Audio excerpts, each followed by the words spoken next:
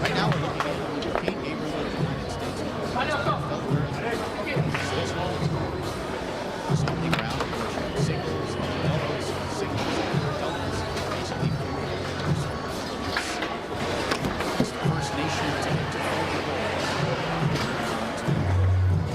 World Cup final.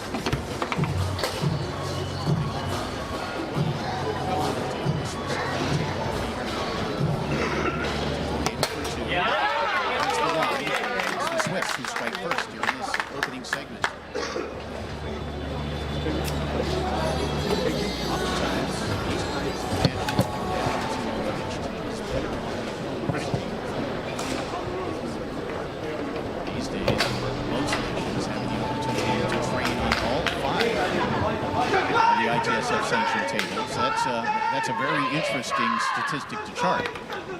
Gabriel trying to go to that long pull shot on Tornado. There are 5 semifinal matches taking place right now here in the finals area. We've got a couple of senior matches. We've got a couple of women's matches, actually 1 senior match.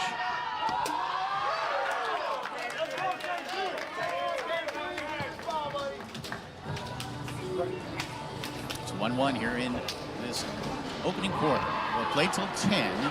First of these 2 players to get till 10 will end the first quarter, the first segment. You get 2 timeouts per segment or element or quarter. You may refer to them as all of those things as the match goes on. I kind of like quarter, kind of like a basketball game where you have the 4 quarters. So far, both players holding on their home tables.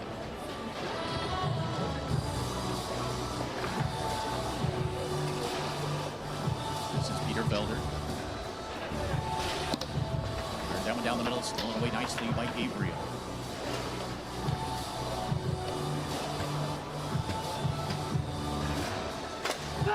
Kane fires that long pull shot home. It's 2-1 in favor of the Americans. Both of them so far holding serve on their home tables.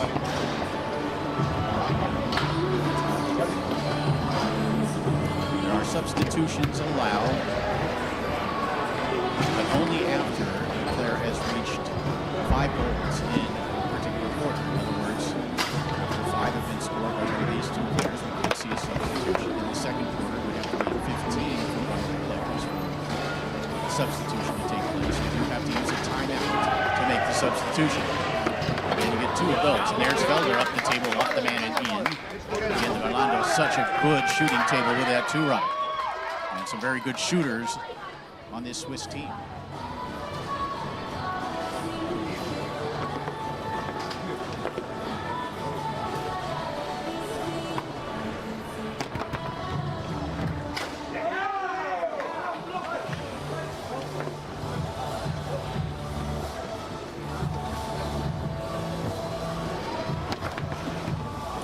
Salzgeber is the coach of the Swiss team.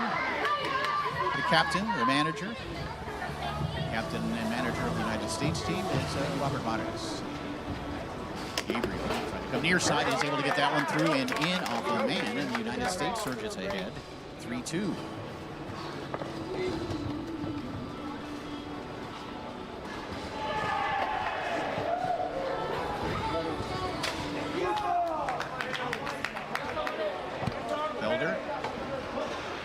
We've had our first steal of the match as Gabriel able to score a goal on Garlando.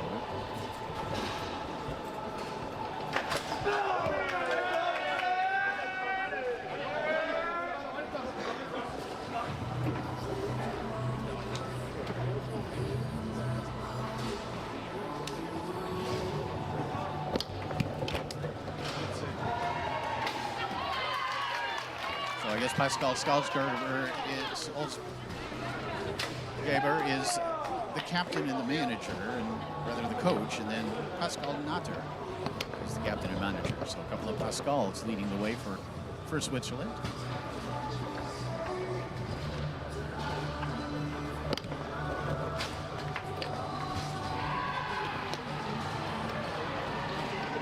3-2 early on. Again, it's a race to 40. So grab a cold drink, put your feet up, settle in for what many believe is the greatest day in the world of table soccer. We'll have the semifinals, and this afternoon we'll have a women's final for you, followed by the men's final to close things out today.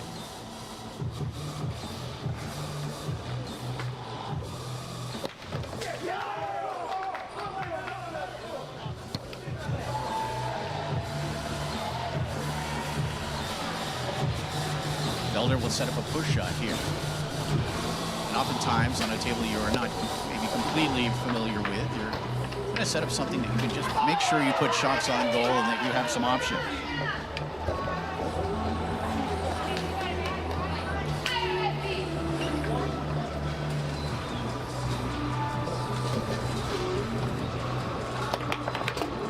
And there's Gabriel.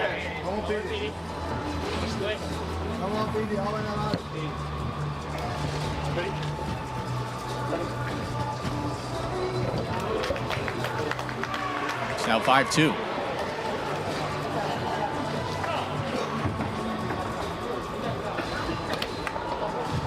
Nice pickup here. Gabriel's made a couple of beautiful grabs of loose balls, and again, that shows table familiarity.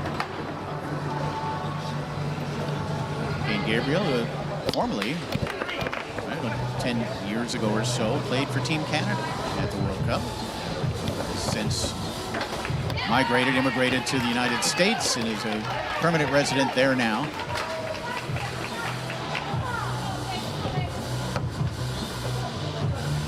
So it does look like that previous goal from Gabriel was removed for an infraction of some sort. And again, we are ways away from the table, about 20 meters away. Wolfgang Breuer, the official, warning Kane about something. Question from the United States bench. Still 4-2 here in this opening quarter.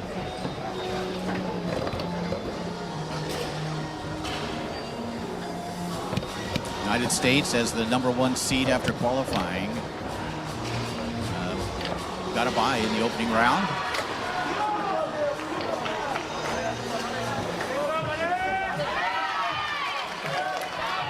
They then defeated Lithuania as Keane puts that one on goal. And then Canada in the quarters. Switzerland again with that big win over Germany in the quarterfinal round.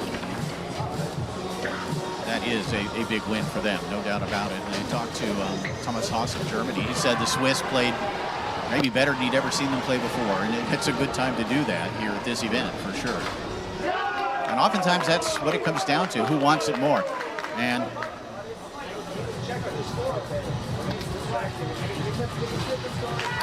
official stopping play momentarily for a production issue, apparently.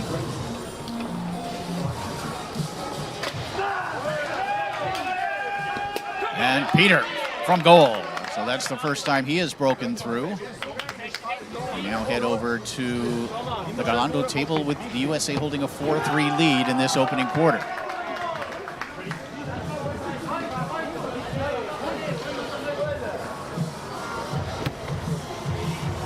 Switzerland defeated Chile in the opening round in the round of 16. They beat them 40-18. And then a tight one over Italy in that last of 16 round. Well, the round of 32 was the win over Chile. Now 4-2. Another 4-3.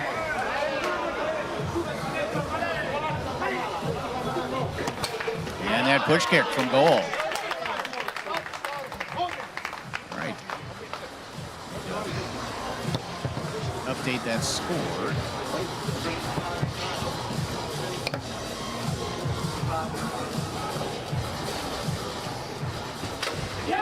As we return to the tornado table.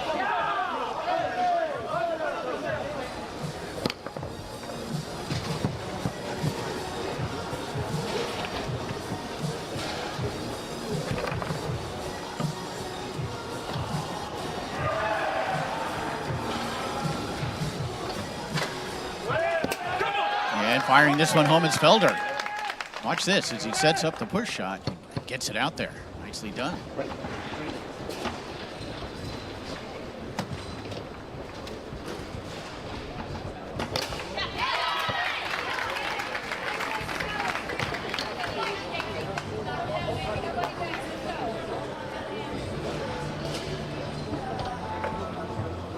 All right, score being updated to 5-5.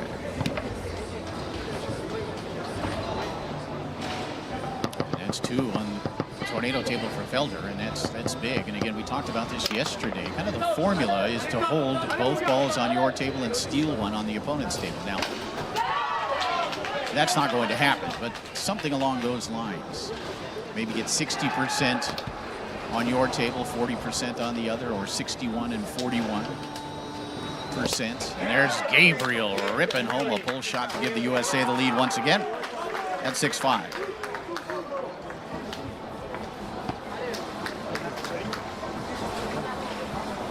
Remember, it's the first player in this case to get to 10 goals to complete a quarter. Back on his home table, Peter Felder finds the hole. 6-6.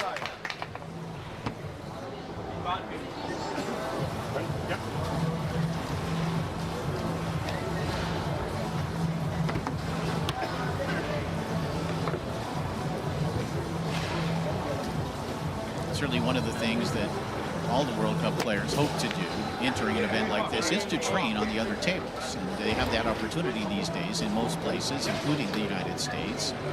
There are several quote-unquote training centers. But training on a table and then competing in a big event or playing on the table in live action are two different things. Oftentimes you can work on your shots, work on your passes, play some pickup games, but it's not quite the same as playing under these conditions on that table against the best players on that table in the world. Felder trying to come near side, the switch in the block by Gabriel. Even at 6 in this opening quarter. It's been a tight one so far. But Gabriel from goal steals one on Garlando. It's 7-6.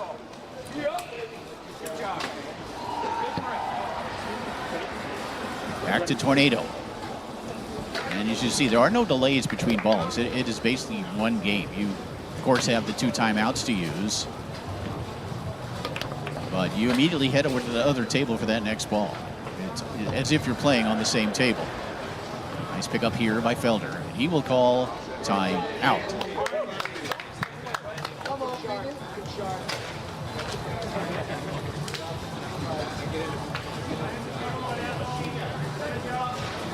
You know, the Swiss are very happy to have won that match last night in the quarterfinals. They feel good about their Final Four appearance here, especially since they basically have exceeded their seed, 5th seed. But they want more. This is a team of veteran players, of talented players, especially on the Garlando table.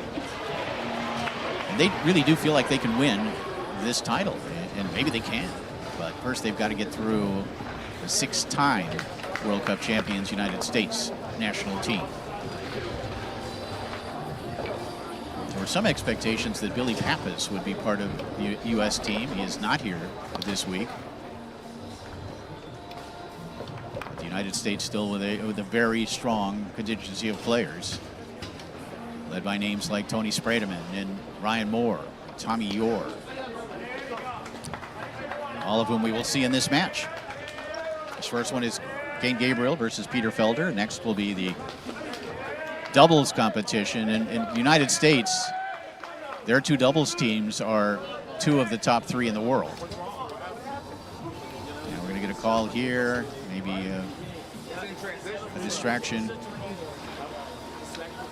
Gabriel with kind of a reaction after the shot, perhaps. I'm trying to read the situation, and this one's going to be awarded to Felder. Somewhat of a curious call. And we're going to talk to the captain about that. What happened is what Robert's asking. And he kind of made a motion.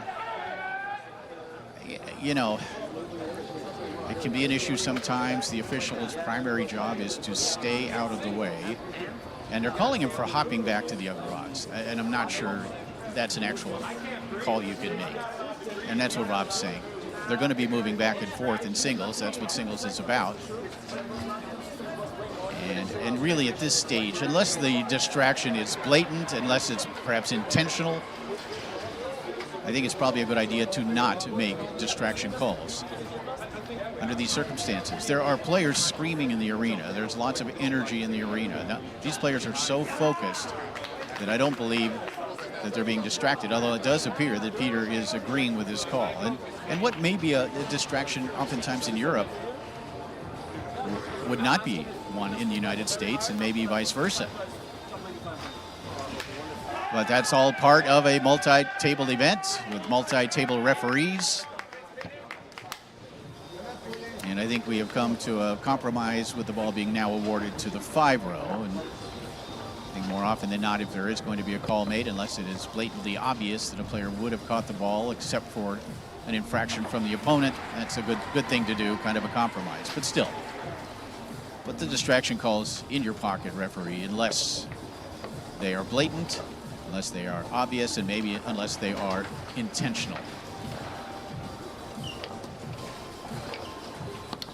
Gabriel fires that one down the middle. It is 7-6 in favor of the United States here in this opening quarter. Remember, it's 4 segments of 10 goals, basically 10 goals scored by one player. So it could be 19 goals conceivably if it goes to 10-9. Final day of action here from beautiful Zaragoza, Spain. Gabriel with a pickup, looking to extend his team's lead to 2 goals from pull shot position.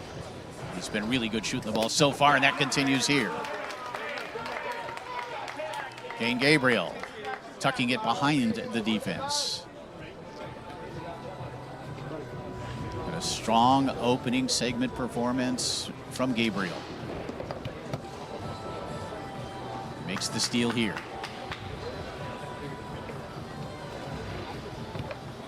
And as good as the Americans are on the tornado table, and you have multiple national champions, tornado champions on the American team, that's how good I think the Swiss they have to be on Garlando. They have to be equal on Garlando to the Americans on tornado, and then hope to kind of pull one out if they're going to have a chance. That long pull shot blocked by Felder nicely. The problem for Switzerland is you have players like Tony Sprademan, Tommy Orr, Ryan Moore, all of whom are outstanding multi-table players and very good on the Garlando table as well. So this makes this a big offensive possession for Peter Felder, who will set up a snake shot and fire it home. That is a big shot from Felder. It's now 8-7 as we move back over to Garlando. Felder coming up big on that last possession.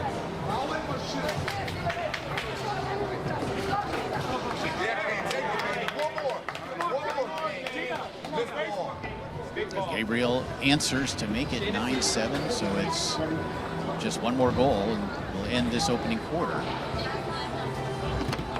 Again, it's total score that really matters. So 9-7 the score now. Felder on his home table hoping to get one of these, get this one, in order to cut that lead to 1 to make it 9-8. Winner of this match would face either Team France or Team Luxembourg. USA and France, the 2 top seeds. Luxembourg, number 11. And yet they're in the semifinals. Switzerland at number 5 after the qualification rounds. And there is Felder with a pull kick from goal. It's 9-8. Watch this as he brings it over and tucks it into that near corner. Big shot from Felder. Continues to respond under pressure. It's now 9-8. Back to tornado we come. A chance for Gabriel to close out this opening quarter as he sets up the pull shot. And strokes it home. Kane Gabriel leads the American team to a first quarter win of sorts, a first quarter lead. It's 10-8 in favor of Team USA after the opening quarter.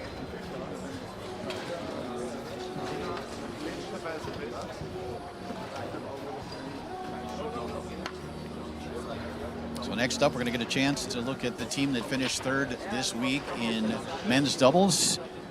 And Tommy Yor and Brandon Moreland going up against a very strong Swiss team in Stefan Schob and Sylvain Suber.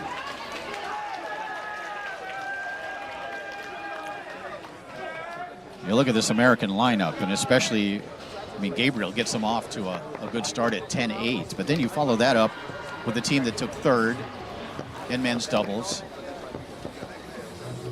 And then in singles, they follow that up with a man who is a multi-table champion in both singles and doubles. And then close it out with the two-time multi-table champions, the team that won here this week, in Tony Spredeman and Robert Mares. That is a tough lineup to overcome no matter what. And not just because of their strengths on the tornado table, which are immense, but also because of their abilities on as multi-table players. So it's going to be Tommy Yor, Brandon Moreland versus Stefan Schob and Sylvain Suber, followed by Ryan Moore versus Martin Felder. And then again, closing it out with Tony and Rob versus Pascal Salzgeber and Thomas Ziegler.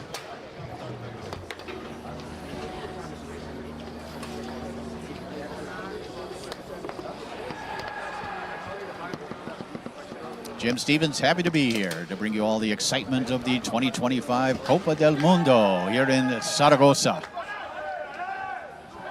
What a great week of table soccer it has been. If you have never been to this event, make plans to be at the next one, which I believe will be in 3 years. And looking at some of the statistics, when the United States served, they were 8 of 9.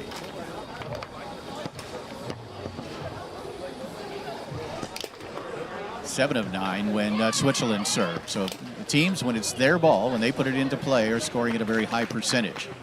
Now you see the lineups. You saw Felder versus Gabriel, Suber and Schob versus Yor and Moreland coming up here shortly.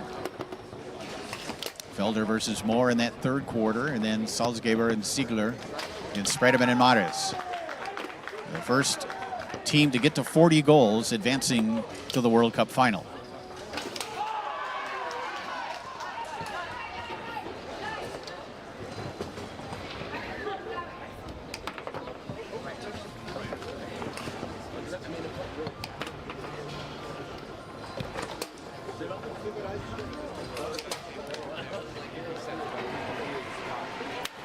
Again, whether you're watching live, whether you're watching a recording, I hope you're enjoying the show so far.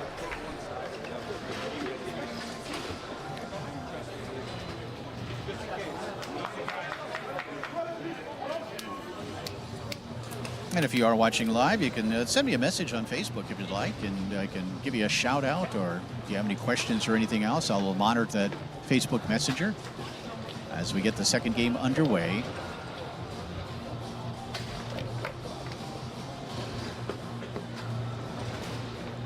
Schob in the forward position. It's Zuber back at goal. Nice save there by Moreland. Brandon will put the ball back into play. 10-8 lead for the United States after the opening quarter. Generally, Brandon Moreland, although a very good shooter back here, is strategically just trying to get the ball to his partner. Give him a chance on the 5, give him a chance on the 3, and then if needed, he'll become more aggressive offensively. But when you've got a weapon like Tommy Yor in that forward position, especially on the tornado table where he is as good as anyone, you want to get him possessions. You want to get him opportunities. But a steal here by Schob. Stefan will set up the snake shot. He's got a good one. And fires that one home near side. It's 1-0 here in this second quarter. Now 10-9 overall as we move back over to the Garlando team.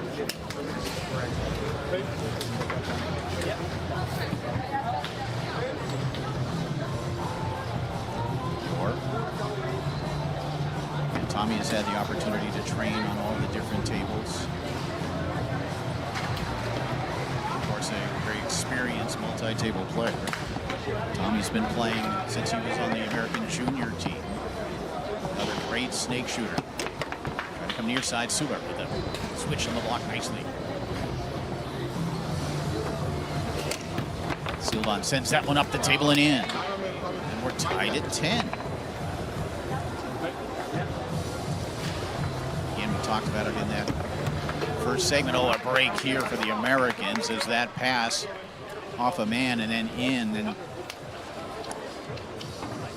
we talked about the fact that the Swiss really do need to be equally strong on their home table as the Americans are on their home tornado table.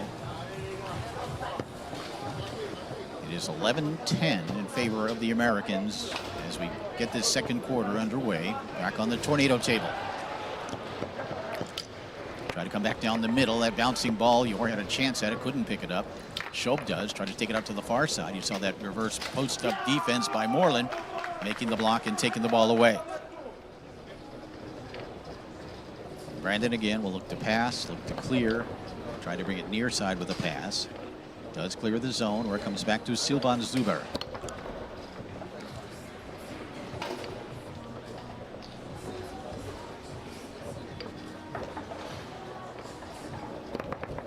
Try to bring that one down the middle, gets it to his partner Schob. Try to bring it back to that far side. That's a nice block by Moreland, who did not go for the fake. Schob looks for another possession. His five's been very good so far. He's getting possessions. Chance here to even it at 11 for Switzerland's Stefan Schob. And he does, as he finds that far side of the goal. Again, he waited nicely, showing great patience, and then drilled it to the corner. Back comes Yor along that outside wall. And we're tied at 11. Tommy fires that one back down the middle. Looked like Zuber was there on this, but somehow Tommy snuck it through.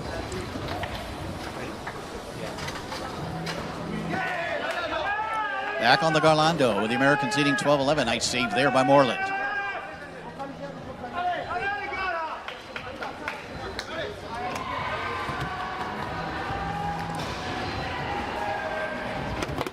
A shout out to Mr. Fred Gower, the world traveler from Egypt. Nice to hear from you, Fred. Stay away from those Nile crocodiles. Nice block there by Zuber. Another chance here for Yor. Tommy. Silvan's been very good defensively so far.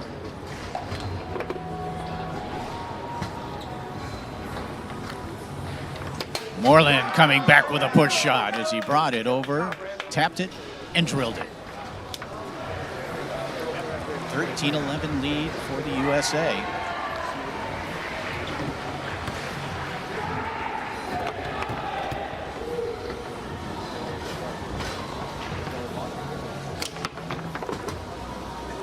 Able to keep that one out. So much of being a good goalie is keeping out those loose balls, keeping out the slop, as they call it. All that in-between stuff, and the Americans get two on Garlando thanks to this effort from Tommy Yor. United States now up 14-11.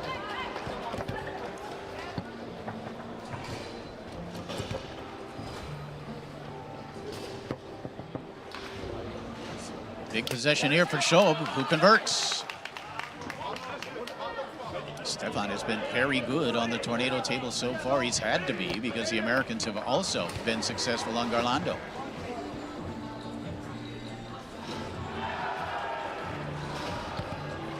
Taken away here by Yor. Tommy will pass on that far side. Lane, wall, bounce, high lane, timeout.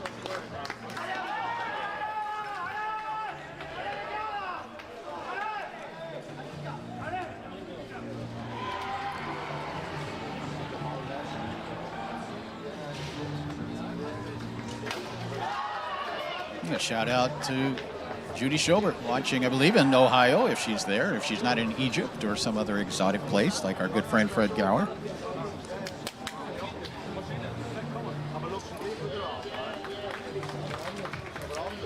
Team Tulsa Tony Owens and Reed Rector are up at 4 a.m. watching in the United States.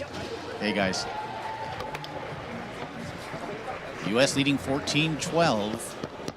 Tommy will put it back into play after passing it through. He'll set it up and stroke it back down the middle.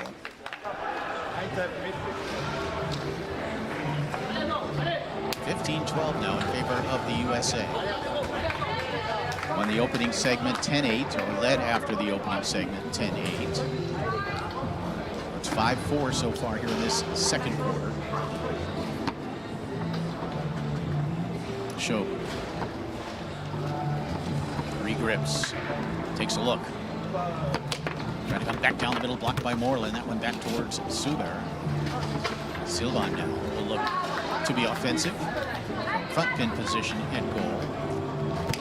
Brings that one down the middle, just wide. Back comes Moreland with a 2-row.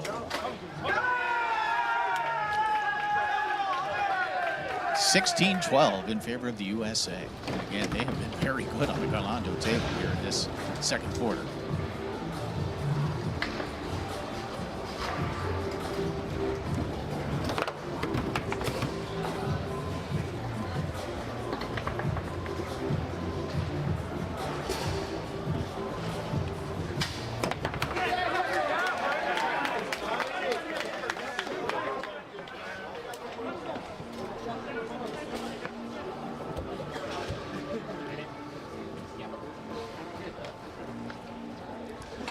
Show. Able to bring it through the lane. This is another big possession. They look to try to stay close to the USA. Trying to cut the lead to 4 here. Stefan Schopp trying to bring it out to that far side, blocked by Moreland. Rebound picked up by Yor. Tommy tried to drill that left hook down the middle. Does go through the high lane here. Yor against Zuber.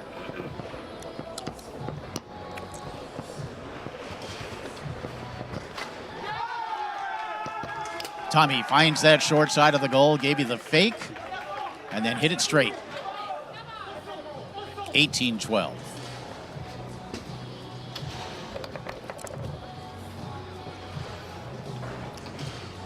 Great second quarter performance from the team of Yor and Moreland.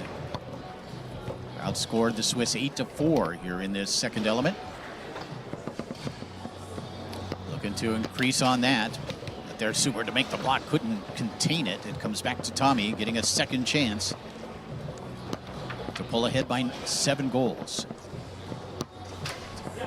Tommy flips, fakes. Sylvan able to take it away.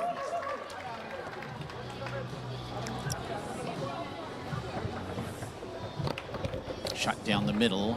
It's Moreland, who has been very good offensively back here. Only shot it a couple of times, but I feel like each time he shoots it, he scores it. Probably still trying to get Tommy a possession. Have a stoppage in play. Officials having a conversation.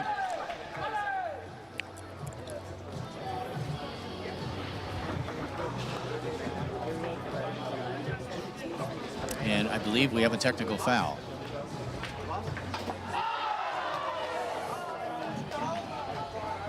Not sure if it was something that was said. Multiple warnings. We'll get clarification later. You can see Sylvan Zuber not happy about it. Apparently, based on that reaction, it's a second jar warning.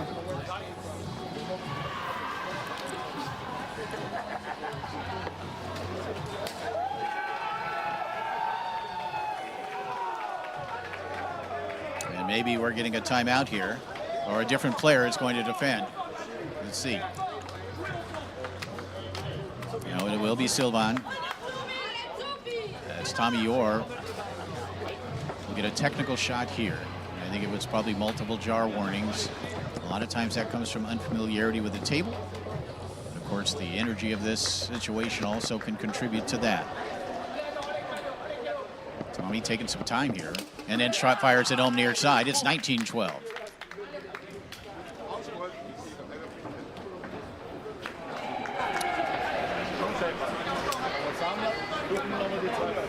So Anzu are not happy about the call.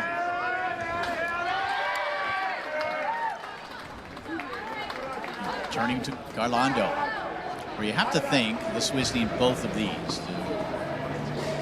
They have been outscored here 9-4 in the second quarter.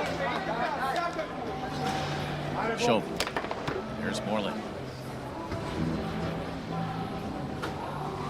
And again, by this time of the week, all of these players have played on all the different tables multiple times because of the other competitions, singles, doubles, mixed, whatever. And there's Schultz with a big effort here as he finds that hole right down the middle.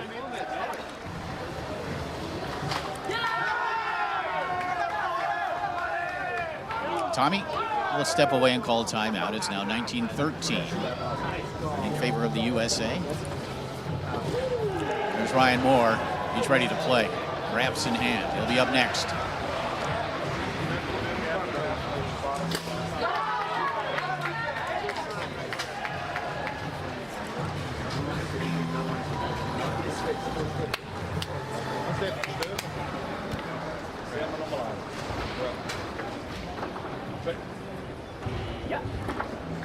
Tommy Orr will put the ball back into play on the 5. You're on the Garlando. Sends that one towards the goal with a shot attempt, kept out by Sylvain Zuber.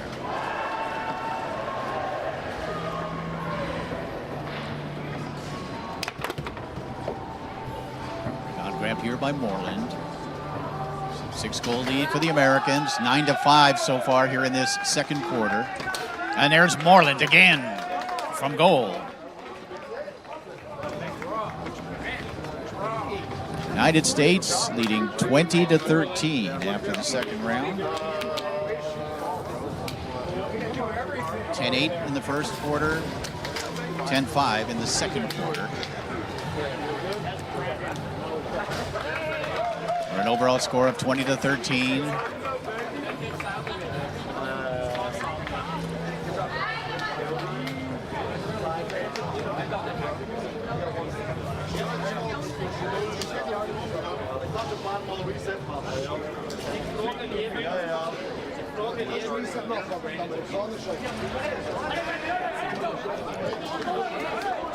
Brandon Moreland has scored at least 3, maybe 4 in the match, and he really hasn't shot that often. Of course, you always have that offensive weapon, Tommy Orr in that forward position. There was the technical shot as he beat Subert to that corner. Show finds the hole down the middle. But Brandon closes it with that one. Again, Brandon Moreland knows this, that the Garlando table is a very good table for 2-rod shooting. Mentioned the aforementioned Billy Pappas, who won the Garlando World Championship one year in singles. And it felt like he was averaging 3 goals per game from his 2. Of course, Billy, one of the great goalie shooters I think the sport has ever seen on just about every table. But it is a great shooting table, and Brandon Moreland capitalizing on that so far here in this match. All right, we're going to move to singles.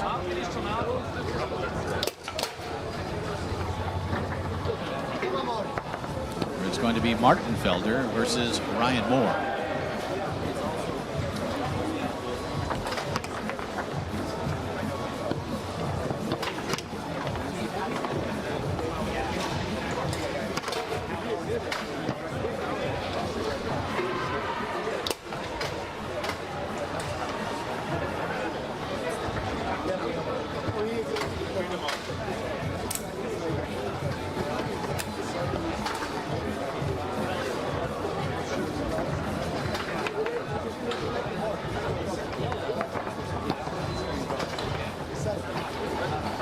See down there in the finals area that Marcel Blaus has been kind of warming up a little bit, so there is the possibility we may see a substitution. And again, you cannot substitute until after 5 goals have been scored by 1 player in a quarter.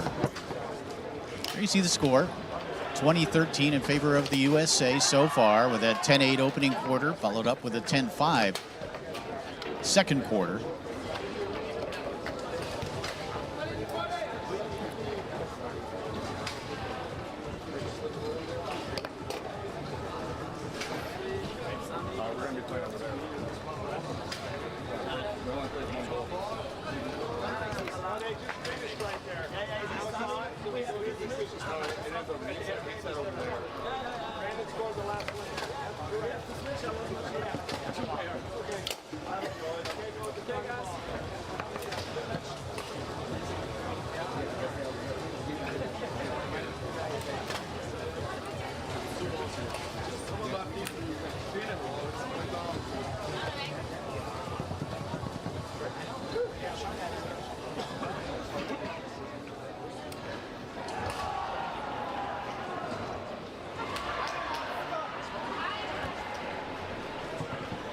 Here we go.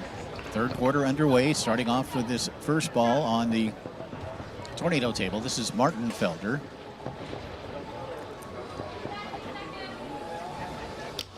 Trying to come back down the middle, blocked and taken away by Ryan Moore. Now, Ryan, of course, legendary on the tornado table, multiple world titles. Great shooter from back here. As good a shooter on the tornado table, I think, as we've ever seen. Great 5, great 3. A powerhouse of a player, a former multi-table world champion about 15 years ago now, which is remarkable. Won doubles 6 years ago and playing just the goalie position.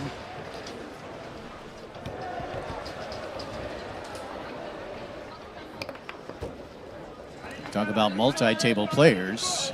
Not only does Ryan have those multi-table championships, but also a world champion on Roberto Sport. In fact, he tripled on Roberto Sport. I want to say 2012 was the year in Poland. Every possession vital for the Swiss now. And there's Ryan switching and making the block. When it comes to snake shot defenders, there may not be a better one than Ryan Moore. And of course, offensively, we know what he can do. He's going to pick up a couple from goal, you would have to think, during the course of this third quarter.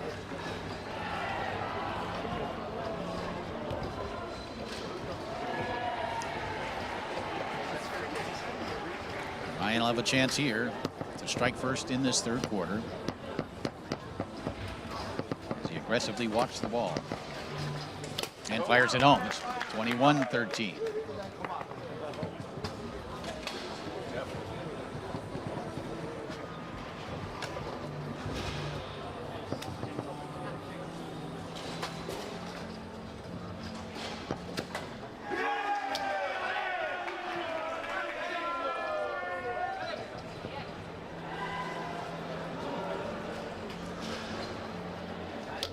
Felder again. Ryan giving up nothing.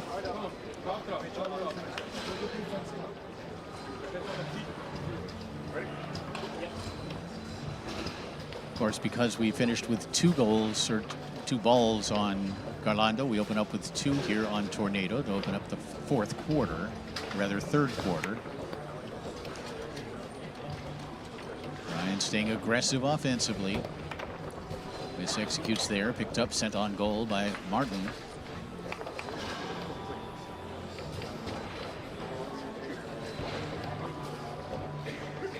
Ryan really wants that bank. But instead he comes across with that long, deep pull kick. Watch this, all the way to that near goal line, into the corner. 22-13. Here's Felder. Needs to hold on his table. Needs both of these. He gets one here. He goes deep to that near corner. 22-14.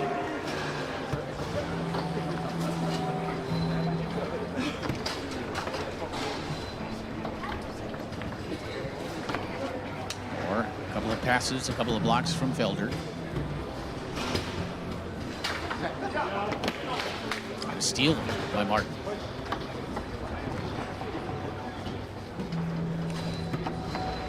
Rush through nicely. Felder will set it up, looking to get both of the goals on Garlando. And he does. He waited nicely and then hit that corner. 22-15. Back to Tornado we come.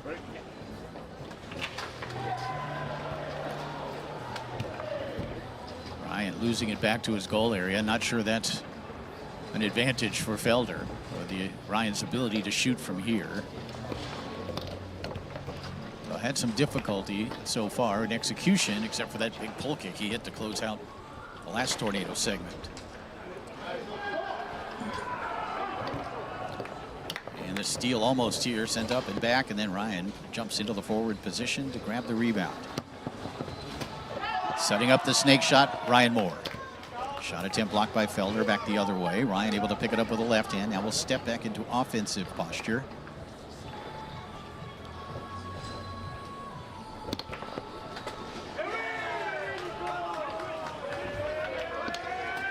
That one blocked back into the goal by Felder. Ryan tried to go with a push kick. Felder said no. 22-16, down by 6 now. So far, Felder has outscored him 3-2 in this third quarter, and that's what the Swiss need at this point. They cannot afford to fall too far behind. And a chance to get both of them for Felder. And he does. Martin Felder with 4 in a row. He got both on Garlando. He gets both on Tornado, and Ryan Moore will call time out. It's 22-17 here in the third quarter after a big performance from Martin Felder.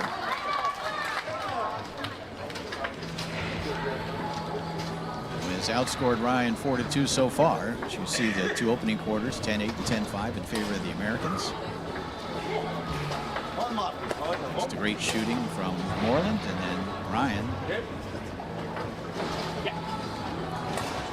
came out hot early. It's been Martin Felder these last few balls. He has scored the last 4. The ball's going to roll to a stop. I think that's something you probably see more on a Garlando table than any other, the dead ball in the goal area.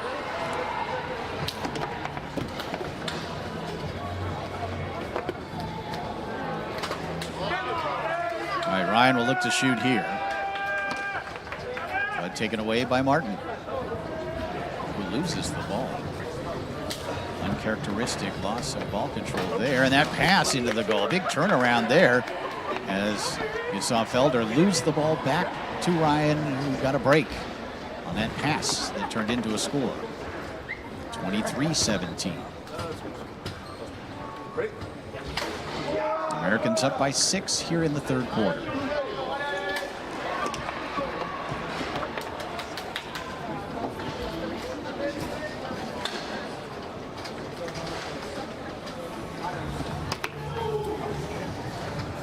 Of course, when you have the ability to put a team like Tony Spredeman and Robert Mares as your anchor team, your fourth quarter team, that's pretty strong for the United States.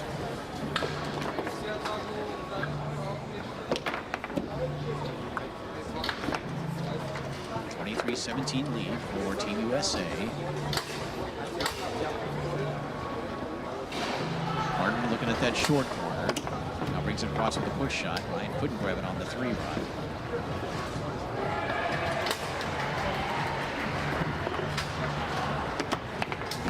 And almost stolen away. Eventually it is grabbed on the 3 by Moore. Shoot his snake shot. Moore.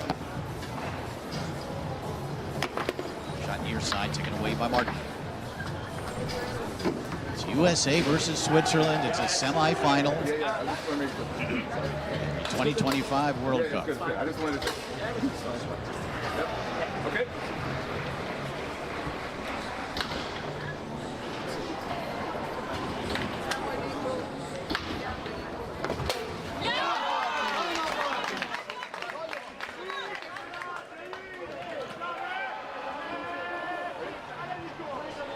23-18, now down by just 5.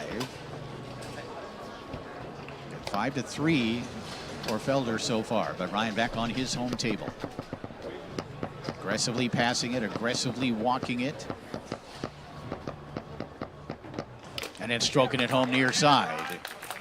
Well, Ryan, when he walks it like this, is tough to stop. He hits those deep corners, he can come back down the middle. This time the near corner was successful for him and makes the steal here on the 5.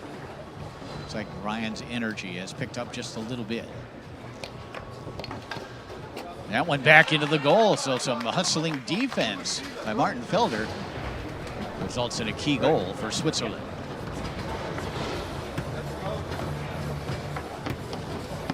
Ryan able to brush this one through. Quick shot back the other way. Ryan gets the left hand back there to keep it out. Now we'll step back offensively.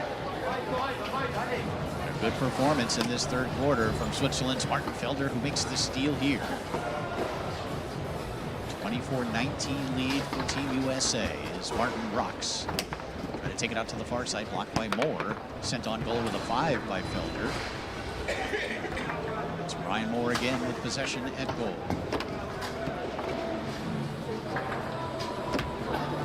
up the table and in. A finesse shot angled in gently by Ryan. 25-19. That's a big goal for the USA. Switzerland hoping to get back into it and maybe pull within 4. Instead, the lead now 6.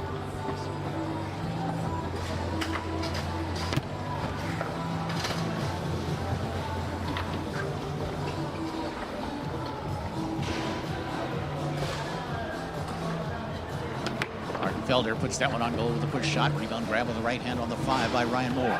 He moves into the forward position and looks to advance it 5-3.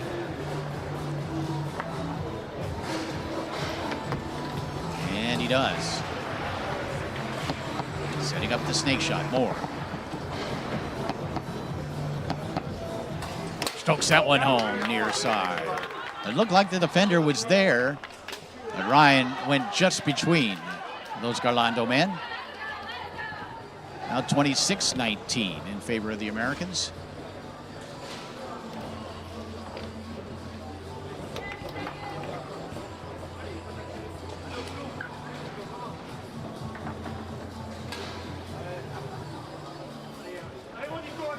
Six to 6 now here in this third quarter. Ryan will pick up that rebound off the back wall.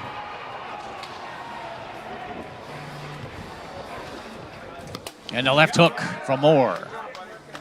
He danced with it, and then he hit that far corner with a left hand.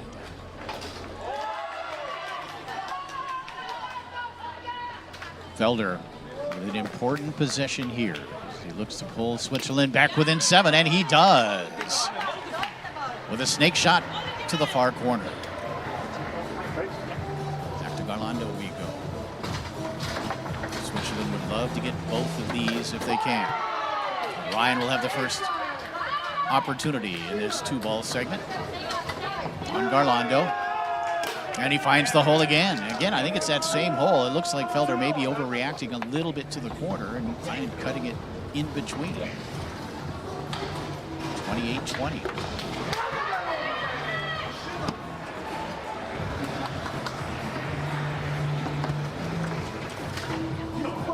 Remember, it's a race to 40. To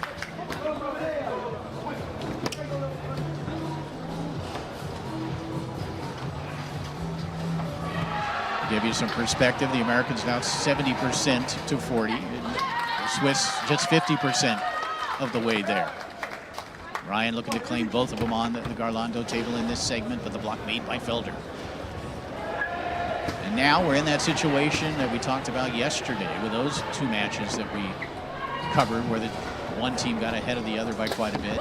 You really have to get everyone on your home table and then pick up at least 33% of the balls on the opponent's home table.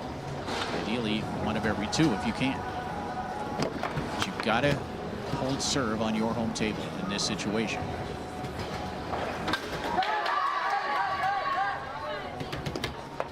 Right up the table and jumps into the forward position. Oh, are they going to call that one off?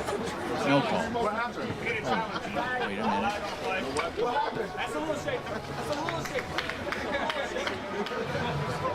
Wow.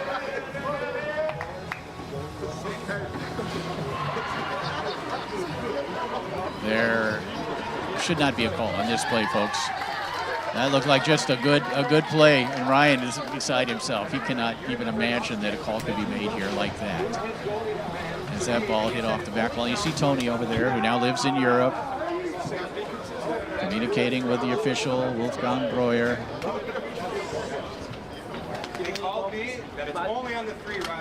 And now I think Breuer is going to demonstrate what happened. All right, let's see.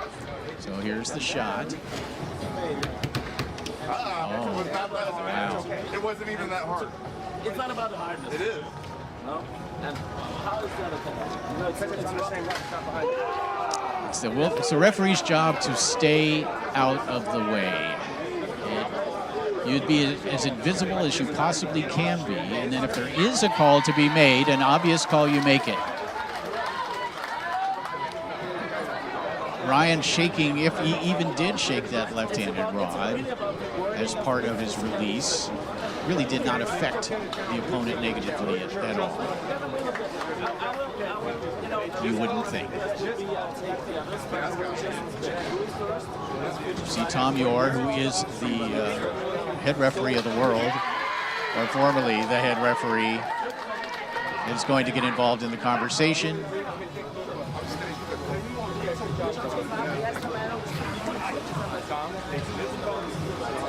But again, it's maybe you can read between the lines here a little bit. What I feel a referee's job is in any sport. We're not just talking about table soccer here, but a referee should not become part of the game unless necessary, and we have seen it a few times here this week. It seems as though the referee wants to make calls for the sake of making calls. And I'm not going to make that judgment necessarily here, but it seems to be a trend. All right, we're going to see what happens. Tom has pulled up the rules on his phone. He wants to review them with the timer, David Gana. Wolfgang Breuer has gone across the arena to talk to Maxime Blum, also a top referee. And, you know, I would love to see the replay if we have it. I would love to see whether Ryan actually did that on his release. If possible, if you guys can hear me in the control center, if you could possibly show us that replay. Yeah, let's look at it again. Here's Ryan moving both men back and forth, which I'm not sure is illegal. So he did actually do it. Thank you, guys. That was great. He did actually move both rods. It's sort of a fake. But is that illegal? Is that a distraction when it's behind the ball? I guess we'll find out. So potentially, if it is illegal to do that in this situation, then that was a very good call by Breuer.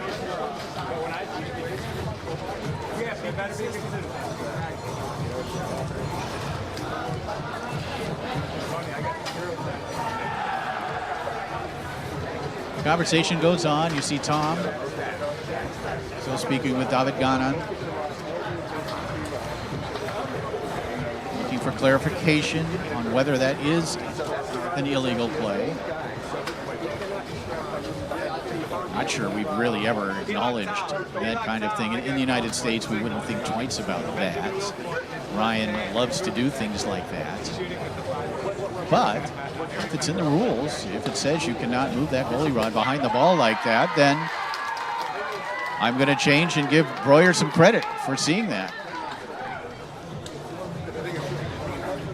But I don't change my mind about the referees kind of staying in the background, staying invisible as much as they can. All right. And, you know, Tom Yor, a member of the United States team, but also a very fair individual. He is not going to have any bias towards America on this. It is just simply whether it's legal or not legal. Maybe we've come to a conclusion. We're just waiting for referee Wolfgang Breuer to come back to the main finals area.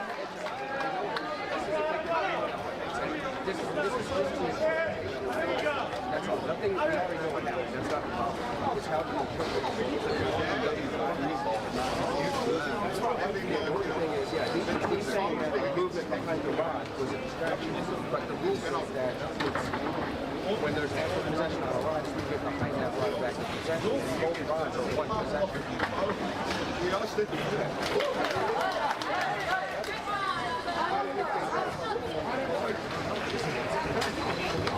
All right, I think we do have a conclusion down there with Tom Yor, the former head official of the ITSF, and still involved on the rules committee, I believe. Not the head official here this week. Franco Lupacella.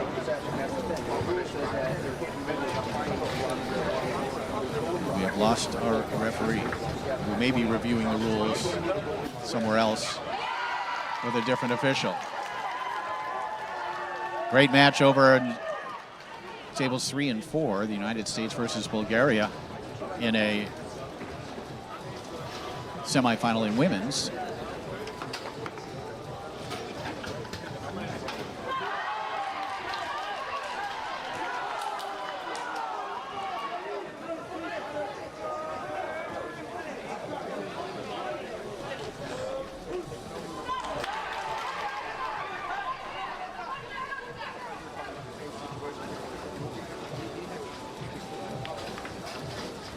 I have to presume that Wolfgang is reviewing the rule, maybe looking at the replay in another part of the arena. Just waiting for him to return. And we presume it will be with a call.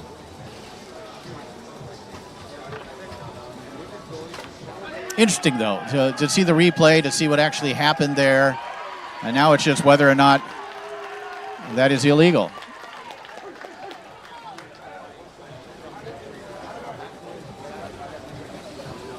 It's like 27-22 in favor of Bulgaria.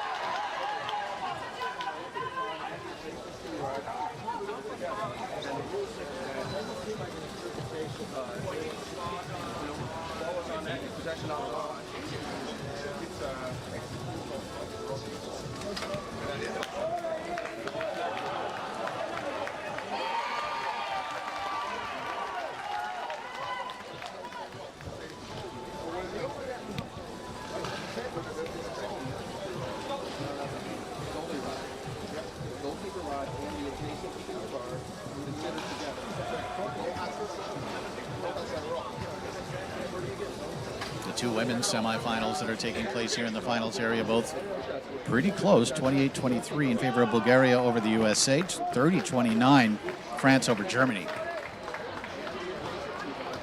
Also check in on the other men's semifinal.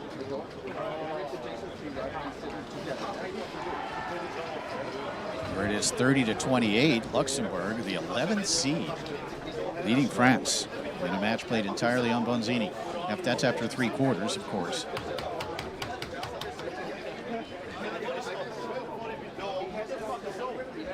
And usually Luxembourg will close that final round, perhaps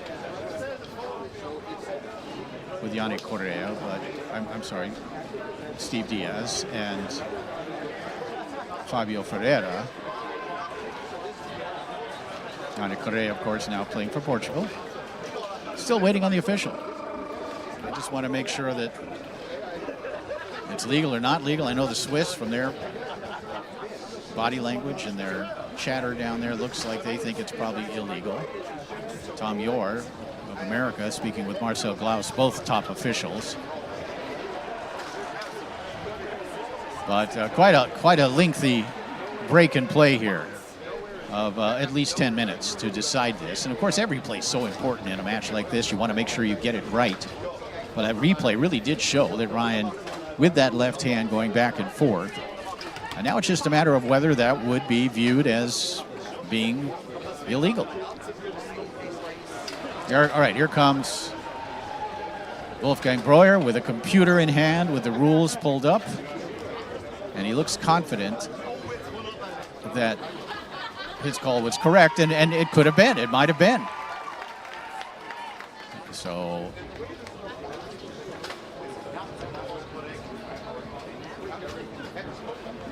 see them discussing it here and here. One of them in German, perhaps, one of them in English.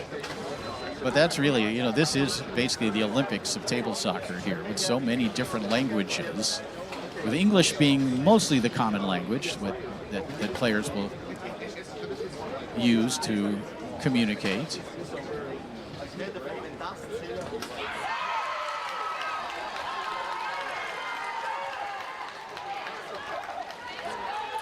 Americans tightening it up against the Bulgarians. Looks like it's now 28-25. Let me have a look at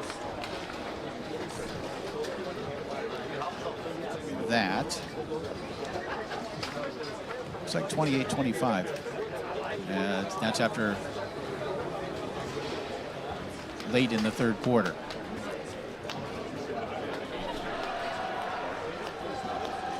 So Bulgaria is still on top, of the Americans coming back, and meanwhile here it is 28-20 as the officials continue to discuss. And it may be, again, it may be a judgment call. When you see that, did it affect play? Did it distract the opponent? Or is it simply not allowed? Or is it allowed? Those are the questions I think they're dealing with. And the final decision is going to come down to that man right there, Wolfgang Breuer. As he and Tom York continue to discuss it. And it looks like Wolfgang is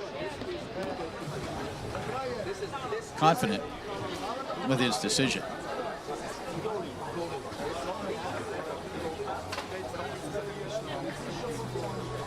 All right, I think we need to make a call. I think it's been long enough. Make a call. Let's move on with it, whatever it might be.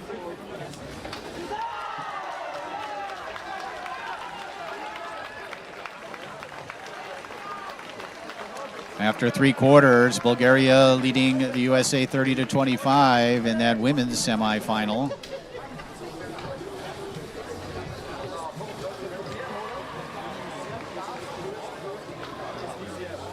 And it's 31-31 early in the fourth quarter of Germany versus France. Those two winners of those two matches will face each other in the final.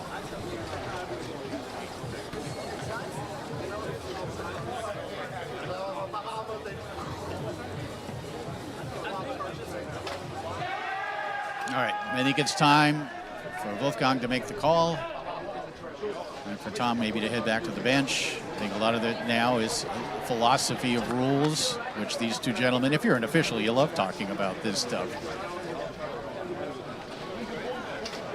David Ganin looking over the shoulder, and we're going to go get some more clarification from someone else apparently. All right, still could be a while, folks.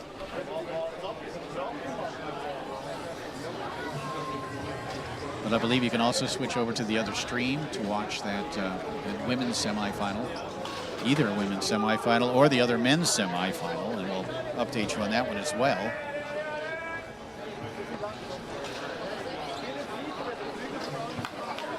Luxembourg surging ahead of France, 32-29. Early in the fourth quarter.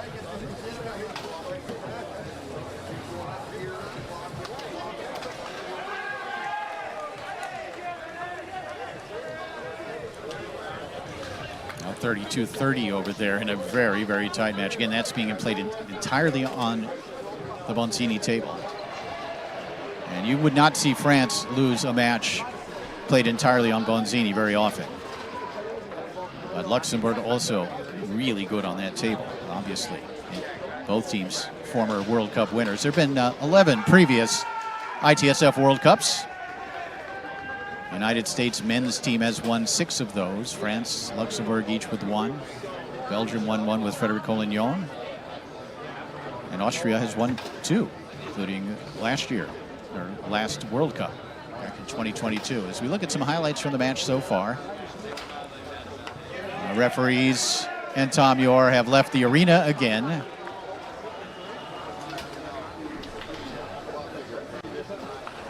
France has come back to make it 32-31.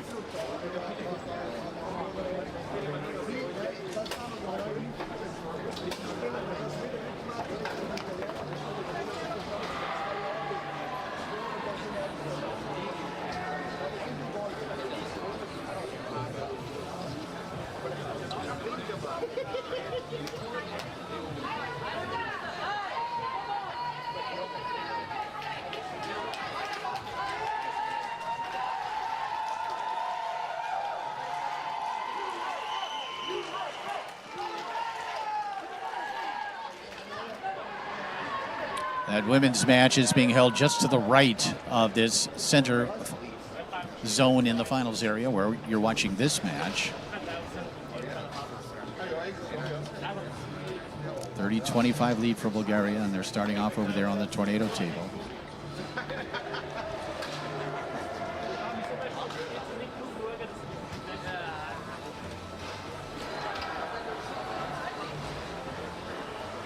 still a long break to decide if Ryan Moore's slam dunk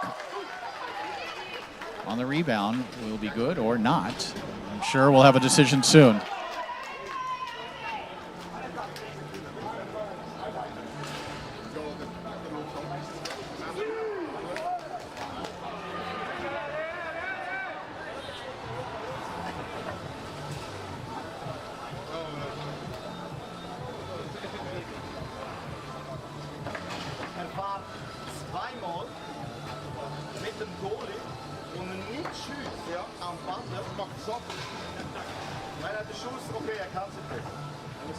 Right, I do see Wolfgang Breuer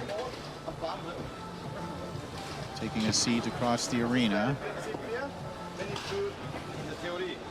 Officials are speaking with Farid Lunas, Maxime Blanc. David Zeman, please come to the front. And now we're calling for Dave Zeman, the man who I think restructured the rules a little bit. So we are getting everybody involved with this one.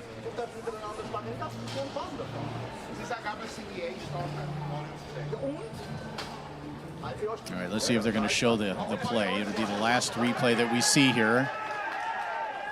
And you'll see what we're talking about if you're just joining us, and you may be, because it's been about 20, 25 minutes since it happened. No, not going to show it.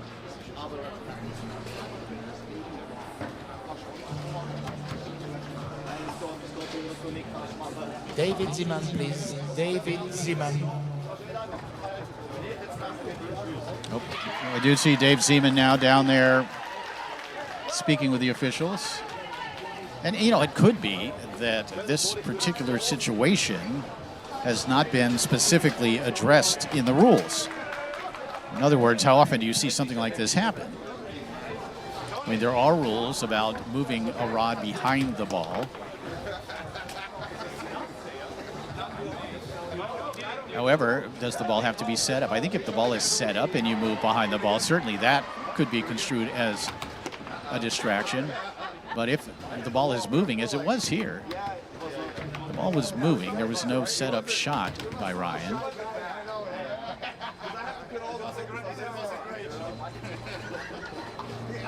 The officials, Wolfgang Breuer, David Zeman, Maxime Blanc, David Gana, Tom Yor, all discussing it.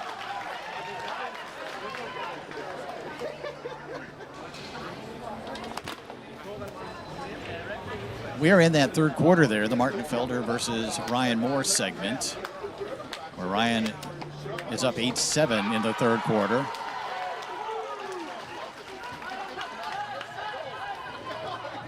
It's now 32-28 in favor of Bulgaria, 34-32 in favor of Luxembourg in that men's semifinal.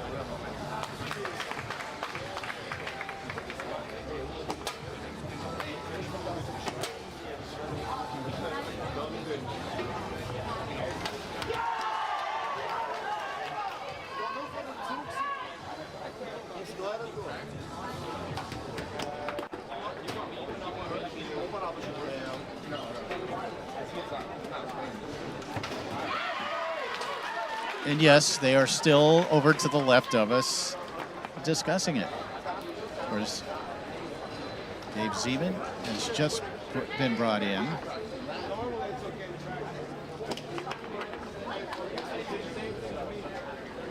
You know, and that's the one thing, and you hear this in all the sports, right? It's, should there be replay, should there not? Well, I think there should be, and there is now, in just about every sport in the world has some form of replay.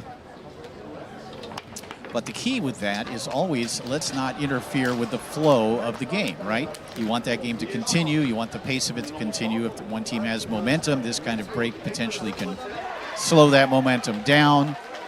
But really, let's make a call and move on. And in this case, perhaps the judgment of the official must be listened to, and he makes a call and we can continue.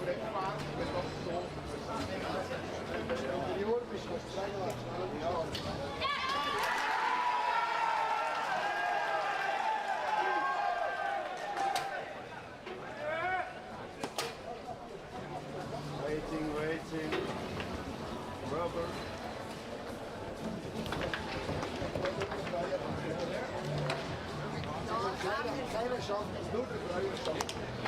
Really tightening up in that semifinal, the Bulgaria and USA. In that women's semifinal, it's now 33-31 in favor of Bulgaria. And they're on the tornado table over there. It's illegal for me to practice.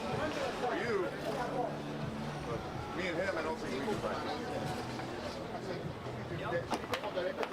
The head official of this event, Franco Lupacella, is not involved in the this conversation because he is over in Zone 2 officiating France versus Luxembourg.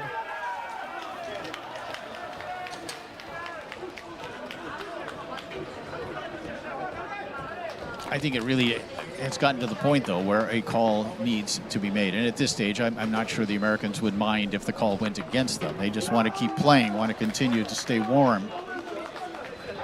Team Switzerland, of course, hopes very much that this call is made because they're behind in the match and they need to find some momentum of their own in order to stage a potential comeback.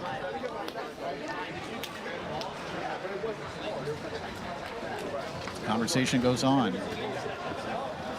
in English, in French, in British, and in American.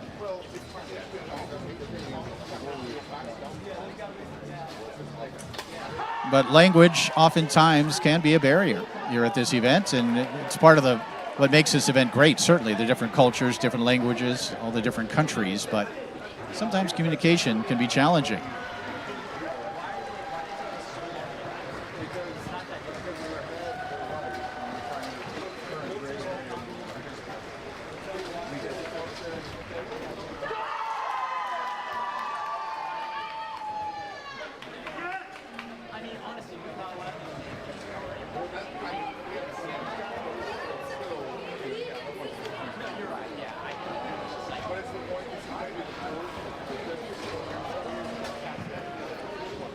Matis Borg, thank you for your perspective. ITSF Rule 20, the distraction, any movement or sound made away or behind the rod. And yes, and we do understand that. But I'm wondering if that is, it may be judged as your distraction. You're right. And Breuer may have made the right call here, and I think we just need to leave it up to him. I guess maybe the question is whether the ball was set up, if that makes a difference, because that certainly, as we said, would be cause for a distraction call, movement behind the rod. But so I'm kind of wondering exactly what the issue is. Could it be that the ball was moving? I don't know. We have the best referee brains in the world talking about it right now, still talking about it right now.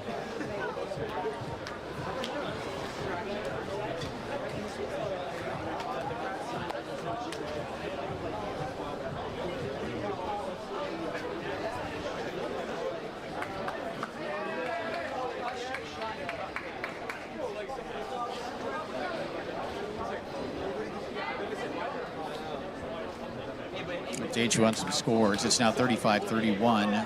Bulgaria over the USA in one women's semifinal. In the other, it is 37-37 between Germany and France. Remember, it's win by 2.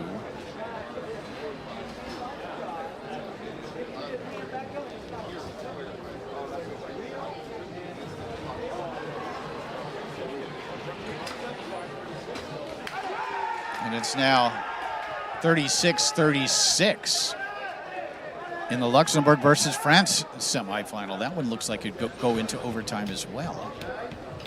Again, it is win by 2 with no ceiling.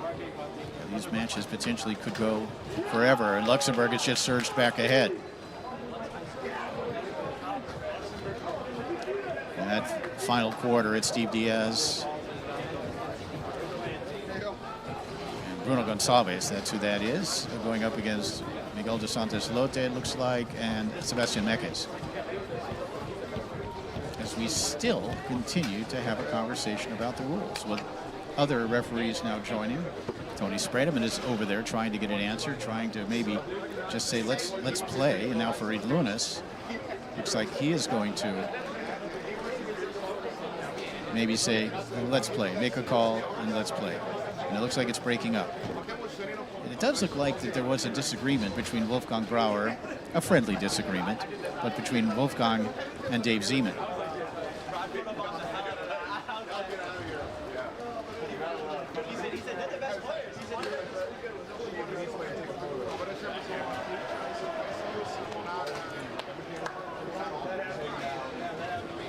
The guys in the production booth, can we show that play one more time? We've been sitting here for a while. Here it is. Watch this. The wiggle on both rods, sent up the table, and then Ryan jumps up there and slams it in. And you can see the left hand behind the ball indeed is moving the rod as he shoots it. Now, what could the disagreement possibly be? And again, if that ball is set up and you do that, of course, that is a distraction. But maybe the referees are talking about the fact that it was moving. But I don't know. I see still a number of referees over there deciding. All right, and now Farid. It's getting a little heated over there as well. It's perhaps Maxime Blanc, Wolfgang Brauer are now stepping aside to speak about it themselves. David Ganan, the timer, now heading back into the finals area. You'll see him appear from the left, right there.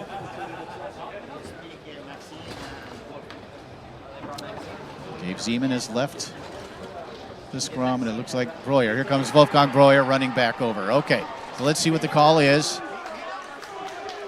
The two team captains. All right. Wolfgang.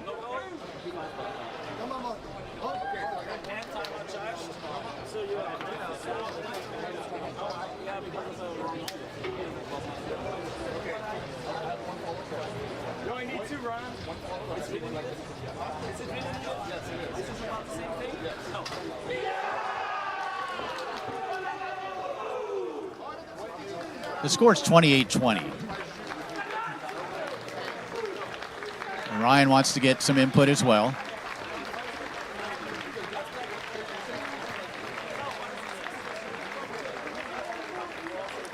Ladies and gentlemen, Team Luxembourg has defeated Team France.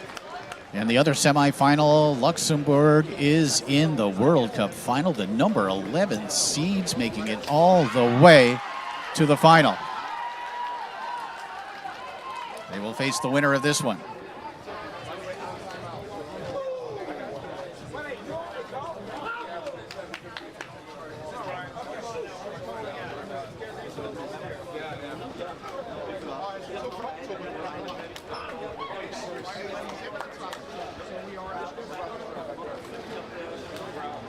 It's 35-33 in favor of Bulgaria. In that one women's semifinal, they're on the tornado table with Hannah Smith, Anna Buffkin, and Sullivan Rue competing for the United States. All right, we're going to continue play. The score is 28-20, so apparently it was allowed. If the guys in the booth, if the score did go to 28. But either way, we are resuming at 28-20. One sent towards the goal.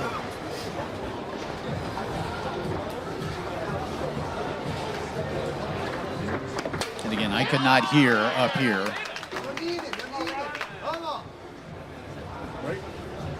28-21 now.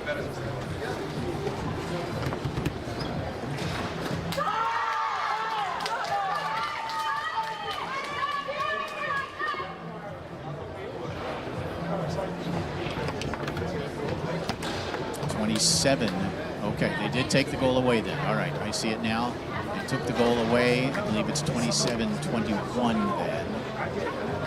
So Ryan's goal was not allowed. They did make the call. The movement behind the ball, even if it was rolling. And I'll find out. We'll find out before the next match exactly why it took so long, I guess, really, is what it comes down to. 27-21, and now Robert Mares walking up to make sure the score is changed, and it's correct. And let's see. Right now we're going to have a talk about the score. 27-21 is what I have it at. Would not be the first time I have been wrong. And right now, with all that is going on, I am not sure of anything.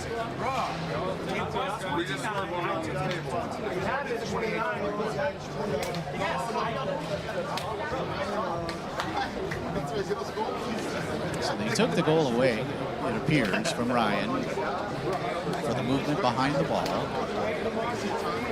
Yes, Yasmin, please. Yasmin, can you come to the tournament desk?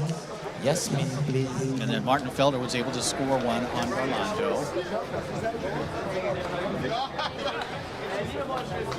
And you see Breuer and Gannon over talking to the American team, trying to explain things, trying to make sure things get right. You see Ryan Moore raising his hands, wondering what's going on. Something to do with the score. Boy, it's a little confusing, and I do wish I had a little more access to what is happening down there. And maybe I should just commentate from right next to the table.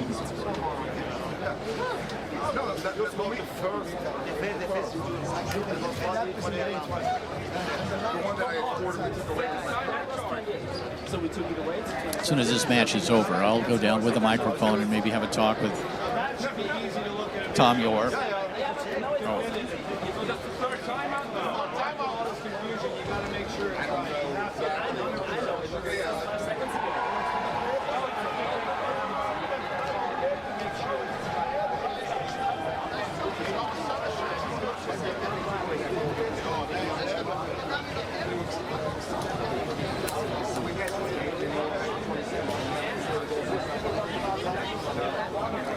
I'm not sure who is responsible for the score down there. Perhaps the officials. I don't see them with a tablet, but someone is keeping score.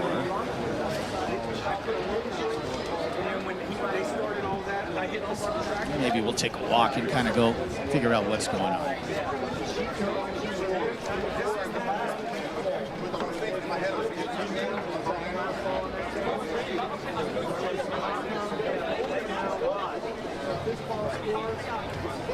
I'm seated in the upper deck here, and I'm going to go ahead and walk down the stairs and see if we can figure out what's happening.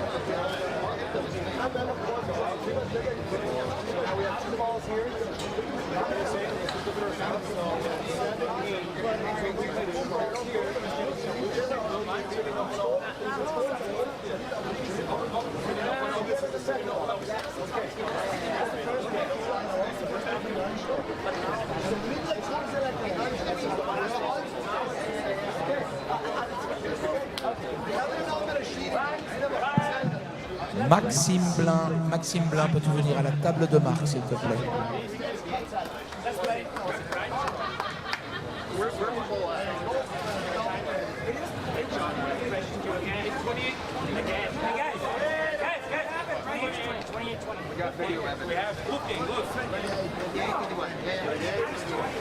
Brandon Moreland. Yes, they made the call. He basically was like moving his goalie man behind the ball in the two-bar and took a shot and it went in or something like that. Yeah, and so they were calling for distraction, but then the rules are a little bit vague on that. They consider the goalie man the same player, a player figure, and so they're saying technically you can't be behind the ball if it's one player. Interesting. It was a distraction behind the ball. They did. And so the score is 28-21. We've decided on that. Thanks, buddy. Appreciate it. All right. Heading back up. So we have got the score right now at 28-21. So I guess the goal that Ryan scored was never officially scored, so they couldn't take it away. They did try to take it away. Here we go. On the tornado table. 28-21 in favor of the Americans. Here's Moore. Slicing that one to the short side into the goal. It's 29-21.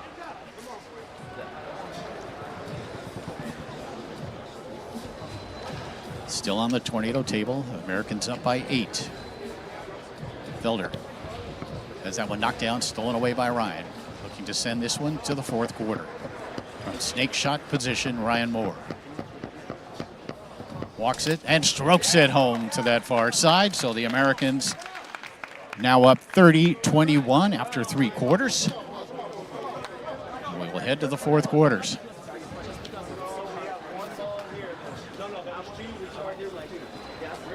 The longest third quarter in the history of the World Cup, as far as time goes. I feel like that was about 40 minutes because of the long delays.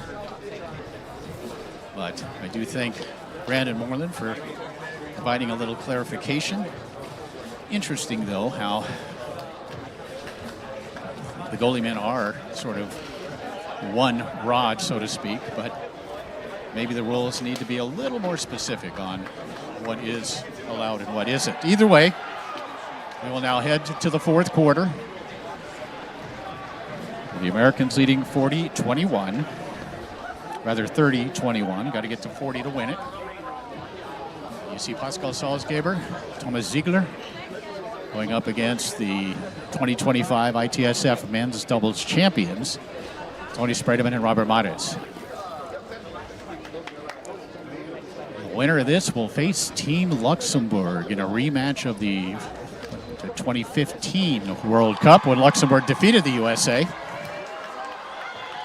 All right, we've got a result on the other side of the arena.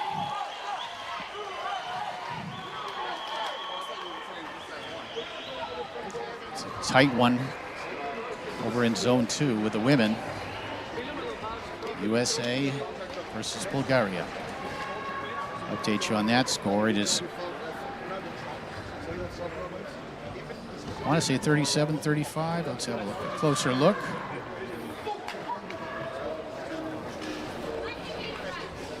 Yeah, 37-33 in favor of Bulgaria.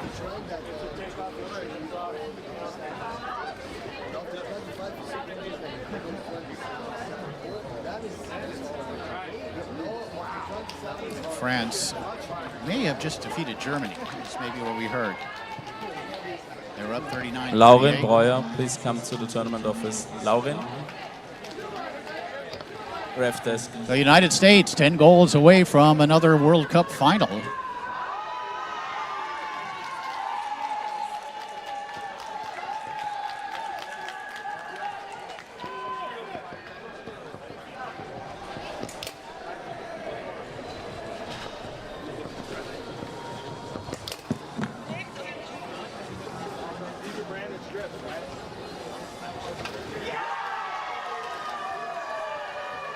Bulgaria surging ahead 38-33 over in that women's semifinal, and they're moving over to the tornado table, but it does appear that Bulgaria in great position to advance to the final. And I believe France defeated Germany in the other. Haven't had a final score, but based on what I'm hearing over there, I think that is the case. Of course, we'll have, I believe, both the women's and men's World Cup finals here in Zone 1. As you see, Tony Spredeman and Robert Mares over there on the right side. Thomas Ziegler, Pascal Salzgeber on the left.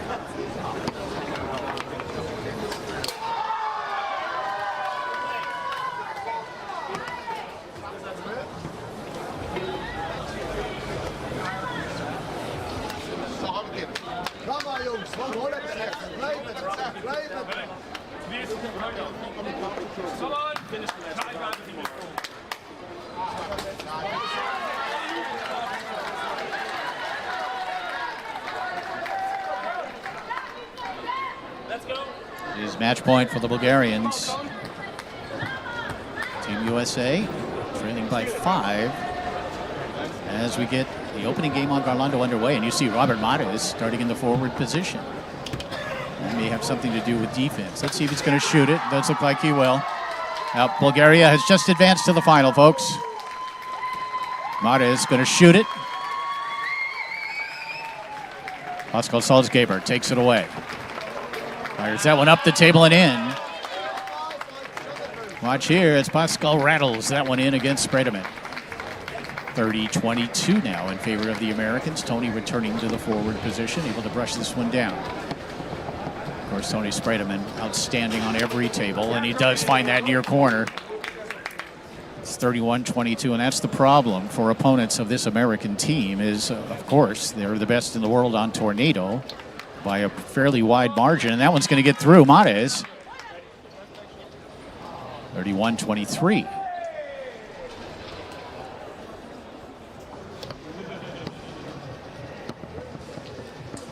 And back comes Tony. Spredeman. Down that hole, right down the middle.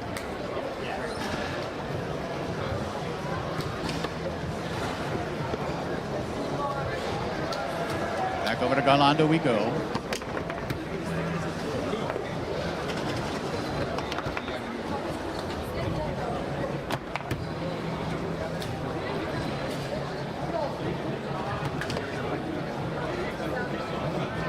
And a timeout call. Mares going to bring Tony back to forward.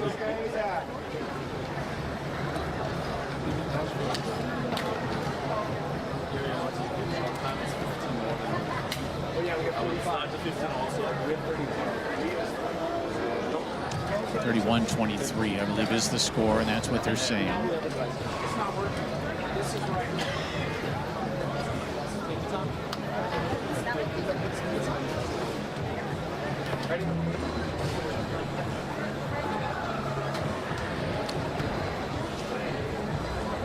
Here's Tony. And that pass up the table off a man and in. 32 for the Americans.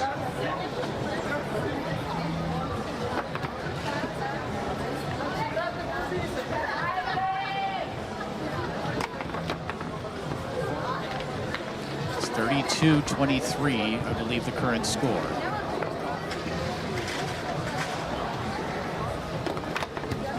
Picked up here by Tony, who is back there at goal once again. But Spredeman has that one stuffed back into the goal. 32-24. They have it at 33-24, all right?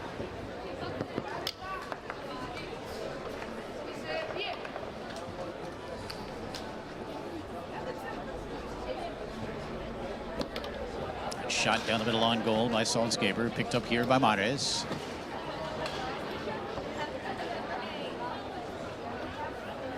Robert from the state of Colorado in the United States. Intercepted here by Ziegler.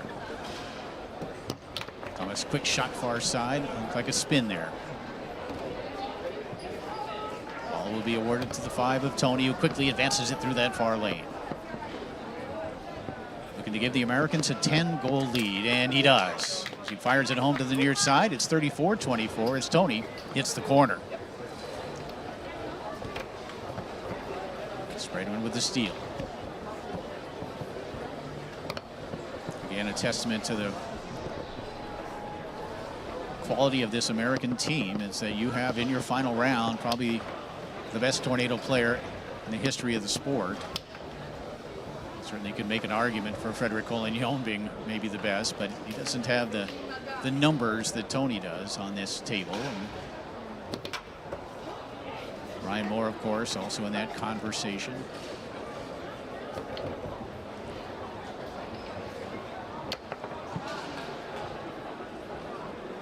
Americans up by 10.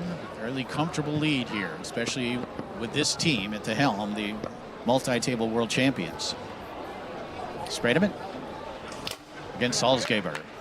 Tony rocked it, and then found the far side of the goal.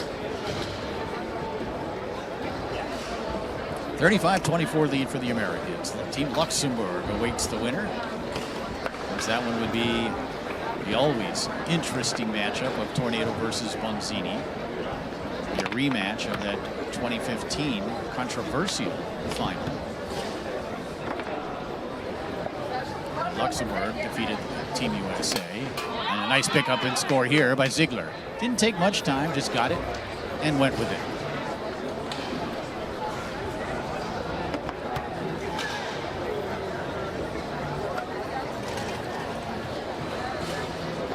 Interesting, though, that Team Luxembourg gets to the final without the greatest player in the history of Luxembourg table soccer, Yannick Correa, who now competes for Portugal. But again, the depth of quality of that Luxembourg team has always been exceptional from top to bottom. It's a lot of really, really strong, experienced players. And for a team to defeat the French on the Bonzini in a match played entirely on the Bonzini, that says something right there, doesn't it?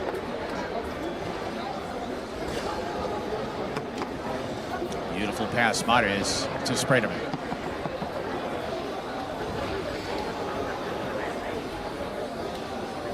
Tony finds the hole again. He's been shooting it well on both tables. This one deep to the back of the goal.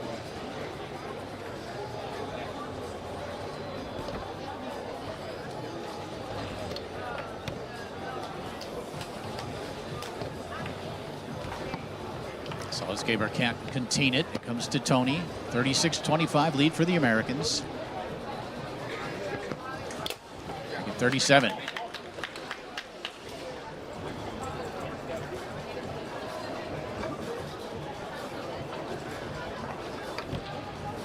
Quick pass. That's an intentional pass to the 5. Tony then takes care of the rest, passing it 5 to 3, flipping it over far side. The Americans hitting on all cylinders as they now lead 38-25. They're just 2 goals away from advancing to another World Cup final.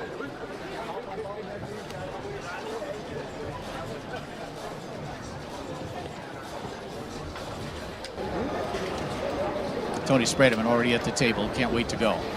He is ready. He is focused. Joined by his partner, Robert Mares. Let's see if they pull the switch early on. Tony thinking about it. Instead comes with a different. Nope, you're going to go ahead and do it. Mares is going to start forward. Tony going to provide some defense at goal. And Marcel Glaus is going to step in to the forward position. So we have our first substitution. It's Glaus stepping in for Ziegler. Salzgeber will stay back there at goal. So Marcel getting some playing time. They had to wait till one team got to 35.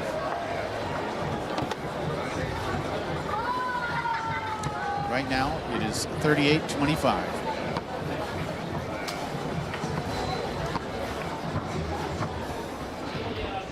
And there's Marcel on the scoreboard as he comes into the game and immediately is effective.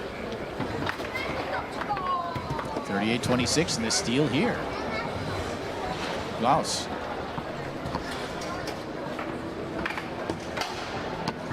It finds the hole to the far side. What a great substitution for Team Switzerland as they bring Marcel Glaus in.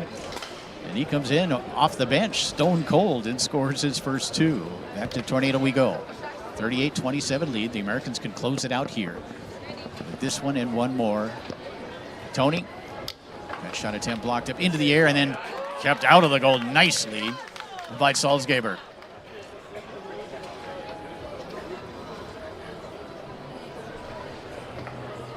Pascal will put it back into play. Yasmin, please come to the tournament office.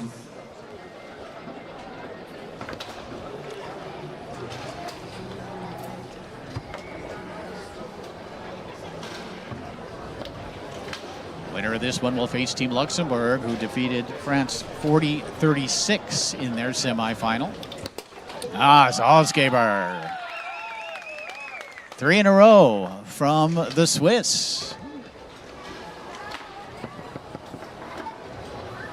They're back within 10 at 38-28. Salzgeber there to make the block. So these 2 veteran table soccer performers from Switzerland doing the job down the stretch. Will it be enough? Maybe. There's another one from Pascal. Same shot, same result. 38-29. They get both of them on Tornado, and now next round, next matches with the steal. will be played in maybe 30 minutes. So don't 38-30. Put your lineup. Marcel now Thank you. 3 for 3 coming off the bench. They're within 8. Not over yet, folks. Tony can't connect here. Watch out for this guy.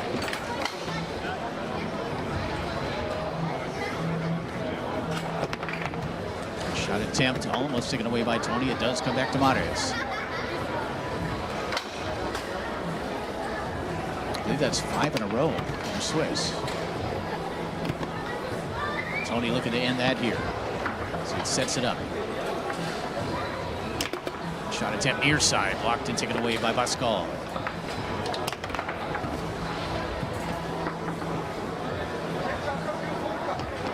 What a great substitution bringing in this man. Marcel Glaus is looking for his 4th in a row.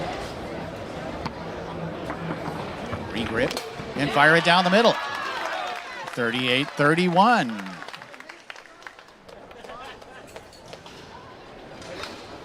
Back to Tornado we come.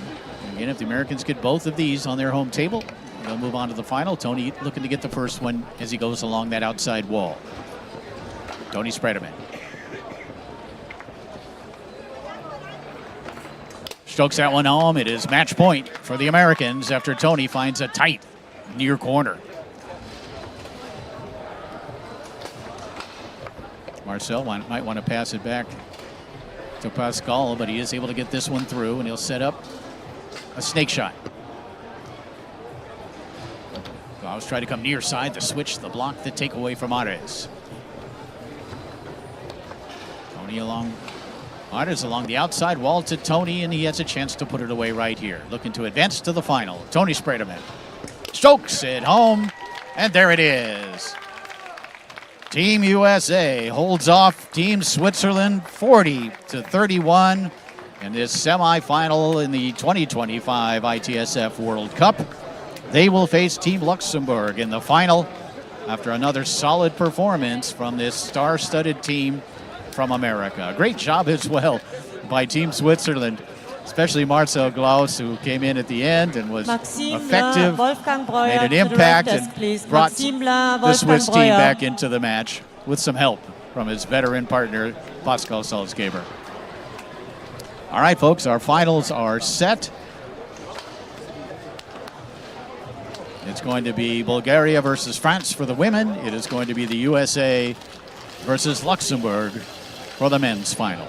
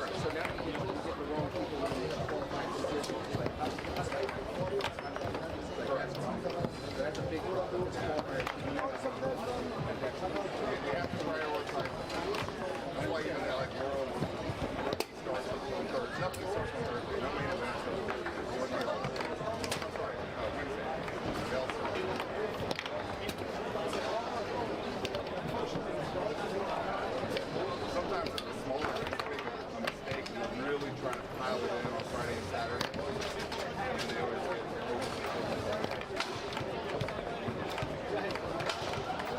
the thing is with tornadoes, they told me bowls that we got in America, that's the best they can do. And in this bowl, I'm going to take a couple of these new ones back in here. Make sure it's on the table surface.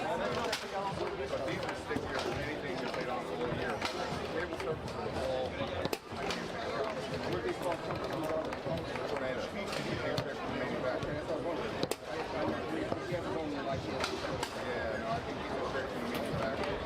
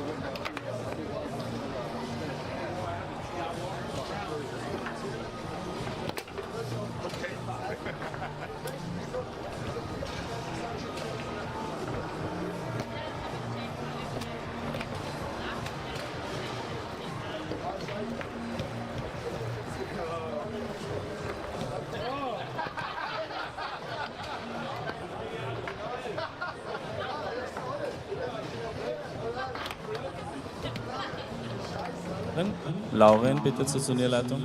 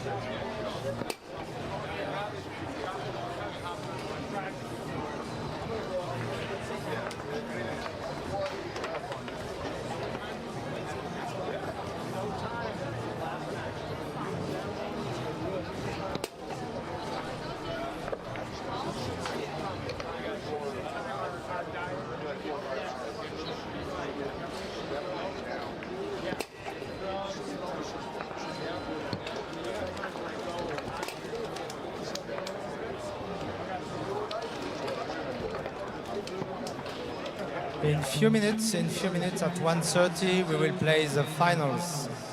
Final of the junior competition, Germany against USA.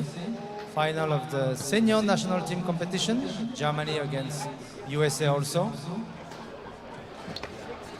And the main final, USA against Luxembourg on table number 1. In 20 minutes, we will play this match on final arena. Thank you very much.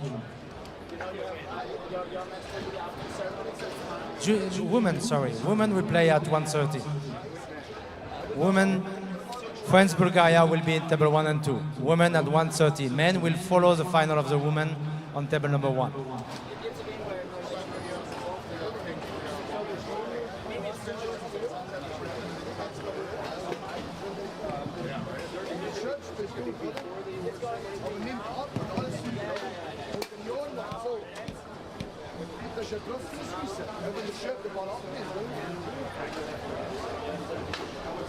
Just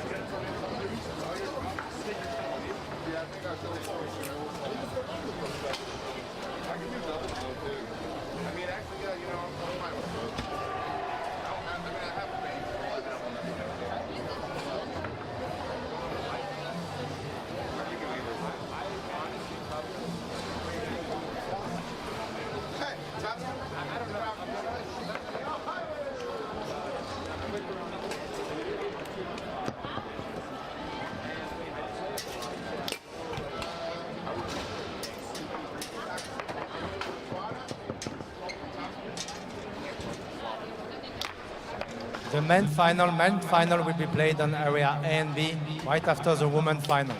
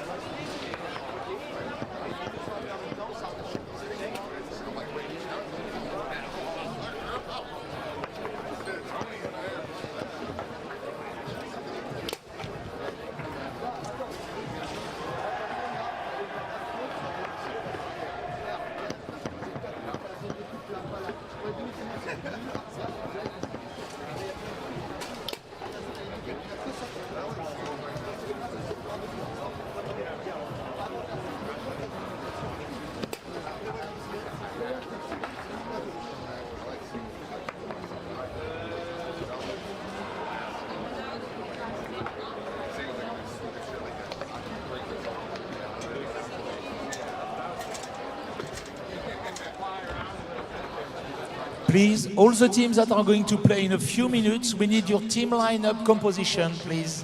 Don't forget to put your lineup. Thank you. Like Germany, USA for senior for third place, Netherlands and Canada, we need your compositions, please. Women's national team from USA, we need your composition.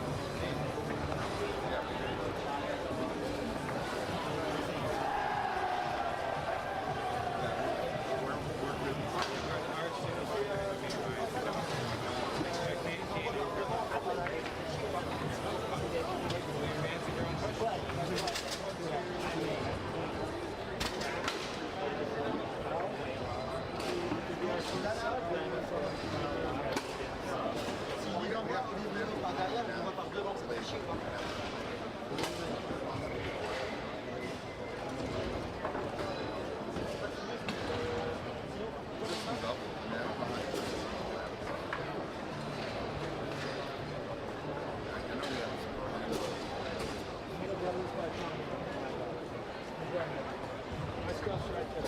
wait here. I'm going to go grab something.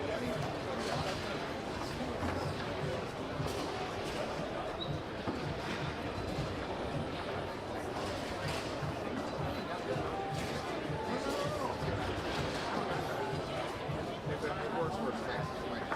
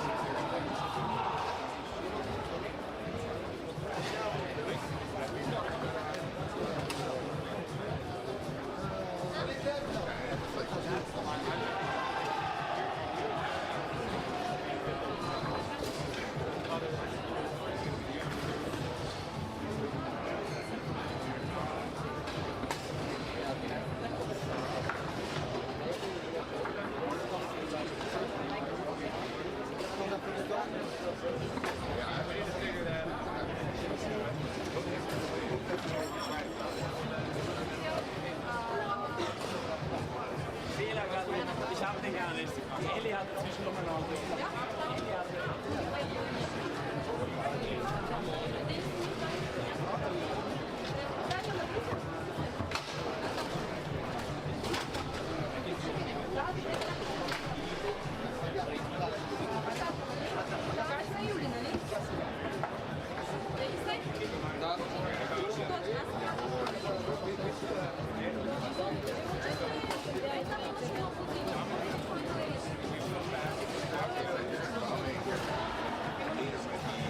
Good here.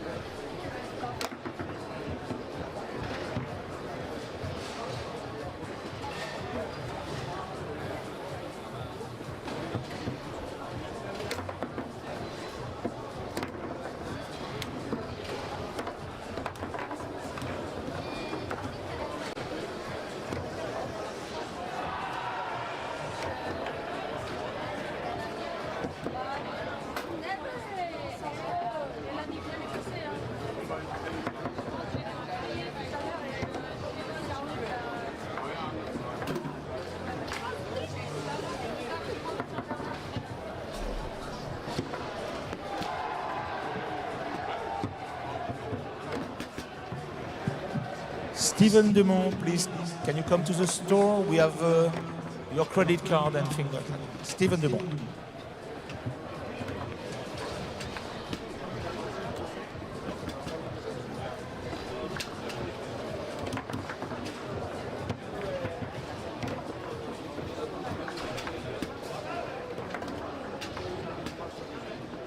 Maria Pader und Julian Wortmann. Ich bräuchte euch kurz bei der Turnierleitung. Maria Pader, Julian Wortmann. If somebody sees Maria Pader or Julian Wortmann, please send them to the tournament office. I beg you.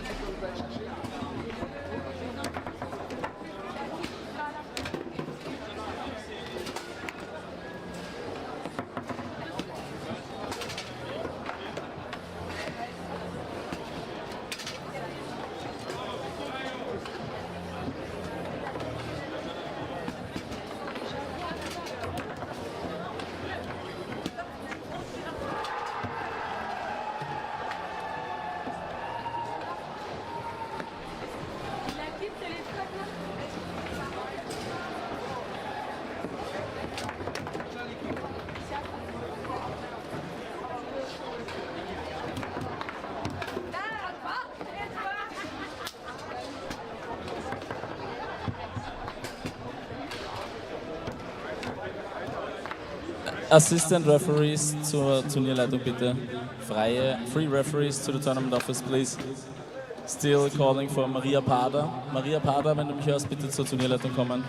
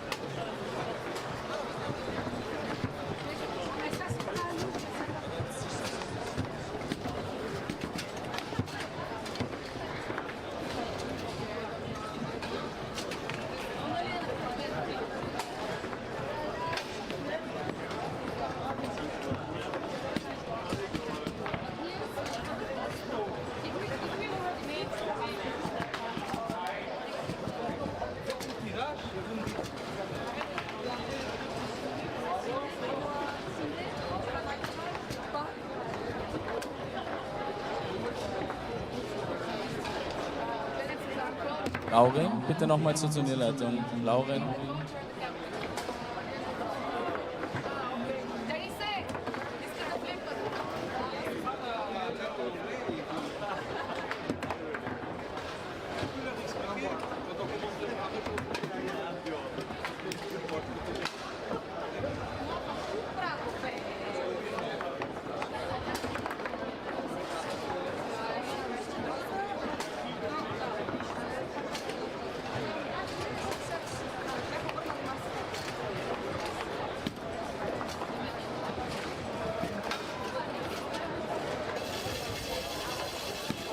Please, Team Germany, senior, we need your composition.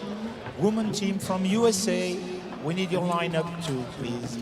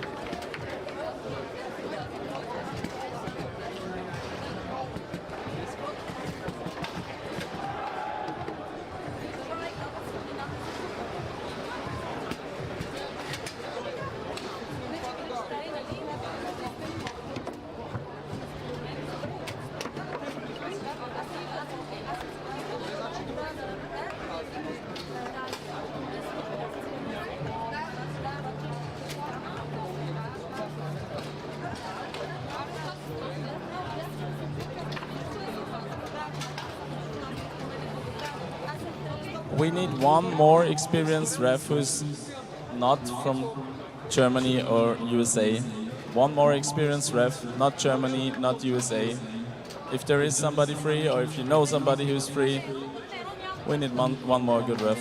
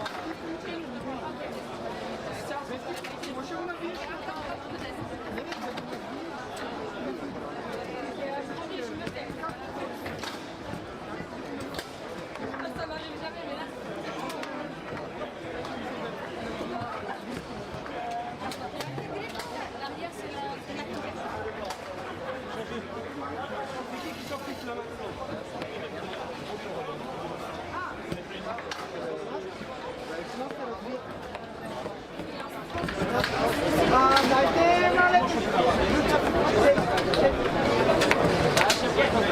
jasno uzamo ti kaškar, zbir krene vaše razvrsteno.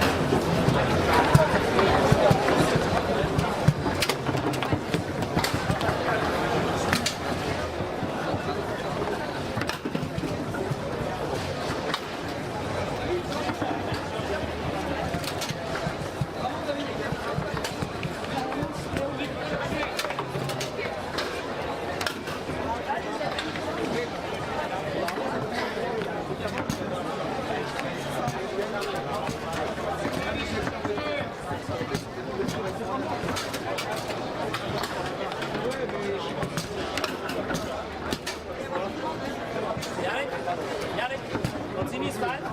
Alles andere passt.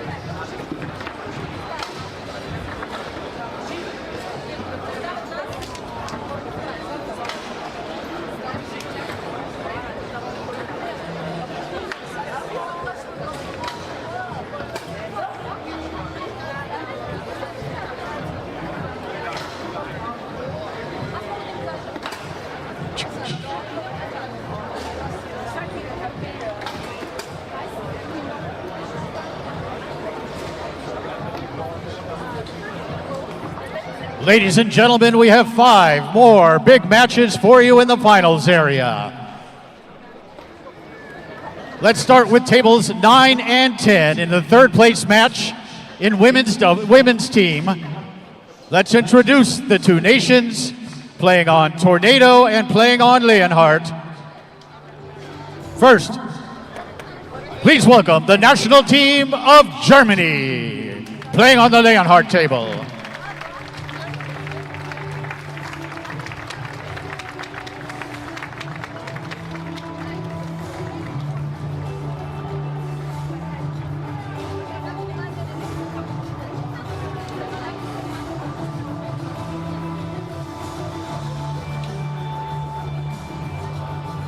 And competing on the Tornado table, a big round of applause for the national team of the United States of America.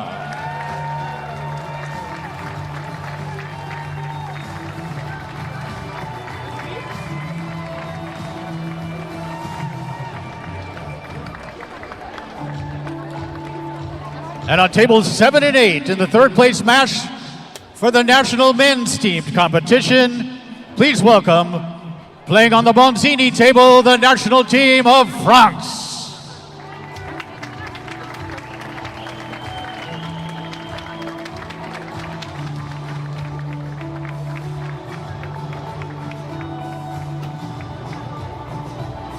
And competing on the Garlando table, please welcome the national team of Switzerland. Referees for the match on 9 and 10, please welcome Laurent Breuer and David Ganan.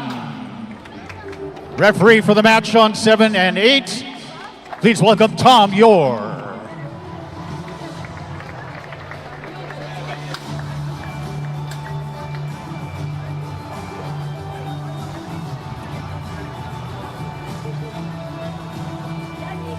And ladies and gentlemen, on tables 5 and 6, we bring you the 2025 Junior World Cup Final.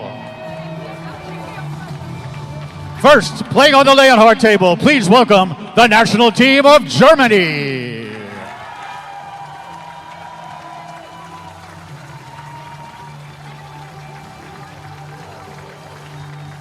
And with the Tornado table as their home table, please welcome the national team of the United States of America.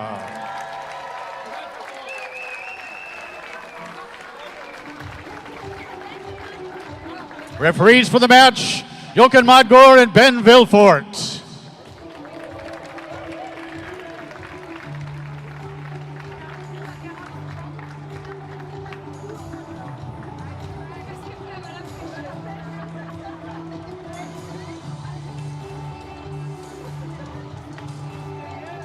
And ladies and gentlemen, on tables 3 and 4, we bring you the 2025 ITSF Senior World Cup Final.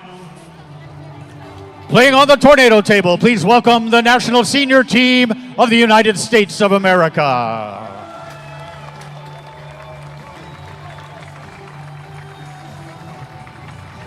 And with the Leonhardt as their home table, the national team of Germany.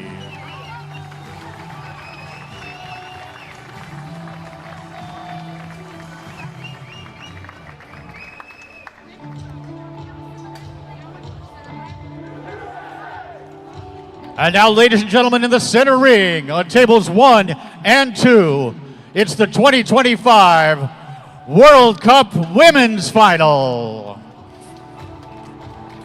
Please welcome, playing on the Bonzini table, the national team of France.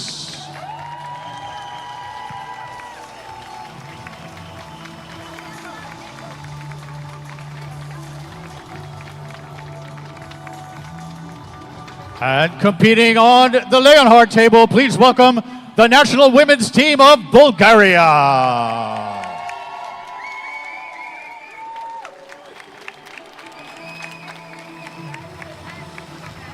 Referee for this match, Yannick Correa. Good luck, players.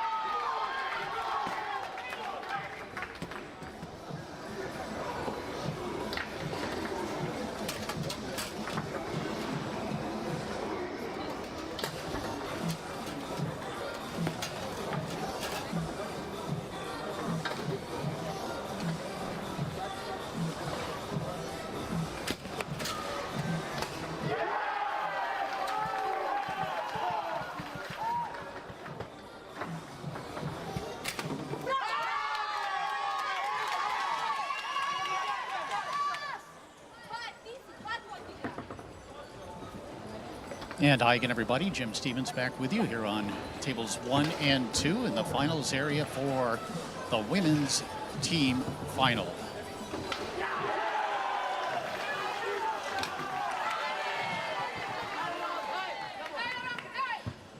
It is France versus Bulgaria in this final.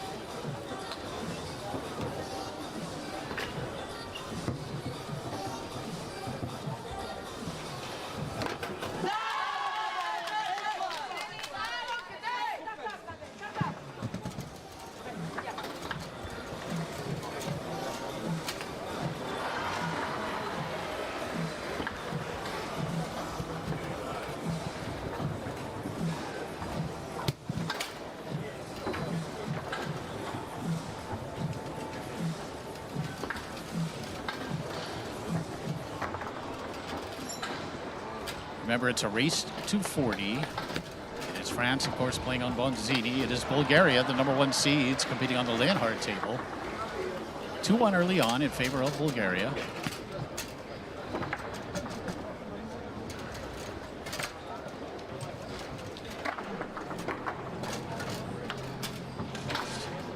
Veronika Bincheva for Bulgaria on the right. Cinderella Shemin on the left.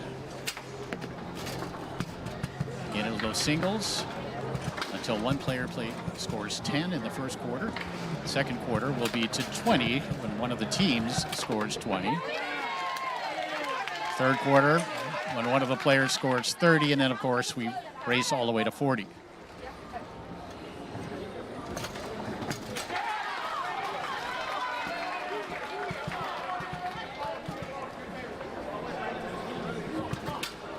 Two here in this opening quarter. Of course, again, it always comes down to how well do you play on your opponent's table?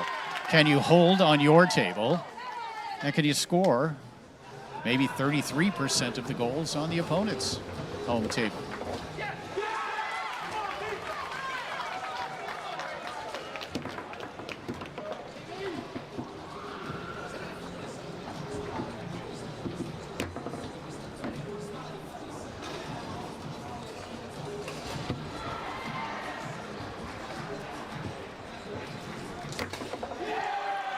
3-2 early on in favor of France. And make it 4-2. Referee for the match, Yannick Correa.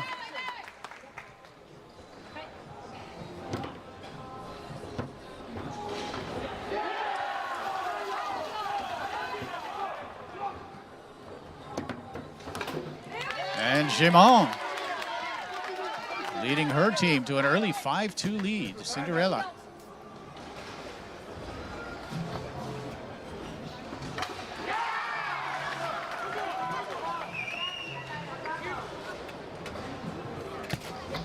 Shot attempt taken away by Gimon. And again on the Bonzini table, shaking her fist in triumph as she has now given France a 6-2 lead.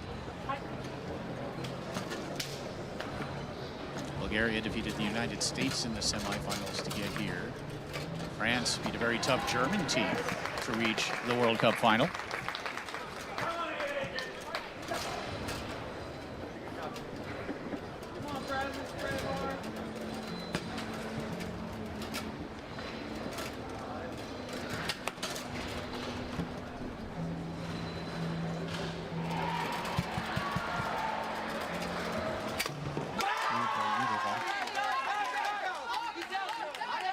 Big goal there for Mincheva. It's now 6-3, and we've got a timeout.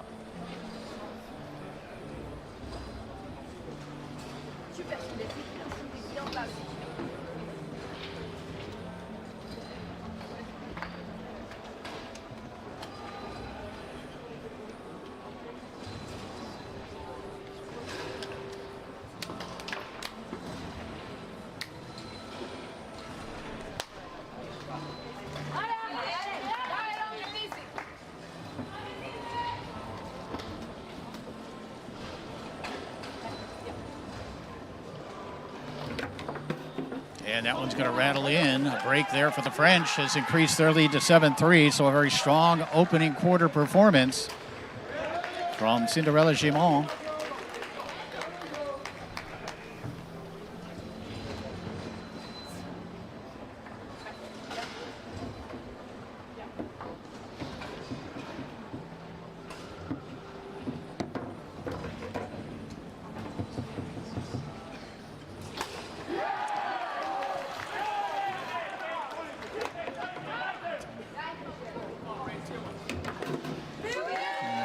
Another one. It's 8-3.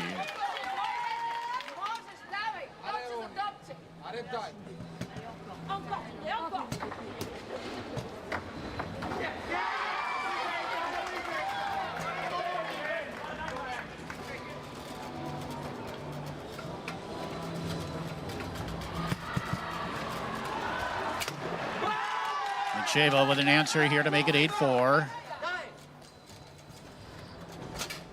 deciding our first Open World Cup champions here in just a little while. Our tables 1 and 2, Bulgaria versus France. Immediately following this, we'll have the men's World Cup final. That'll be the USA versus Luxembourg.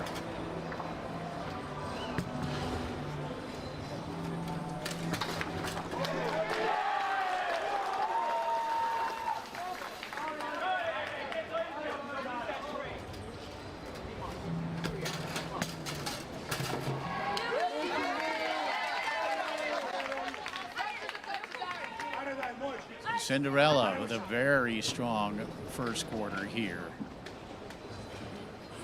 Oftentimes you get off to that big start and you never look back if you can hold on to it. If you can be a good front runner, just hold on to that big lead as a team.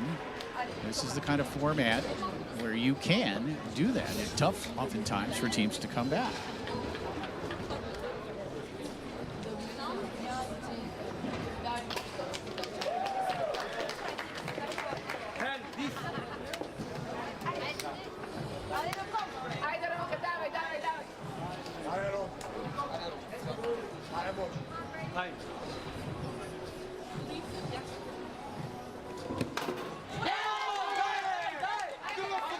Nine to 5 now. It's Veronica trying to make up a few points here. They stay on Leo,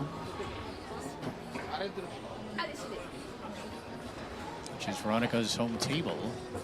But Cinderella continuing to play well on both tables. We'll have another chance here. She looks to close out this first segment, this first quarter. And she does. What a strong performance in that first quarter for Cinderella Gimon. And she defeats Veronica, or leads Veronica Mincheva, and Bulgaria 10 to 5.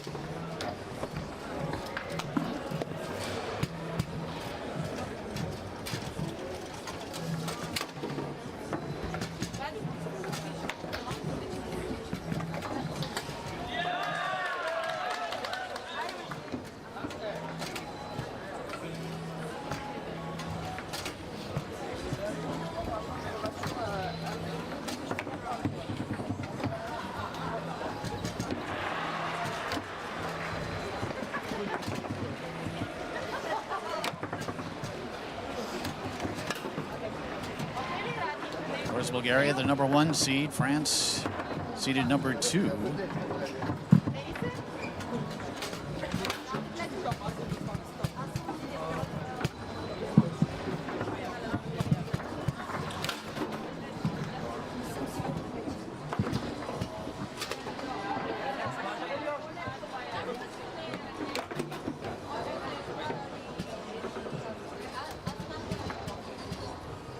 Move to the second round.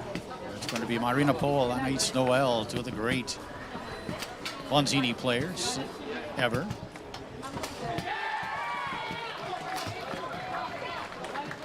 Against Radostina Lyubomirova and Alexandra Novkova of Bulgaria.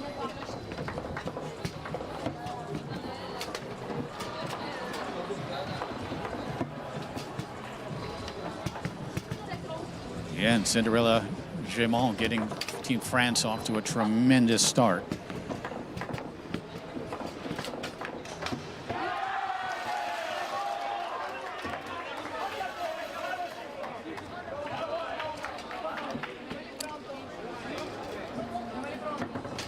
Still Jacot, a multiple Bonzini champion, world champion, multi-table world champion, is the manager for Team France. Coach is Jorge Souto. And of course, Ekaterina Atanasova. Irina Atanasova, the coach, manager of Team Bulgaria. one of the great foosball ladies in the world, someone who has been instrumental both on the table and behind the scenes as well as part of the International Federation. Looks like we might be changing a rod on the Leonhard table.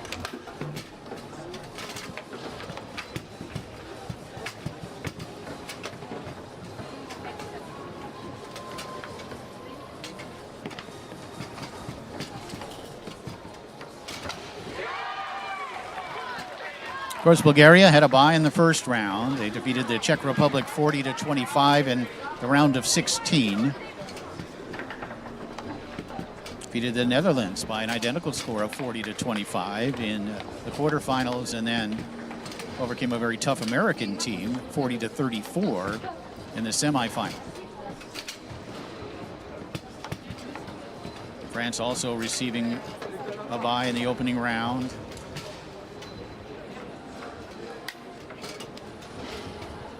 They defeated Canada 40-14 in the round of 16.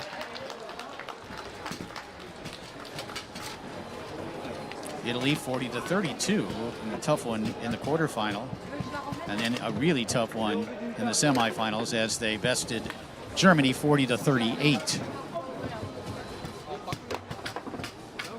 to reach the final.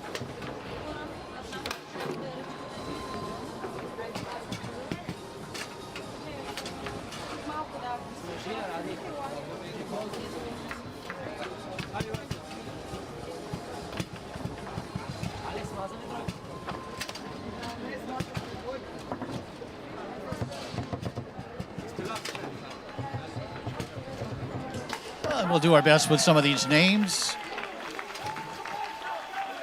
One in particular will be playing in this match, Radostina Lyubomirova. Oh, we're close.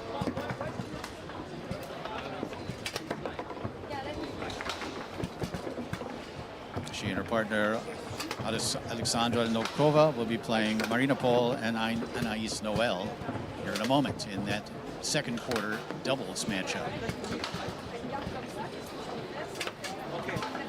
Got the senior team final taking place over on tables 3 and 4, just to the right of me down there, just to the right of this finals area. That's USA versus Germany. We've got the juniors over on the left side also for the USA and Germany. A couple of third place matches taking place in tables 7 and 8 and 9 and 10. It's France versus Switzerland. And it's the USA versus Germany.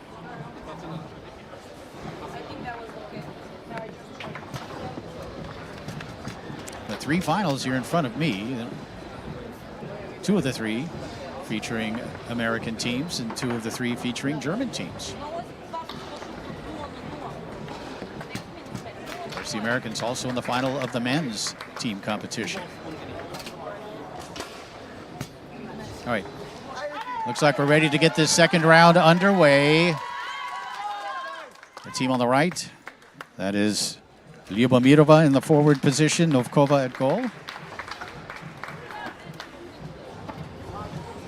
It's Marina Pol starting in the forward position on the left, Anaïs Noël back there at goal. And a lot of Bonzini championships there, a lot of world championships, World Cups for the 2 ladies on the left as well.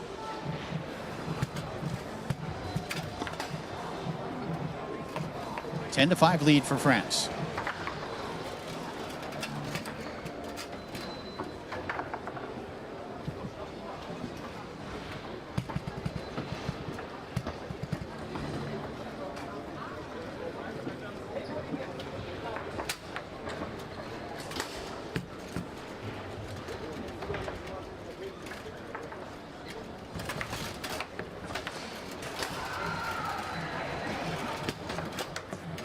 Towards the goal, kept out by Noël.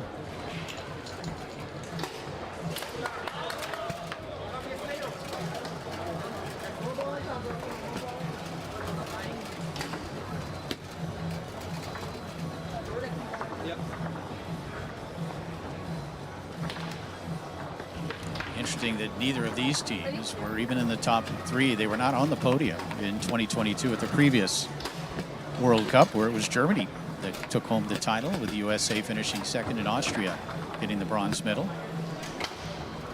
But these two enter the elimination bracket, the final bracket, as the number 1 and number 2 seeds. So that should tell you what great improvement they have made since then.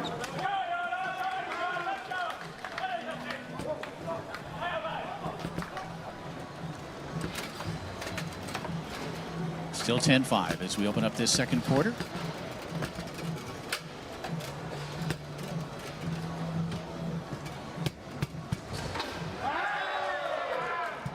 Here's Pole.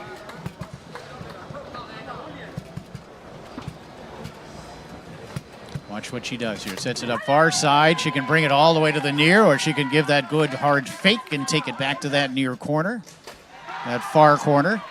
It's 11-5. That was a great possession from the great Marina Pole. She makes the steal here. Quick advance attempt. Grabbed it goal by Novkova. And a nice grab by Radostina. And she's able to convert far side, so they get one of the two, the Bulgarians, and now they'll return to their home table, trailing 11-6. Back over to Leonhard. Marina has it taken away by Radostina. She can't hold on to that one, and this is Anaïs Noël.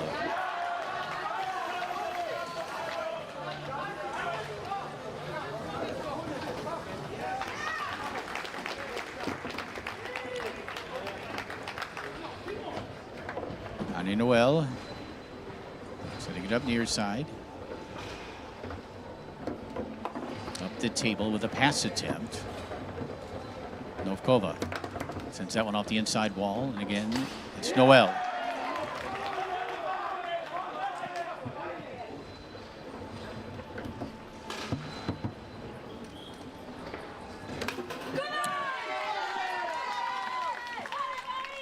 The French pick up one here on Leonhard.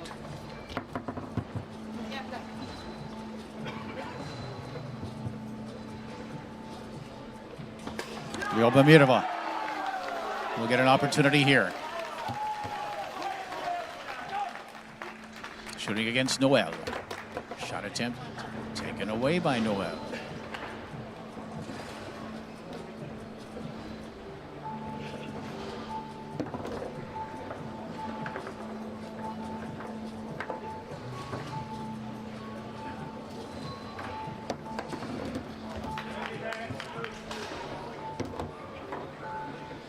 Radostina with another opportunity here.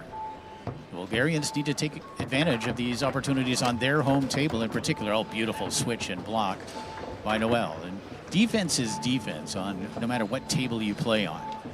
And of course, defense is mostly mental, isn't it? It's strategic, it's anticipation, it's baiting and switching. It's showing the opponent a hole and then taking it away. And that works on every table. And as long as you have the skills, and certainly all of these players do, they've all competed on multiple tables and offensively as well. Noël doing it as she fires that one in. And the French increase their lead now to 13-6.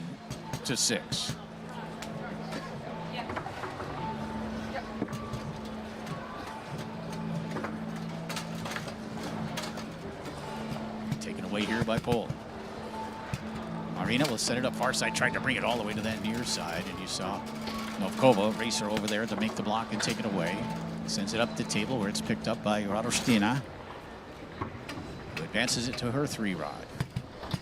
The Bulgarians need some goals on Bonzini. But Noël is not going to allow that to happen on this possession as she takes it away. Fires that one up the table, picked up here by Novkova. Alexandra.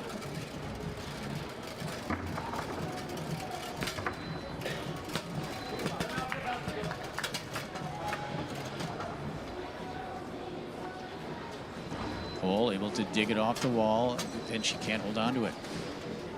There are different ways of bringing that ball off the wall on Bonzini, some of which involve jarring the table a little bit. But certainly when you watch the great French players do it, they make it look easy, and it was rare that someone would have an issue. Pole had a little bit of an issue getting it off the wall. Eventually results in a possession, and now another one for Radostina.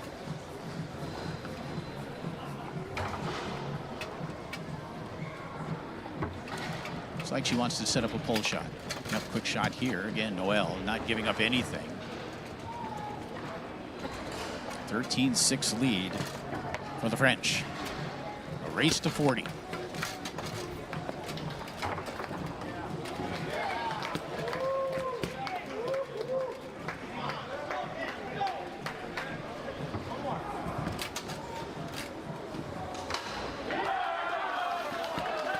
Immediately following this one, oh, and there's Noel again from goal. She is so clever with that ball.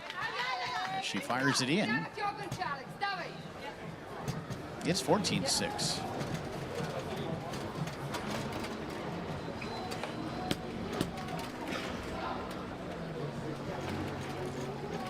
French right now looking almost unbeatable on both tables.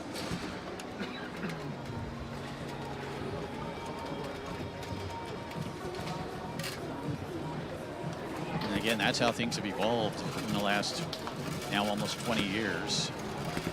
Since the very first World Cup, is the French were always a strong team, but they were strong because they were the best on the Bonzini table. But now it's a new era where not only are they the best on the Bonzini table, although Luxembourg with the men certainly have an argument for that, but they're also very good at every other table as well. And in this case, the Leonhardt, where they have performed at a very high level, thanks to shots like that and that.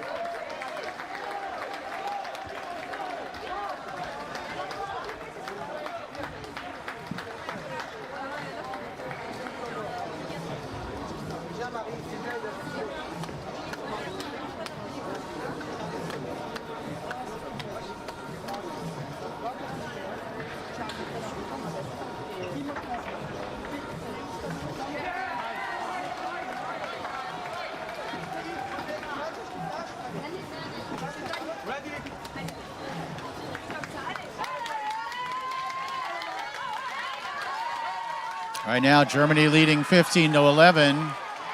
Now 15-12 as you hear that roar in the junior final.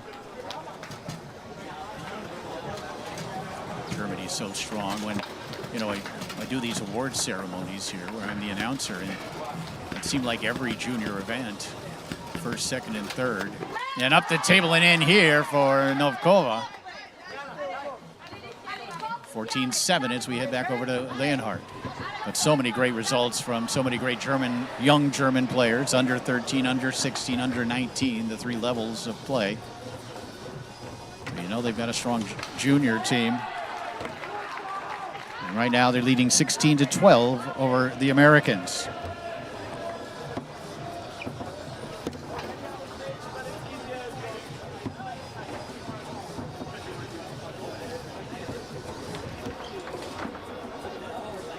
USA leading 10-5 in the senior championship, and that is another loaded team, that American team.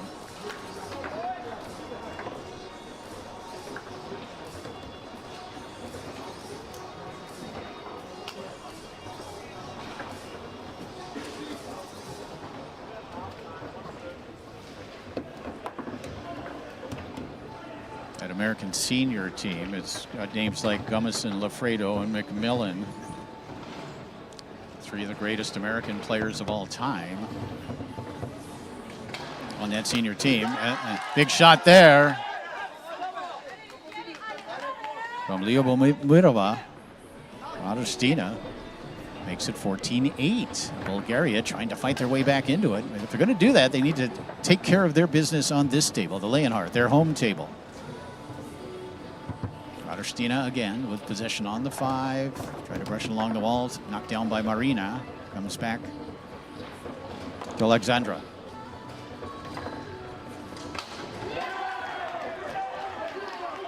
And Pole will pick it up off the back wall. Wipe the hands. And shoot the pin shot. That shot near side. Novkova with a block. Sends it back the other way and in. It's 14-9. So Bulgaria gets both of the goals on that Leonhardt segment, and they have cut the French lead to 5 goals. It's kind of the way you come back. You score both on your table and then try to get one on the opponent's table. That shot on goal by Novkova. Blocked by Noel. Annie Noel. Take away here by Radostina. That pull kick was on goal, but Noel out there to make the block.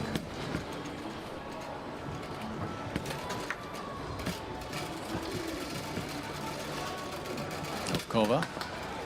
Be careful there. Trying to go down the middle against these quick French ladies can be a tough chore.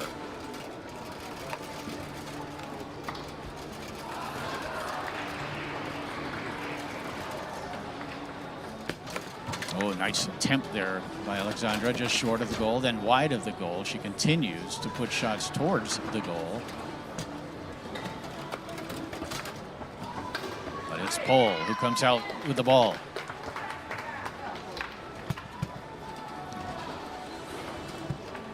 Marina Pohl will set it up on that far side of the goal and treat this a little bit like a pull shot, although you have fakes as well.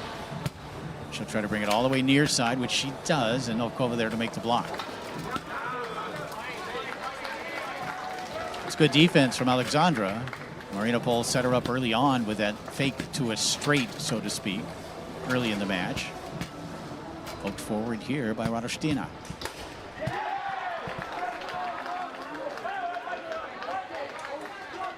Yobamirova. Good shot wide of the goal. Noel.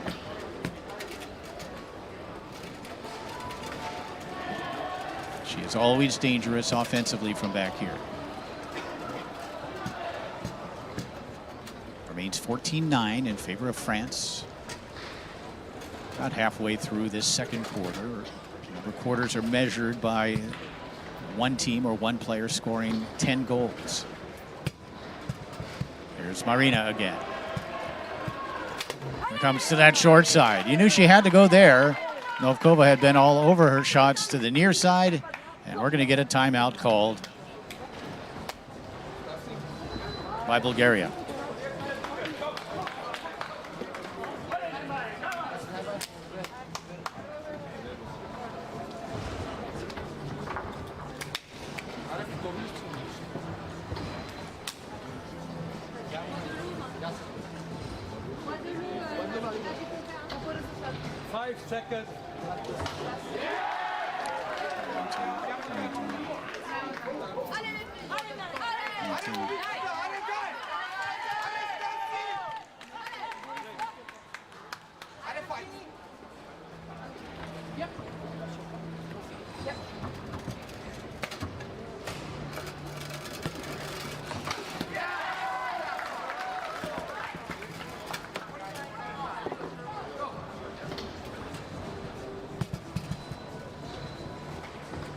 Pohl, French leading 15-9.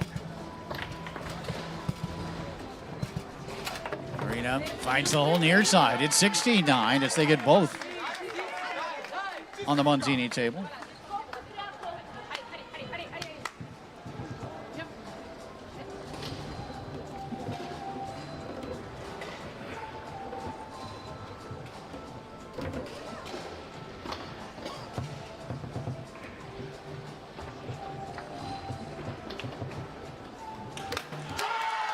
Looks like we've had a substitution. We'll try to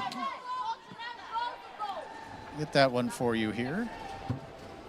And anytime a team gets to 5 goals in a quarter, there will be a substitution.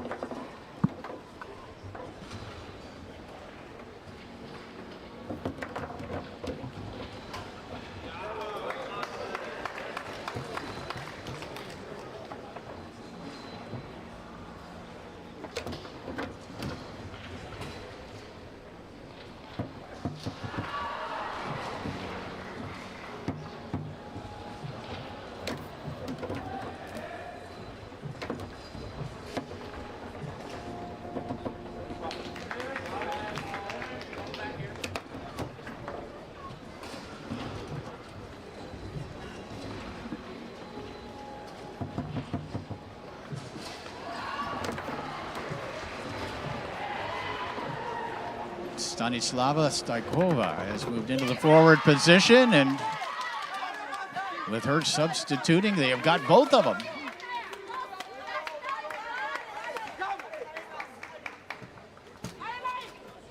16-11.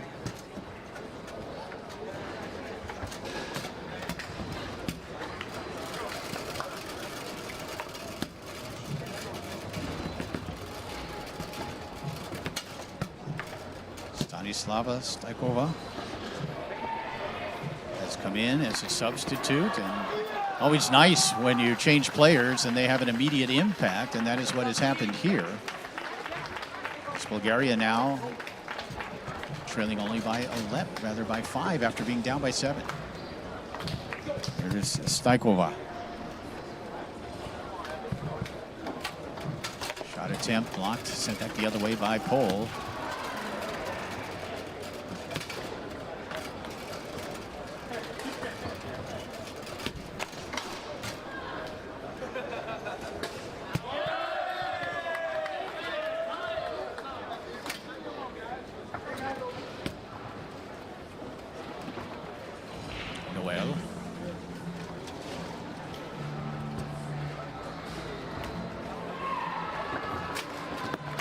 Attempt blocked by Stajkova.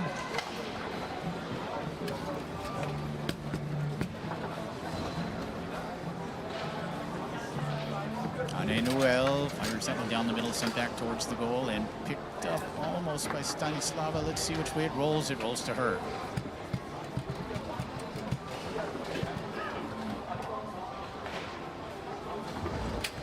Shot attempt blocked, comes all the way back to Nokova.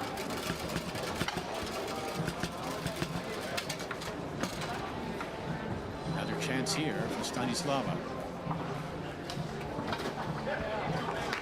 Set up a push shot. Goes wide of the goal. He's fighting after it. Felt like that was a pretty good pin shot that Stanislava put on goal that previous possession, but she switched to a push. This one up the table, picked up by Pole, who will take her time, wipe her hands, and set the ball up.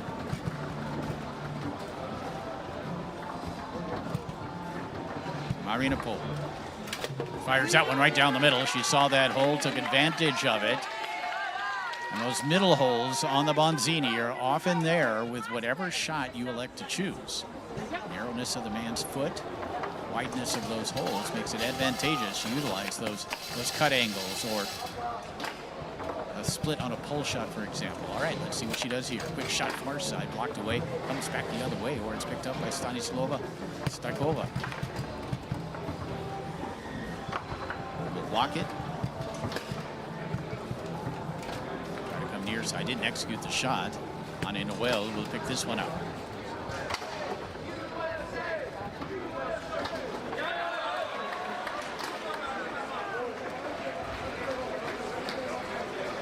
(17-11) in favor of France.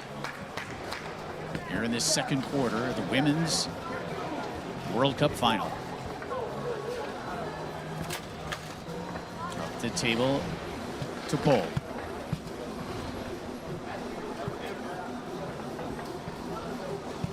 Marina looking for the hole and finds it. And she strokes it all the way to that near side.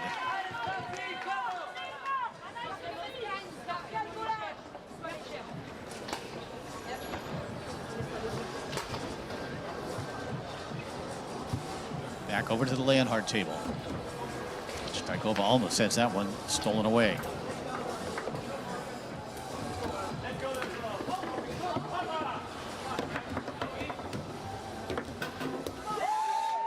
And another one here. It's now 19-11.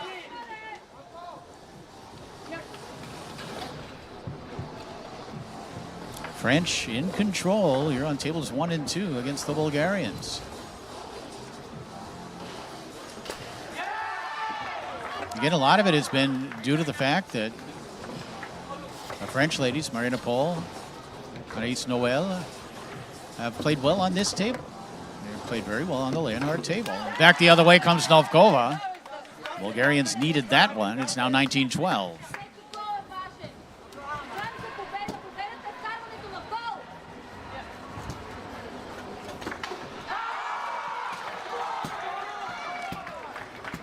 Between quarters will bring you a up to date on the scores of some of the other matches taking place. As Pole now looks to close out quarter number 2. A couple of blocks from Novkova.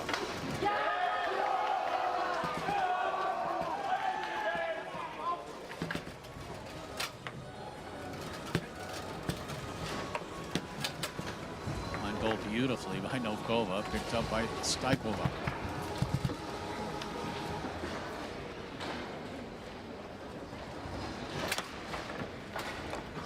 Slava finds that wall on that attempt to the far side. Anne Noel.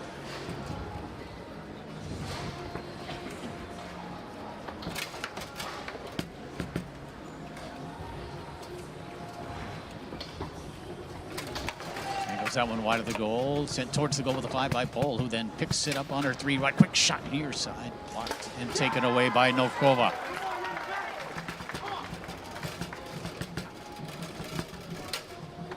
Taken right back by Pole.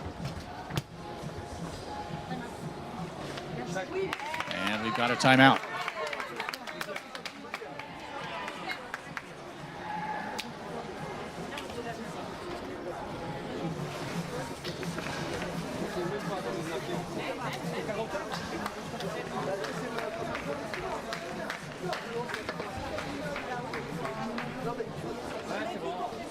Again, the French doing it on both tables during the course of this match, which is why they are up by 7 as we close out this second quarter.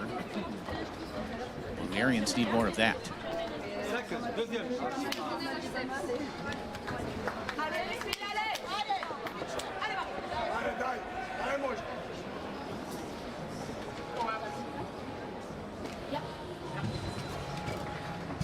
Multitable will put the ball back into play.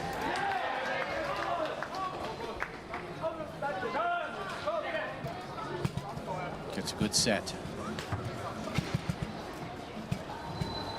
And fires it back to that short side after a good hard fake. That's what she opened up the second quarter with. She closes it out as well, and she closes it out with the French leading 20-12 over Bulgaria after 2 quarters.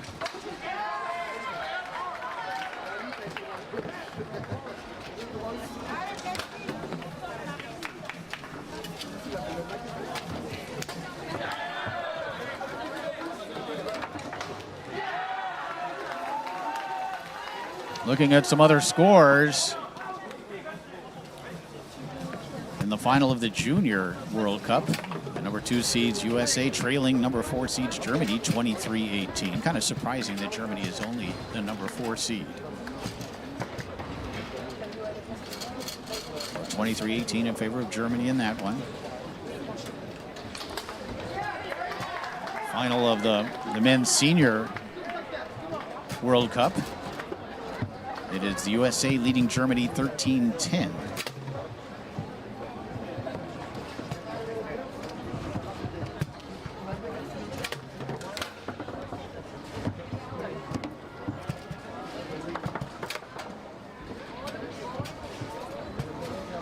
The women's national team in the 3rd place match.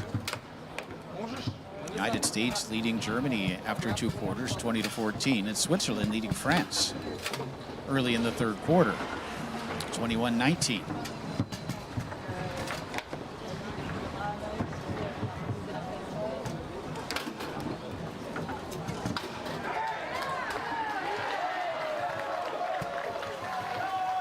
So in a moment, we'll get the 3rd segment underway.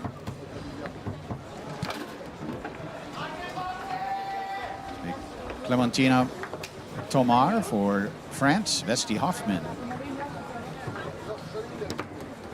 for Bulgaria.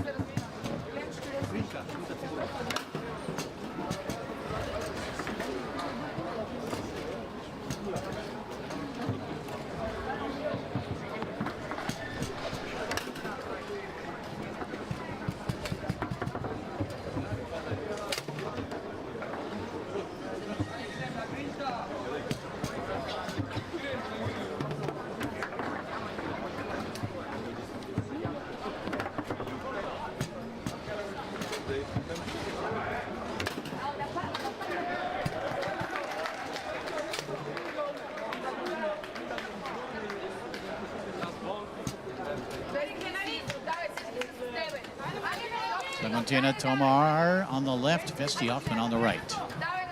Bulgaria has some work to do. They trail 20-12 entering this third quarter singles matchup.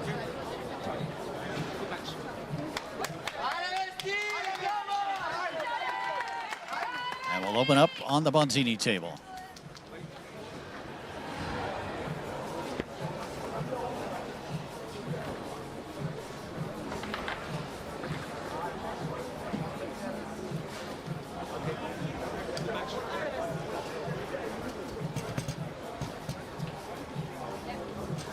Vesti will put it into play. Nicely along the wall for Hoffman. Of course, Vesti married to the great German player Bjorn Hoffman. Tomar able to take that one away, sent it with the left hand at an angle all the way up the table to her shooting rod. Tomar, quick shot near side, blocked by Vesti, comes back to Tomar. Another block by Hoffman. Hoffman will look to advance it again. 20-12, the French lead.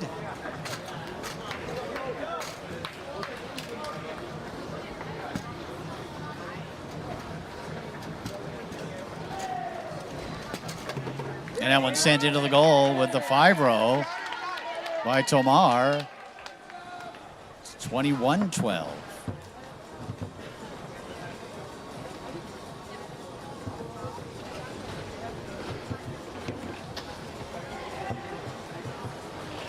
Here's Vesti, who has competed all over the world, throughout Europe and in the United States. Good on every table, and especially on this one as she finds that far side of the goal. Make it 21-13. And again, at this stage of this match, the Bulgarians need every goal on their home table.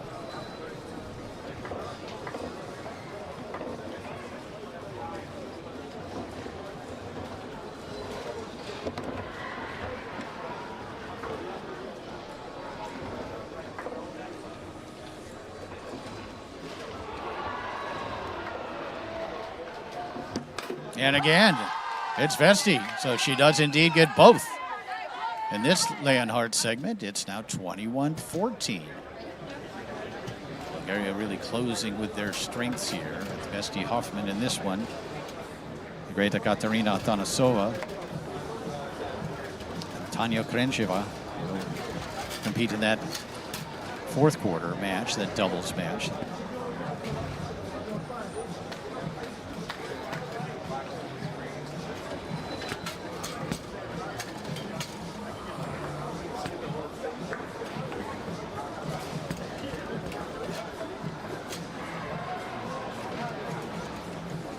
Hat jemand meinen Rucksack aus der Turnierleitung in Sicherheit gebracht? Die Sachen von Wolfgang Breuer, Rucksack und Handy waren in der Final Area. Ich denke, dass den irgendwer weggeräumt hat, aber die Frage ist, wohin? Searching for my backpack from the Final Area.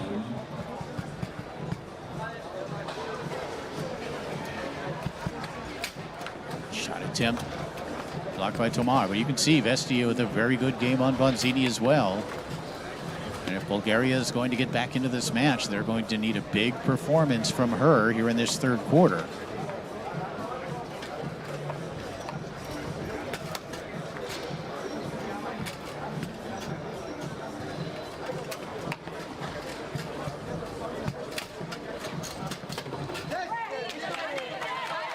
A goal here for the French.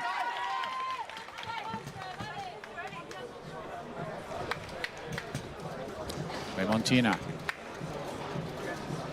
makes it 22-14.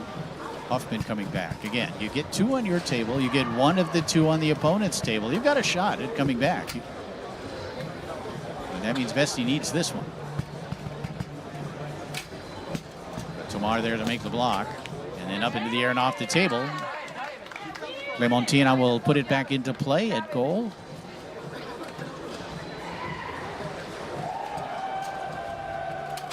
Send that one up the table on goal. Vesti had the left hand back there to make the block. And Hoffman will now look to score from goal. Fires that one to the short side, then grabs it on the 5. Block back towards the goal. Sent back the other way and then lost and then grabbed by Hoffman. And to cut the lead to 7 if she can. It's 22-14 in favor of the French. And she does find the far side of the goal here. So she gets 2 on Leonhardt. She gets 1 of the 2 on Bonzini. It remains 22-15.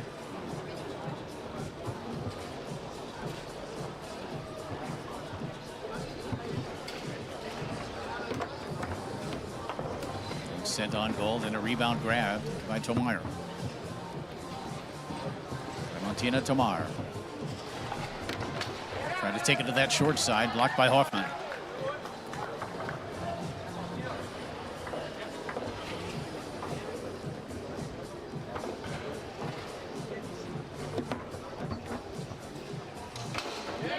The Bulgarian ladies trying to come back from a big deficit early on. They still trail by 7. But Vesti Hoffman, one of their star players, is on the Bulgarian home table.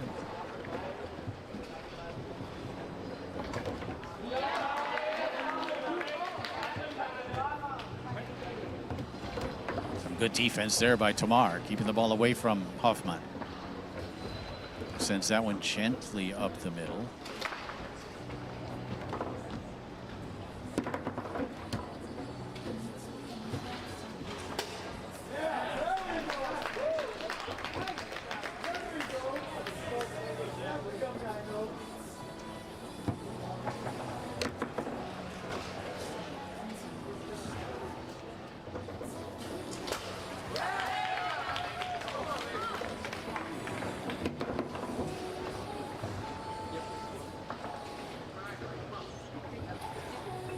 Germany leading 27-20 in the Junior World Cup final. USA leading 17-10 in the Senior World Cup final.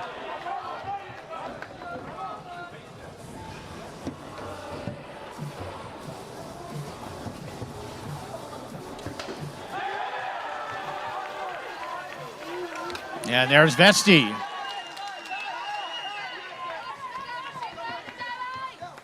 Things tightening up a little bit.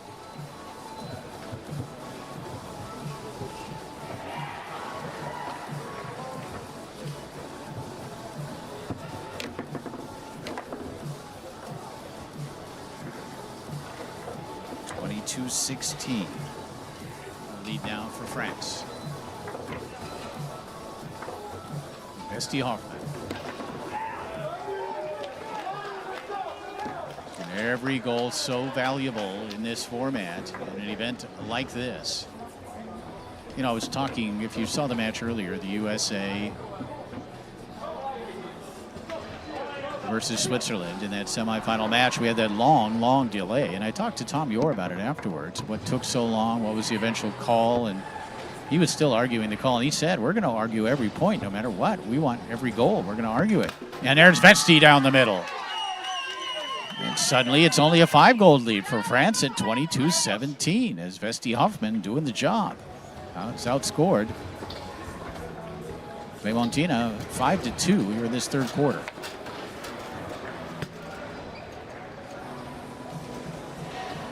Tom's argument on that play earlier, if you happen to see it, was that both goalie rods are treated, and Brandon Moreland kind of brought this up in an interview we did during that delay, that the 2 goalie rods are treated as 1 rod, basically. And we're going to get a call here. Referee Yanni Correa calls a jar on Tomar, awards the ball to Vesti, who can now move the Bulgarian team within 4, and she does. 22-18. Big third quarter here for Vesti Hoffman in Bulgaria. But back comes Clementina Tomar with that shot near side. She makes it 23-18.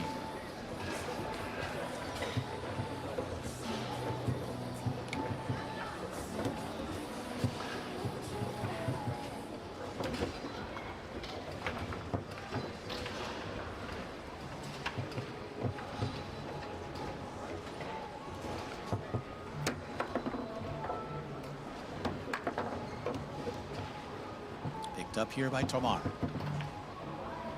French back up by 5. With a snake shot and finding the hole down the middle here. Clementina Tomar has once again extended the lead to 6.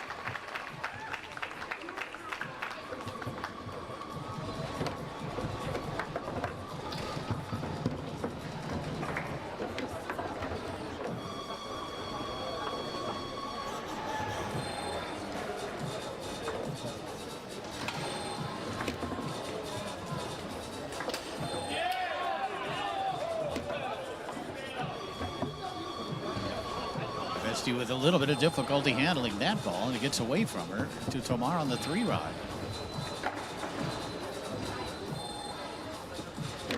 Trying to come near side, blocked by Hoffman.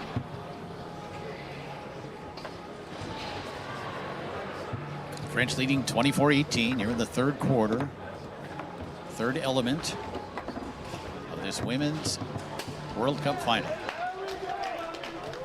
Tomar mishandles. Will reset. Clock is running. Quick shot here. Blocked by Hoffman. Sent on goal once and twice. Once with the 5, once with the 3. And both of them blocked and kept out by Vesti Hoffman.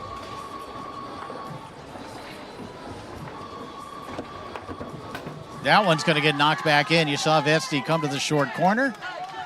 And then an inadvertent own goal from Tomar.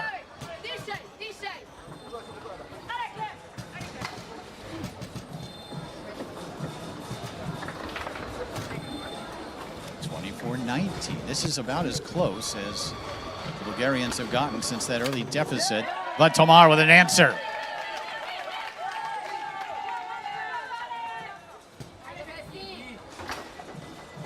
France back up by 6 goals. They've maintained that cushion since early on in this match.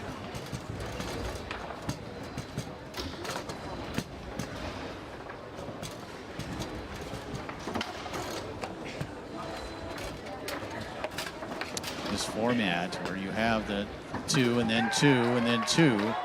Really tough for a player or a team to get momentum on a single table, and maybe that's the idea.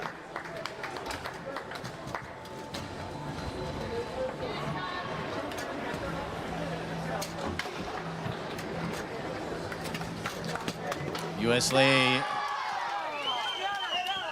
leading in the senior final, and we get another one here, this one for Bulgaria, as Vesti slams it in with a 5-row. It's 25-20.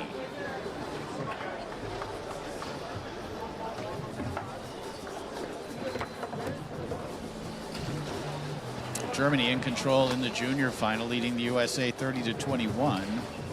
USA is leading Germany in the senior final, 20-12.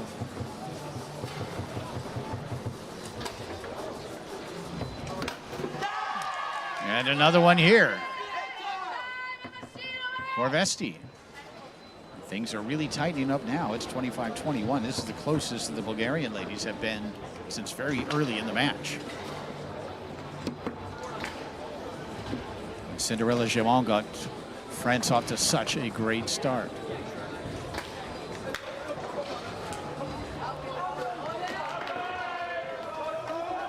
And was going to creep back to the 3-rod.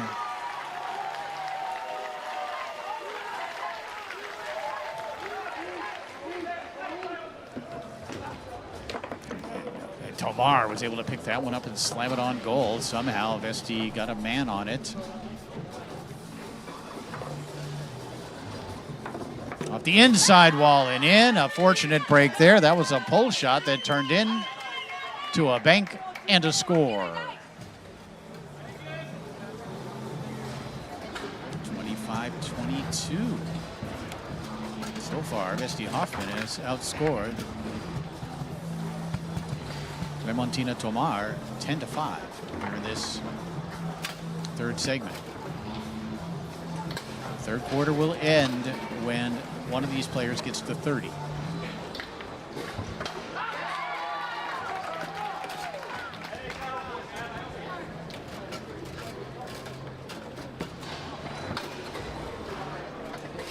We talked about that recipe for a comeback, the formula of scoring 2 on your table, 1 on the other, and that's kind of what's happened. And another one here for Hoffman.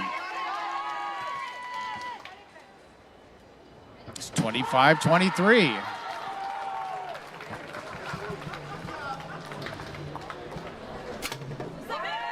Well, back comes Tamar. She needed that one to kind of break the string of goals from Vesti Hoffman.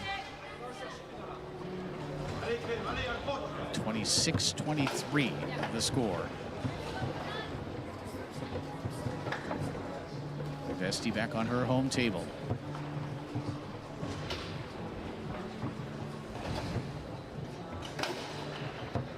And she finds that hole to the far side. Watch this. Good fake one way and then back the other. Bulgaria back within 2 goals at 26-24.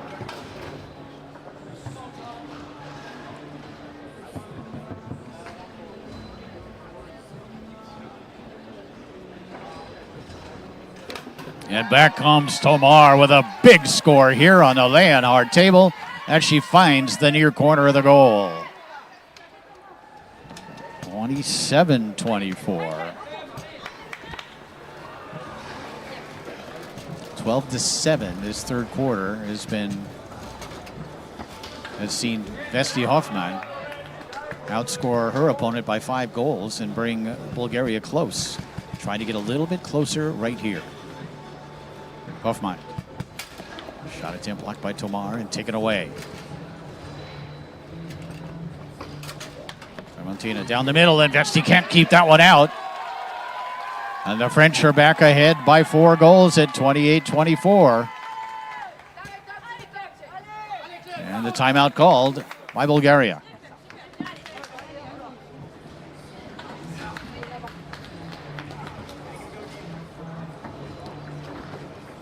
USA is leading Germany in the third place match in the Women's World Cup, 30-26 after 3 quarters.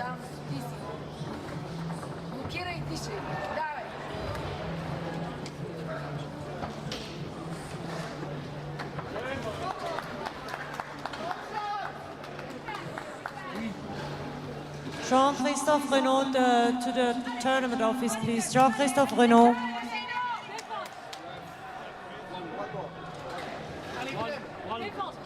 Allez Clem, allez.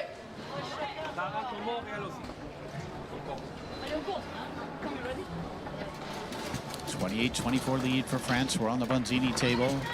Vesti trying to get one of the 2, does fire that one on goal with a 5, and then picks up the rebound. Will set up her pin shot. And is able to get it through and in. It's 28-25.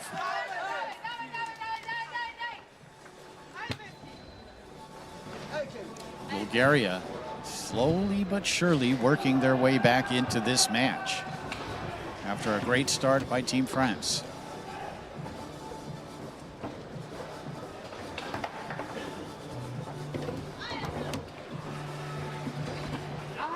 Tomar keeps that one out. Ships that one up the table, picked up here by Hoffman. Ball rolled to a stop. She'll put it back into play. You see the 10-5 and 10-7. They were up 20-12 after 2 quarters, and another one here from Vesti.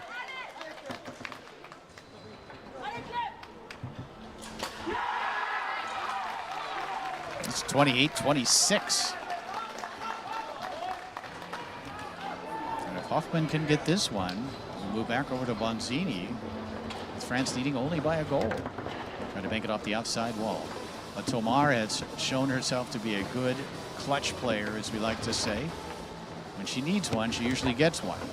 But Hoffman now, a chance to pull the Bulgarian team within 1 goal. And she does! 28-27. And she finds a very tight middle hole. Back to Bonzini we come. What a third quarter for Vesti Hoffman. 16-7, she has outscored her opponent.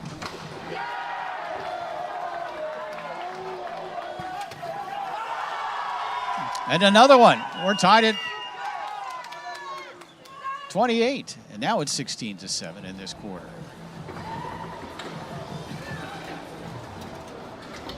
And a chance for Bulgaria to take the lead. Nice save there by Tomar, but Vesti Hoffman with a chance to give Bulgaria the lead. Tied up at 28.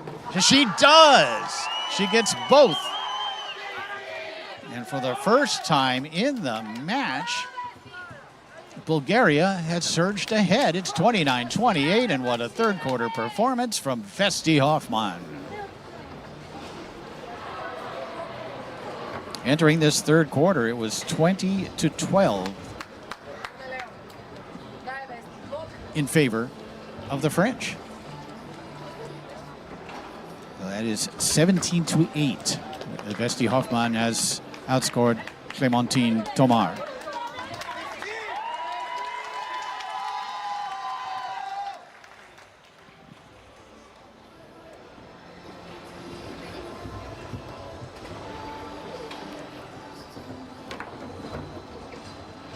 Back over to the Leonard table.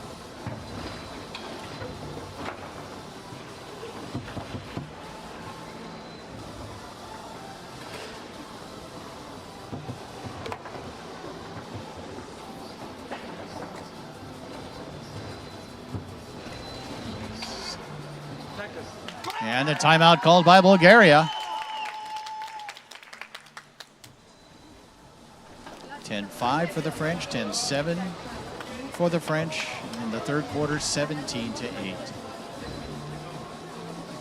Statistics pretty even. The match pretty even at 29-28.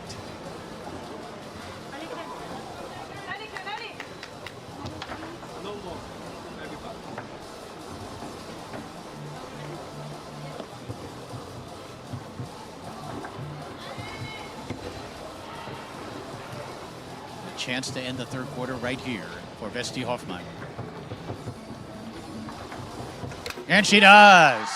Huge third quarter performance from Vesti Hoffman, who outscores her opponent 18-8 to give Bulgaria a 2-goal lead as we head to the fourth and final quarter. Wow, what a performance.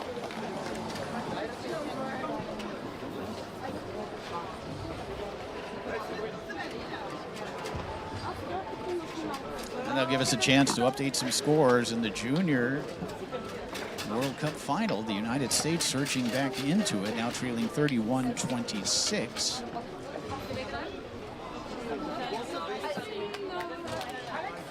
Senior national team, the United States leading 22-14 over Germany in that World Cup final. Another score from out on the floor, Canada leading the Netherlands 32-18 in the third place match in that senior national team event. And the USA, just 4 goals from claiming third place against Germany. They lead 36-30.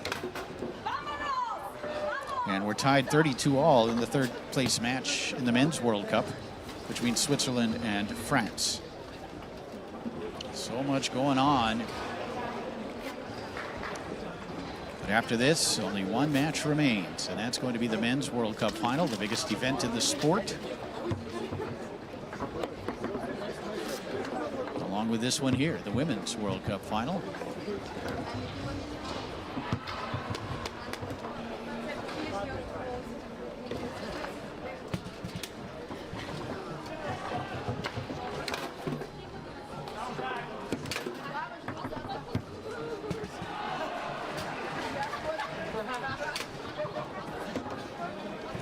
Looking at the many goals of Vesti Hoffman on both tables, 18 of them she scored in that third quarter.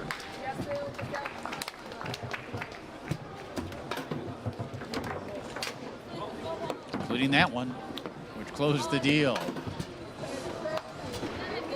All right, we move to one final doubles match.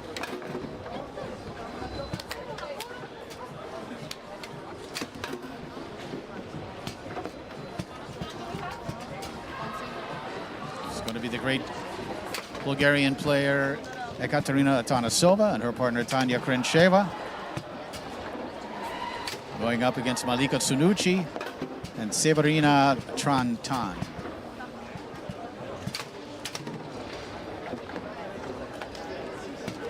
Koncheva, Atanasova, Trantan, and Tsunucci.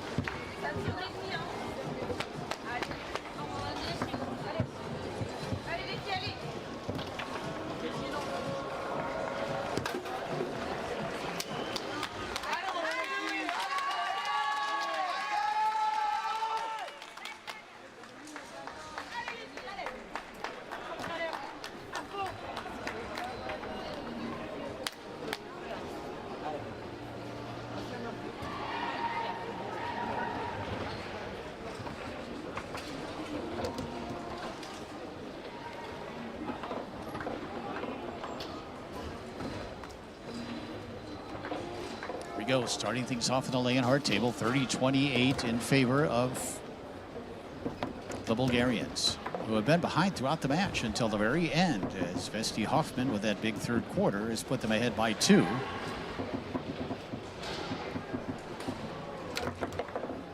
This is Kruncheva. Towards Katerina Atanasova. Maybe the greatest lady player to ever come out of Bulgaria. Multi-table titles. A woman who has been so involved with table soccer, not only in Bulgaria, but internationally for so many years. And she'll have a chance here to increase her team's lead.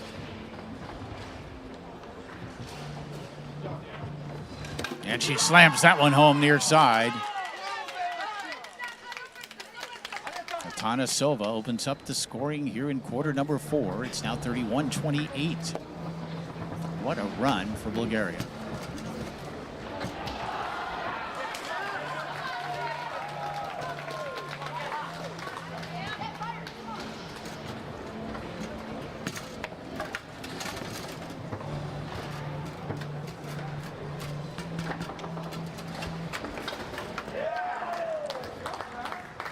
Atanasova, so experienced on all the different tables. And she finds the far side of the goal.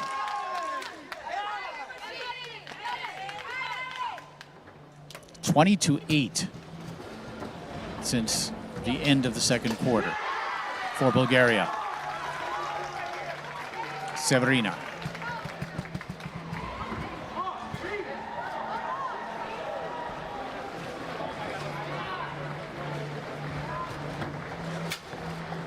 Trantan. Nice save there by Kruncheva.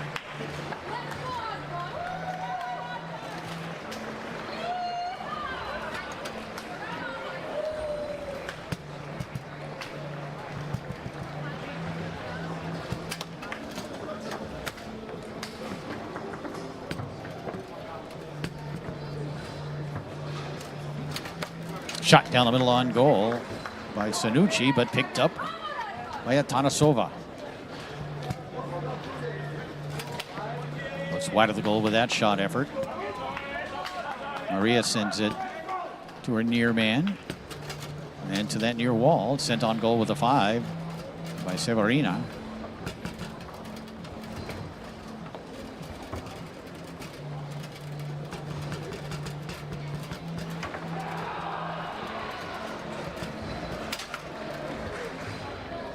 One's going to roll to a dead stop. Referee Yannick Correa helps to put it back into play. Ulrike Althoff, bitte.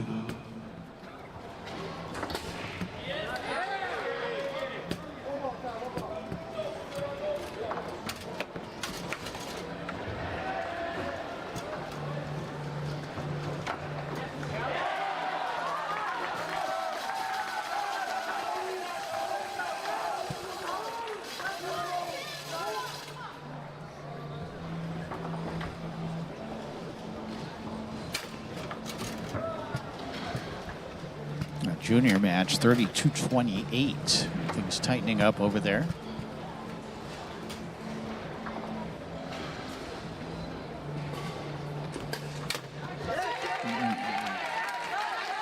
And Bulgaria now up 32-29.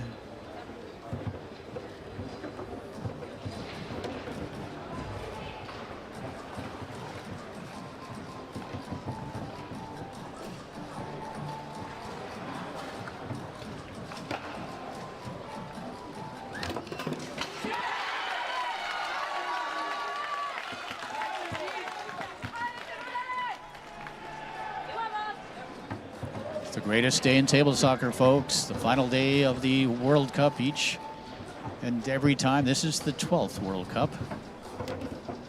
Tanasova has that one stolen away by Trontan.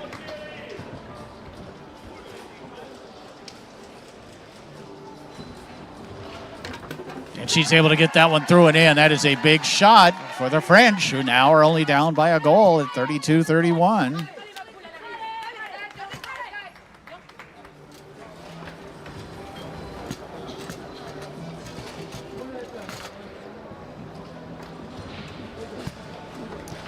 It's been this kind of match. And Atanasova with an answer, with authority. Bulgarians back up by 2. And the dead ball will be put back into play. Maria Sanucci.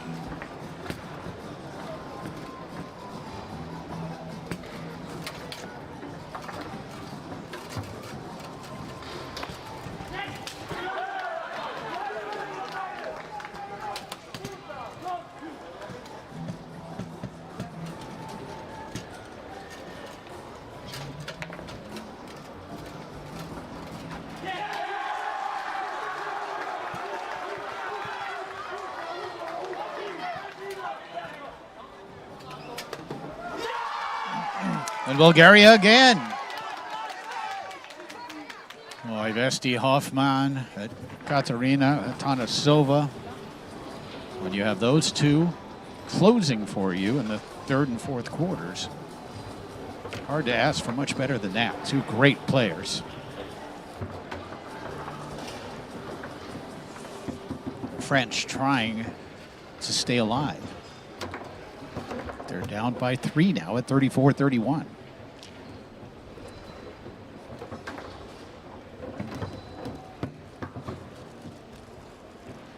Big shot here for Trontan. Shot attempt near side, blocked by Krencheva. Up the tip to Atanasova.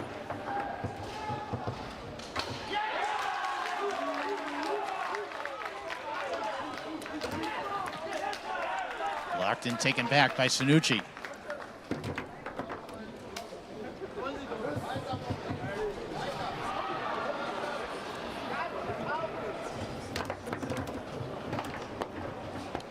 Trontan will call time out.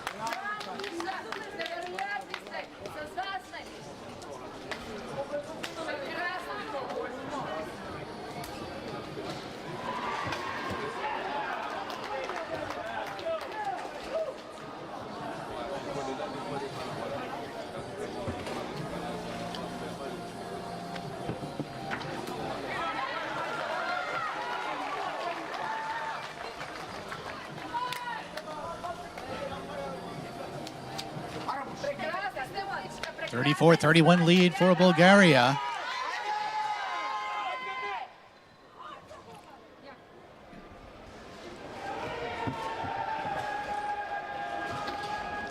Severina.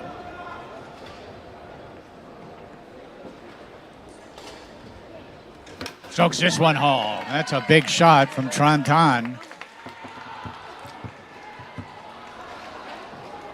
34-32.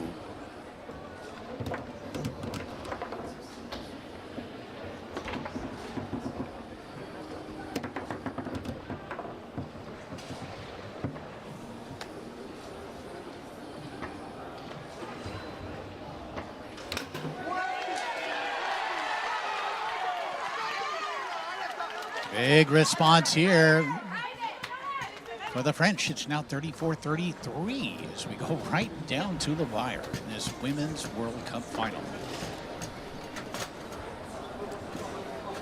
And Tran Tan, can she grab it? Oh, she does. She pokes it off the opponent's rod.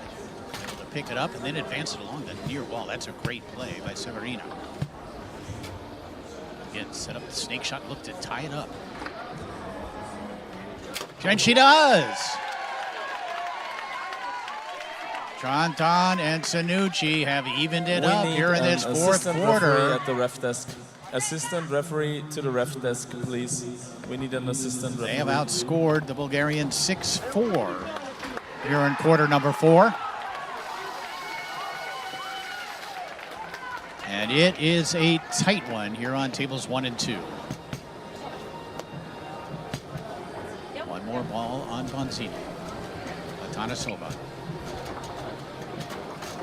Pass attempt almost thrown away by Tran Tan. Picked up here by Krensheva. Krensheva sends it up the table to Atanasova. Shot attempt back down the middle. She didn't get a lot behind it. We'll have another chance here. And Irina Atanasova will call time out.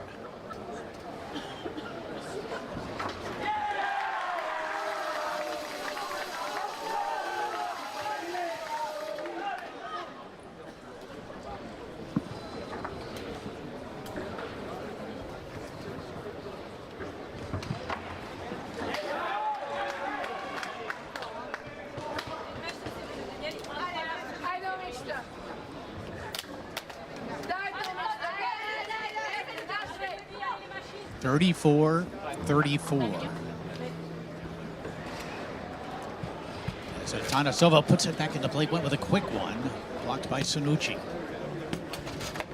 Up the table and right back to Atanasova.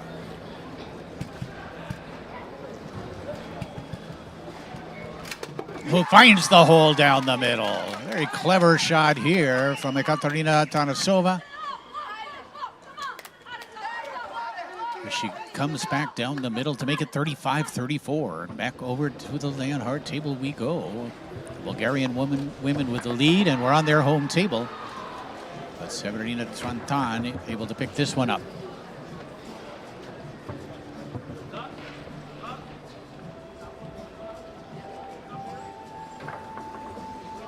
And stroke it back down the middle. You saw her cut that one between the defensive men of Tanya Krensheva.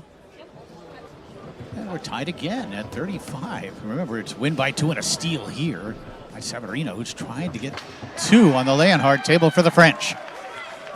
And she has shot it very well down the stretch here. That shot attempt, though, blocked by Krensheva back the other way, where it's picked up by Sanucci. And the steal by Atanasova, who will shoot for the lead.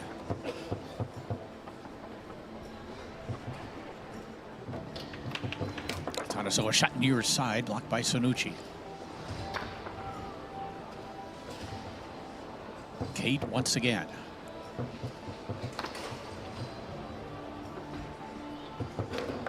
And that shot attempt blocked and taken away by Maria. 35 all here in the fourth quarter. Key here for Maria is clear that zone, give her partner opportunities. There's one of them, and she fired that one on goal with a 5 and then picks it up on the 3 rod.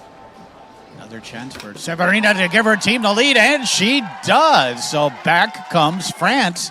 They now lead 36-35. Now we move over to their home table, the Bonzini. What a match. Tanasova's pass attempt blocked by Tran Tan, comes back to Krensheva. And then Atanasova looking to advance. It does knock it off the back wall. Quick shot attempt here. Blocked and taken away by Maria Sanucci, who fires that one just wide of the goal. Comes all the way back. We're going to get a call here. And that ball is going to be awarded to Irina Atanasova. Was a chance to tie it up. But that one, 36-35 lead, and a chance here to increase that lead for Tran Tan. And she does! Well, the French have turned things around here in this fourth quarter after an exceptional third quarter of performance from the Bulgarian Vesti Hofman.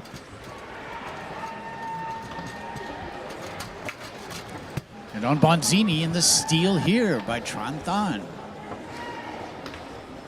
who fires that one home. Wow, what a performance by Severina Tran Tan here in this fourth quarter. As she has now given the French a 38-35 lead. Let's see what the Bulgarians can do on their home table. We're going to get a call here, and that ball is going to be awarded to the 5-row of Tran Tan, who has been exceptional, but the steal here by Atanasova. The Bulgarians really need both of these on their home table.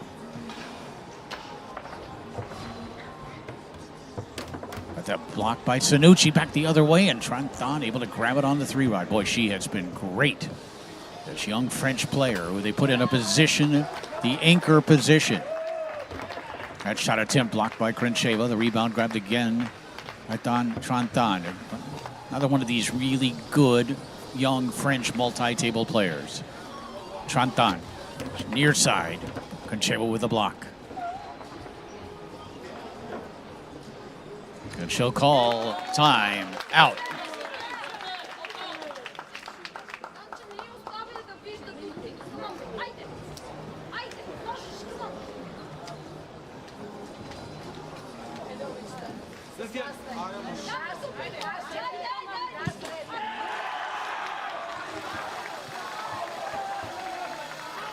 In that junior match, Germany now leading 38-33 over the Americans.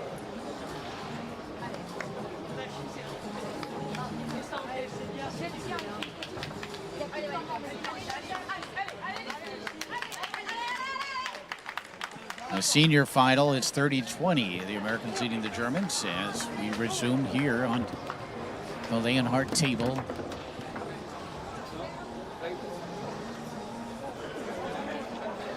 (38-35) in favor of the French. Turn things back around after trailing early in this fourth quarter.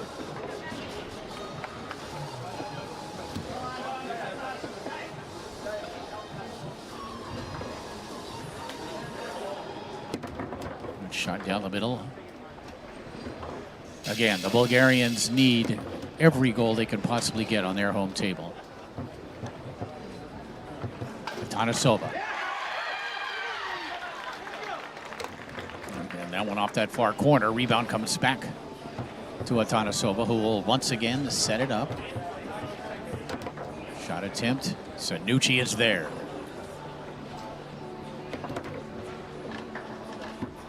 This anchor team of Severina Tran Tan and Marita Sanucci have been outstanding. 10-5 so far here in this fourth quarter in favor of the French.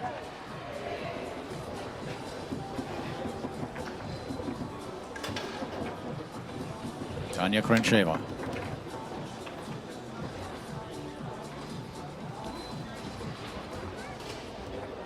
Really, where this woman has been the most impressive has been here on the Leonhardt table. You expect her to be a great Bonzini player, and she is, but she has also been outstanding on the Leo. That shot attempt near side, blocked. Another chance here. Krencheva continuing to hold her off, but for how long? Another one here, and up the table to Atanasova.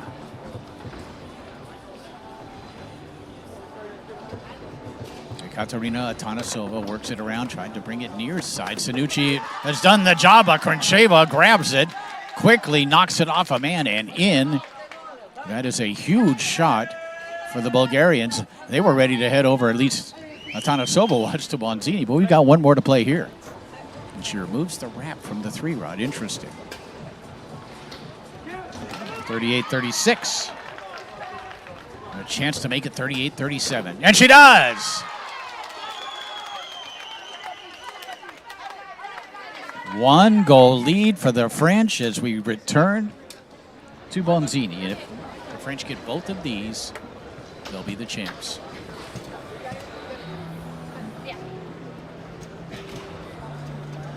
Severina Trantan. Think that one off the inside wall towards the goal, kept out by Tanya. Who sends that one along that near wall, sent right back to her. Her goal, just get this thing out of there, give her partner a chance to grab it. Fires that one down the middle, on goal, rebound, grabbed by Atanasova. Swings and misses on that one, gets it back, she'll have to shoot quickly. And she finds the hole down the middle. It's 38-38. It is first to 40, win by 2. That one bounced towards the goal. Picked up here by Tanya Konchova. Konchova up the table to Atanasova, who angles that one. Blocked by Sanucci.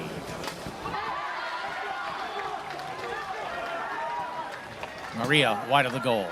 Lands on the 5. Atanasova.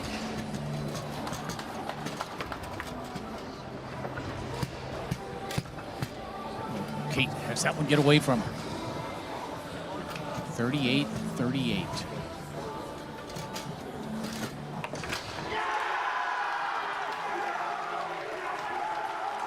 And the Germans have just won, it appears, the Junior World Cup as they defeat America. Despite a big-time effort in the fourth quarter by America, and there's Atanasova, who has given Bulgaria a championship point and returning now to their home table, the Leonhardt. However, the French can feel confident in that Severina Trantan has maybe been the best player on this table throughout this match.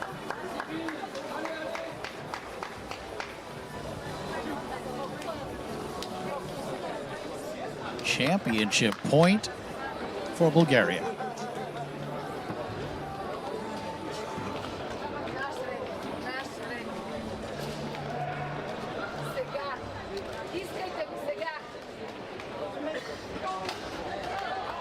Congratulations to the German junior team. No surprise there, as I talked about earlier. One champion after another. In fact, there were a couple of junior events where I think the top 3 were all Germans. As Germany continuing to produce great young players, and they are the 2025 champs. Meanwhile, here in zone number 1, it is championship point for Bulgaria. They lead 39-38 as Severina Trantan will put the ball back into play.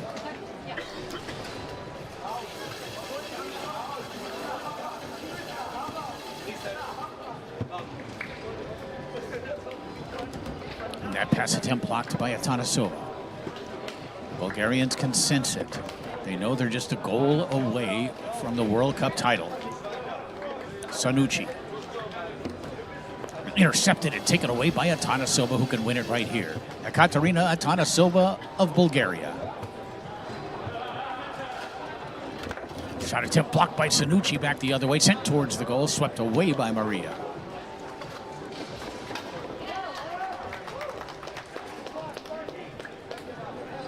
French need this one to send it into overtime. That one stuffed back into the goal by Atanasova, and there it is.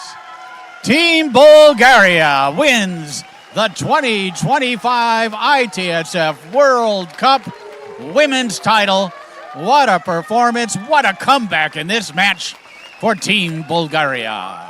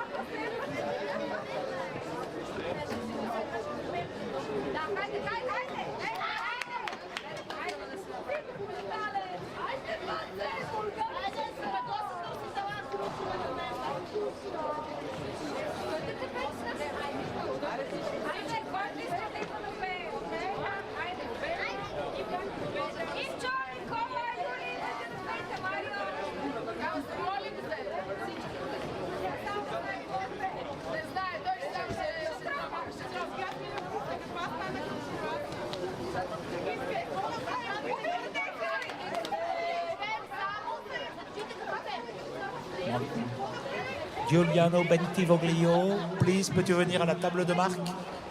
Bentivoglio.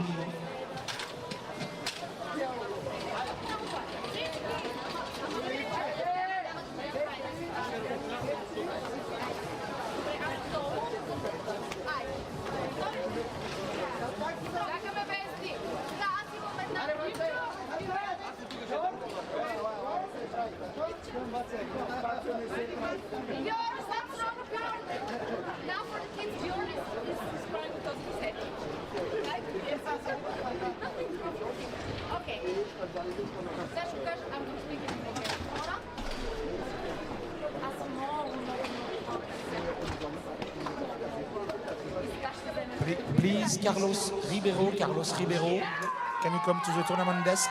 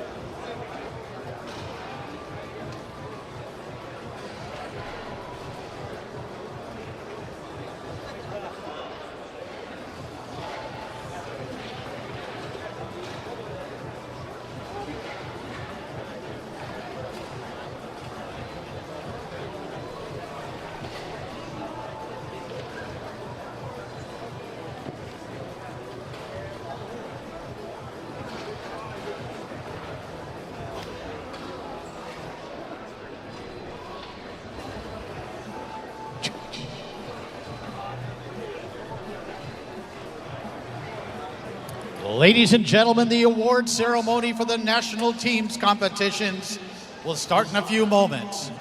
We invite you to come and take a seat in the stands in front of the finals area.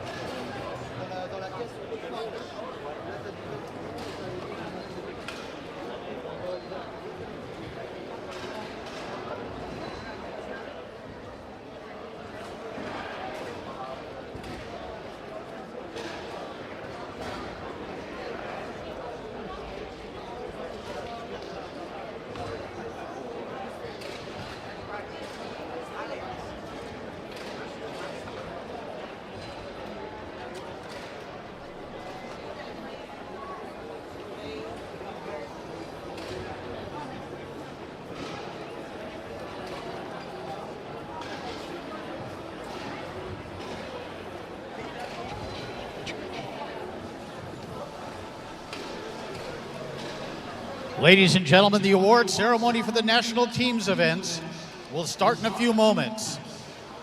We invite you to please stop playing and come and take a seat in the stands in front of the finals area.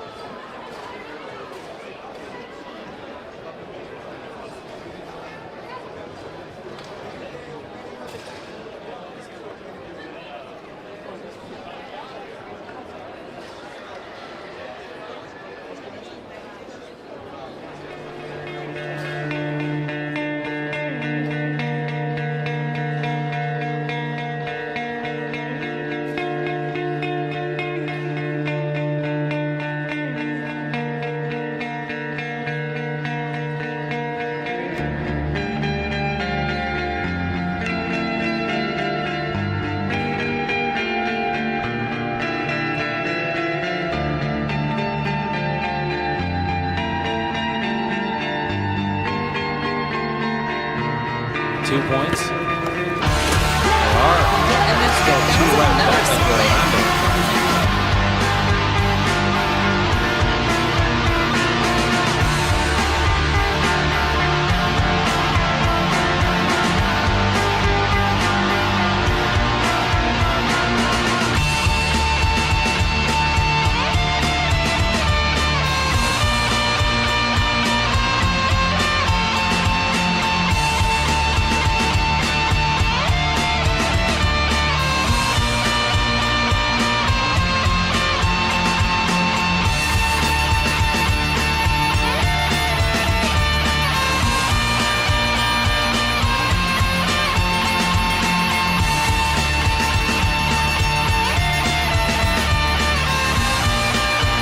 Do this. Nana's still smiling. Wow. There it is. Oh my God, I'm so happy for him. Oh my God. There it is, the split. He is the world champion.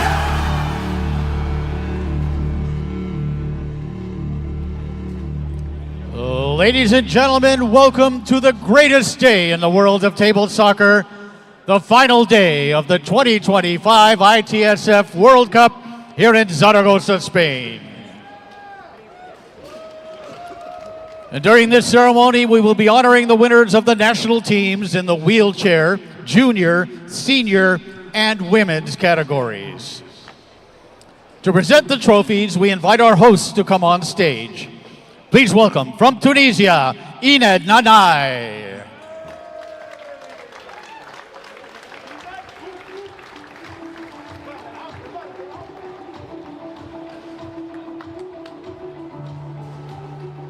From France, please welcome Maxime Blanc.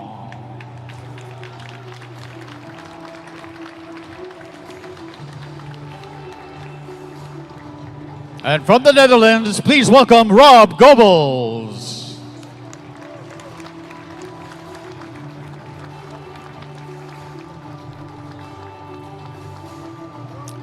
And now, ladies and gentlemen, it's time to introduce our top 3 finishers in the wheelchair national teams event. First, please welcome third place finishers, the national team of Germany.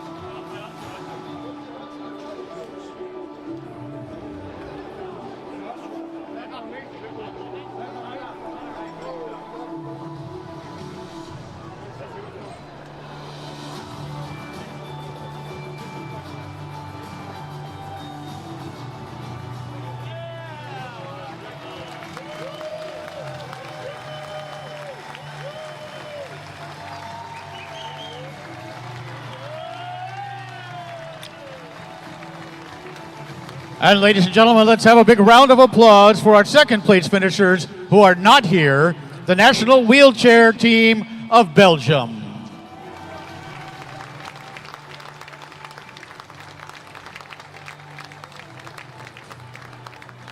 And your 2025 World Cup champions in the wheelchairs team event, the national team of Italy.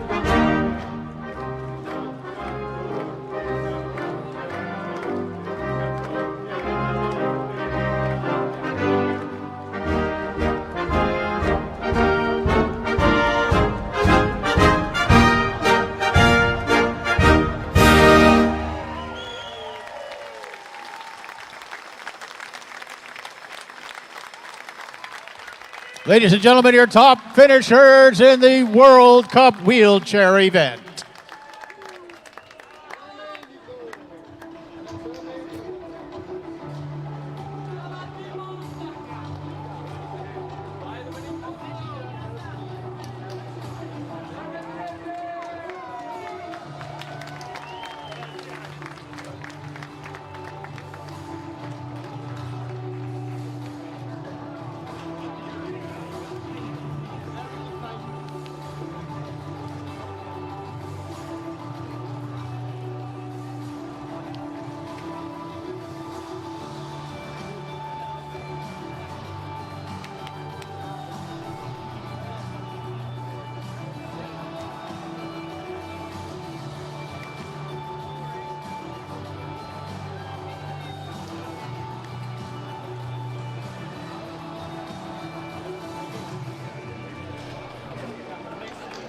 All right, next, ladies and gentlemen, let's invite the top finishers in the Senior World Cup on stage. Starting with third place finishers, the national senior team of Canada.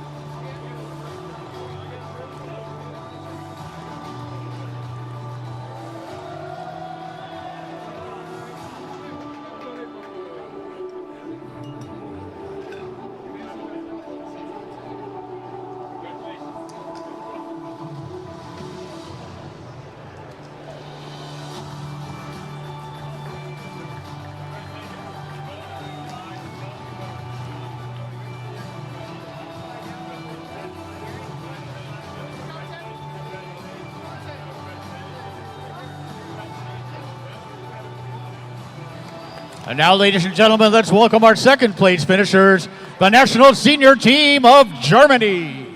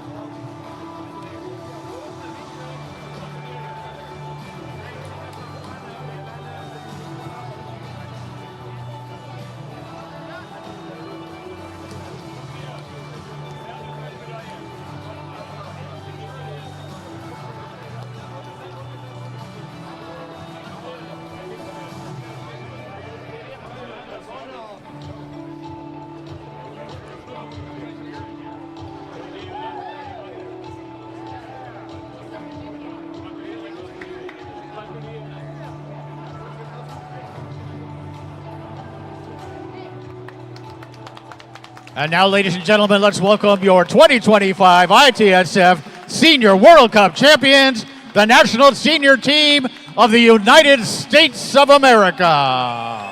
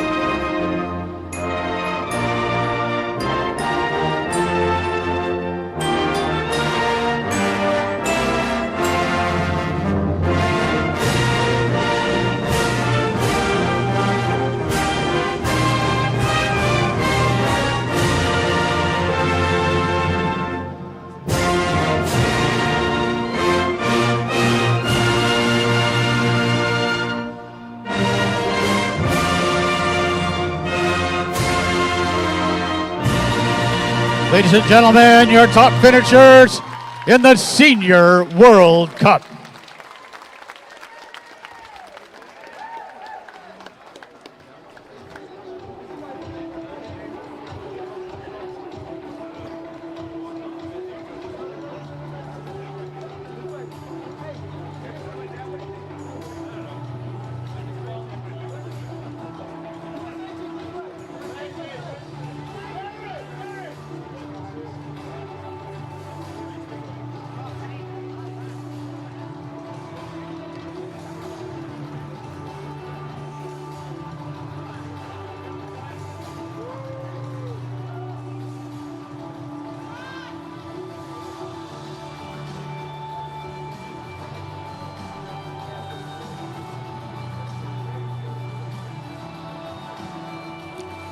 And now, ladies and gentlemen, let's introduce the top 3 teams in the 2025 Junior World Cup competition. Beginning with third place finishers, the national junior team of France.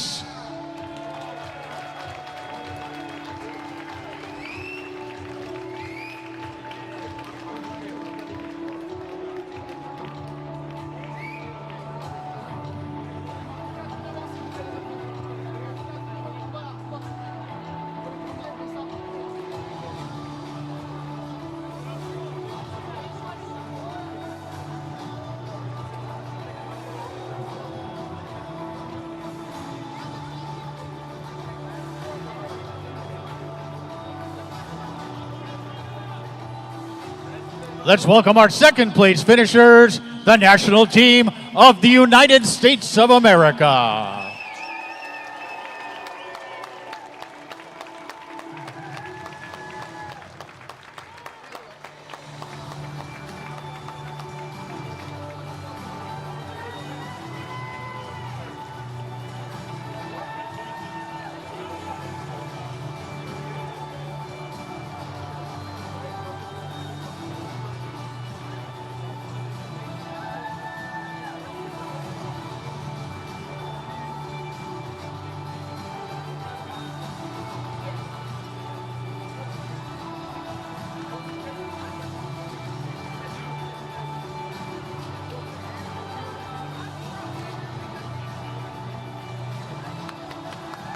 And please welcome your 2025 Junior World Cup champions, the national team of Germany.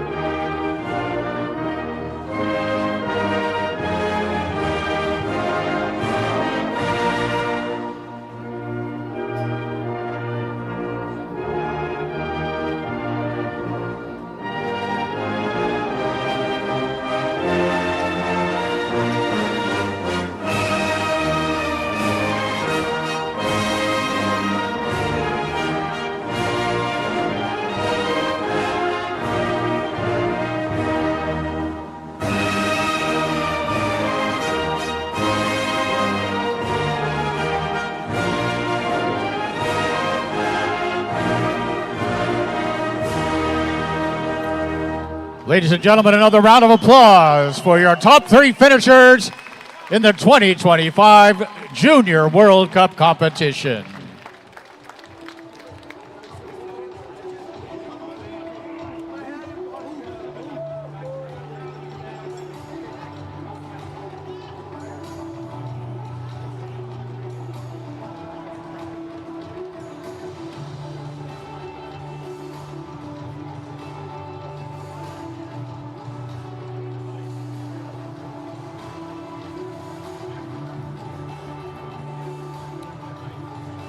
And now, ladies and gentlemen, let's introduce the top finishers in the Women's World Cup event. Starting with our third place finishers, the national women's team of the United States of America.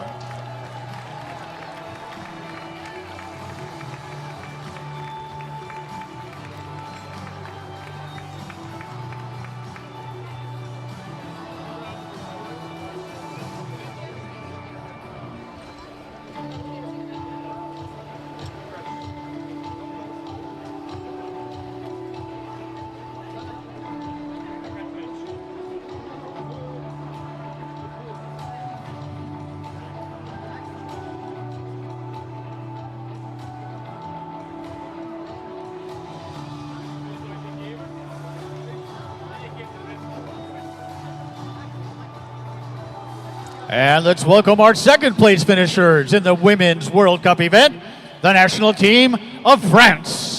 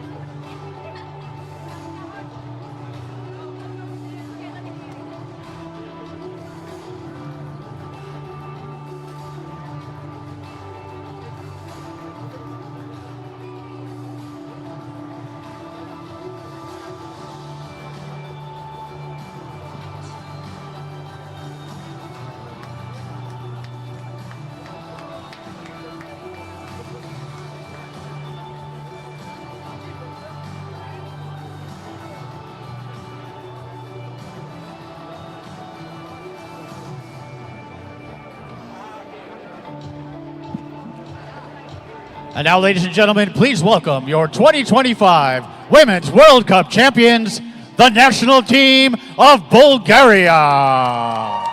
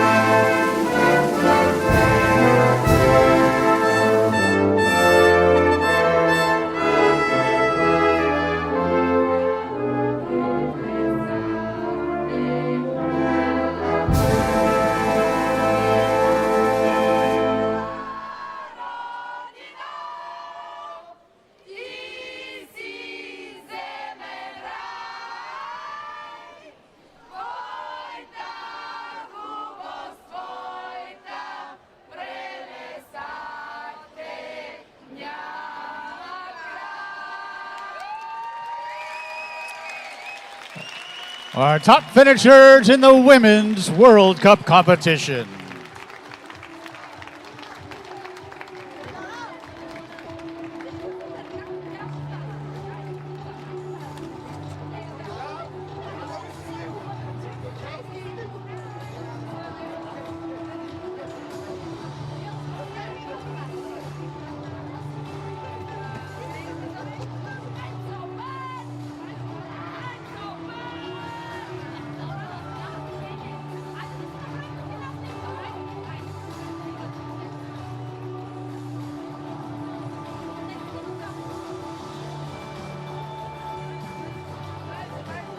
And now, ladies and gentlemen, it's time to recognize the top-ranked nation in the medal standings from the 2025 ITSF World Cup.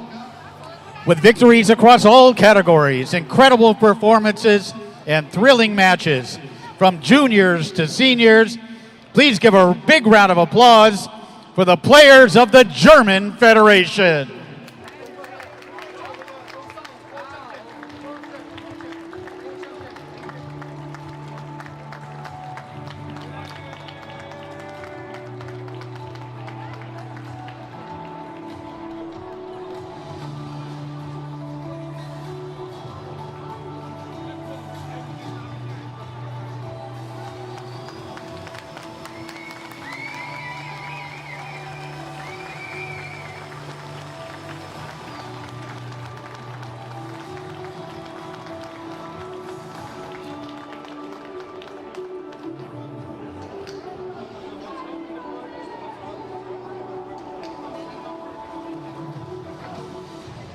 All right, ladies and gentlemen, just one event remaining, one final match, one championship to be decided, and it's going to take place right here in just a few minutes as we bring you the final of the Men's World Cup competition right here on tables 1 and 2.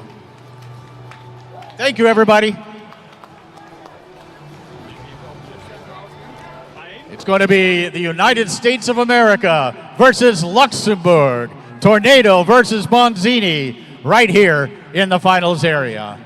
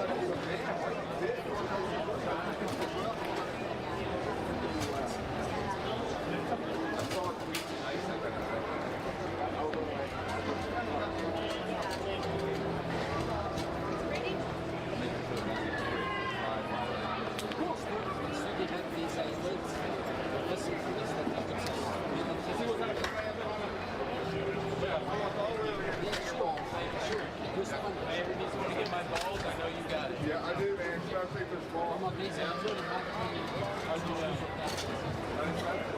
For real? Alright. What kind of beautiful table they brought us? Is this the same one that was here earlier? Yeah. Is this the same one that we put down earlier? I don't think it's the same. Right top of the bottom. One, and then they got it. And they have a seal on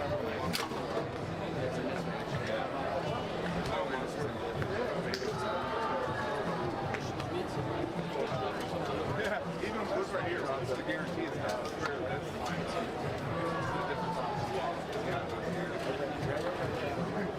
I would bet $1 million. Oh, yeah.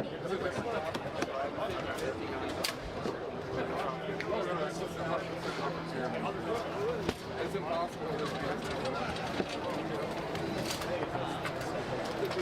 What does it matter is the question. What matters is the top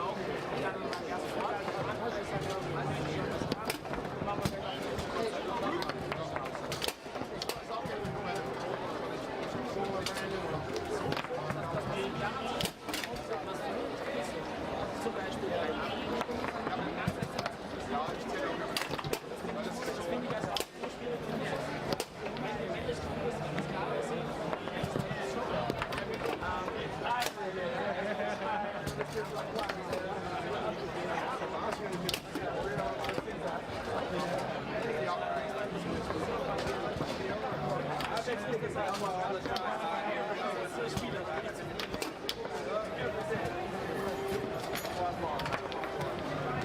that boy? Never take Chris. Good, take care. I just need to like go.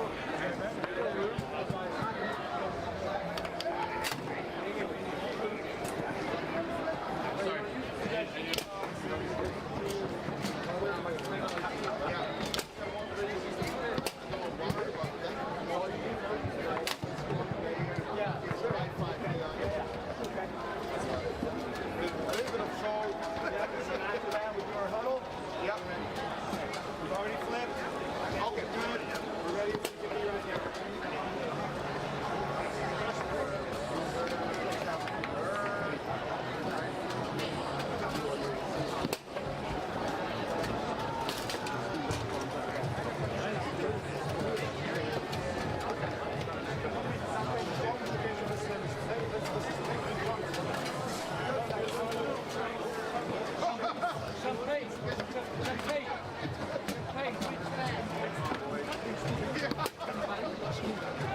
Freak rock.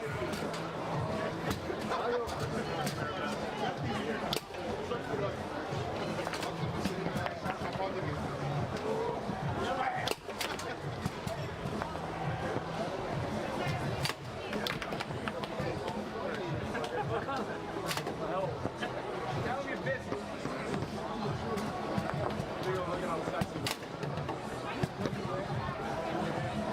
We're gonna make crawfish every time we come. It's all right.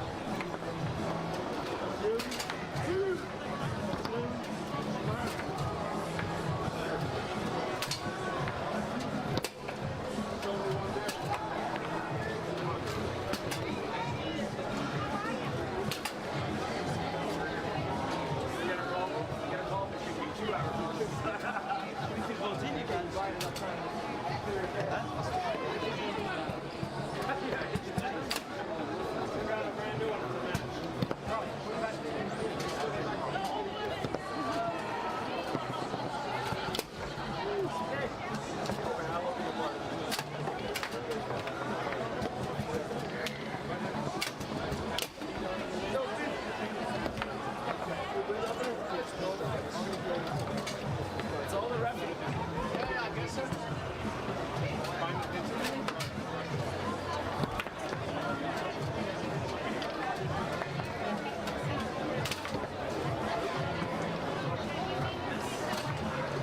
Come on, baby, let's go! Are you excited? There you go. Are you excited? It's the best place to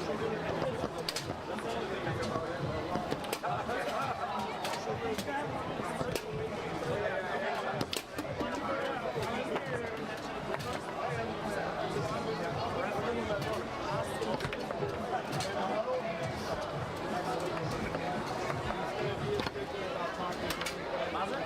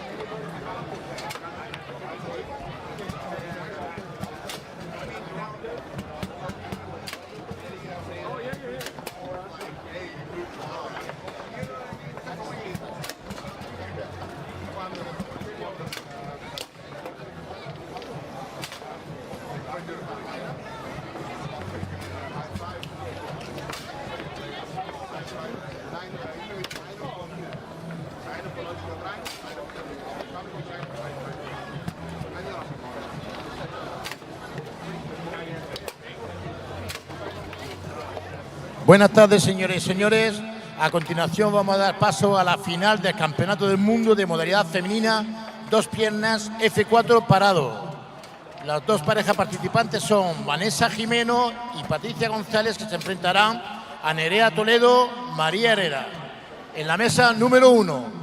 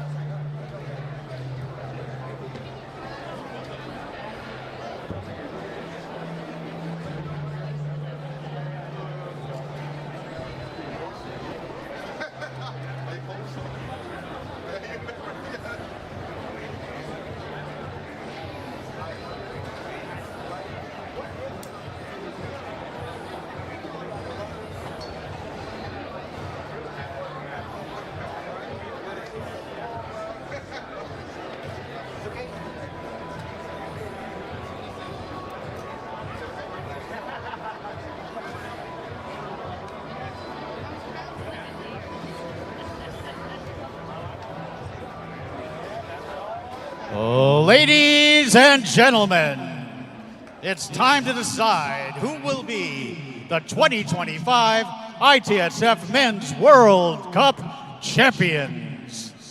And let's introduce the teams.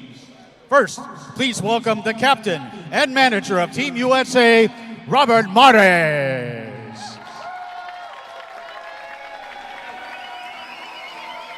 And the manager and captain of Team Luxembourg, please welcome Steve Diaz.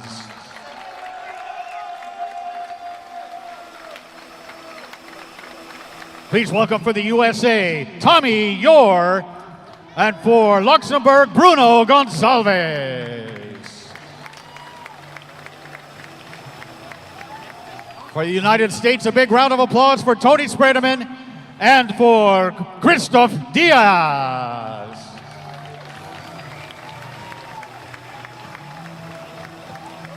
Next, please welcome from the USA, Ryan Moore. And from Luxembourg, Fabio Ferreira.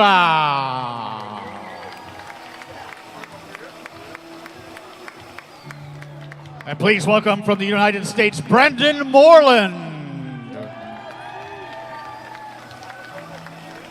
And from Luxembourg, Carlos da Silva Ribeiro.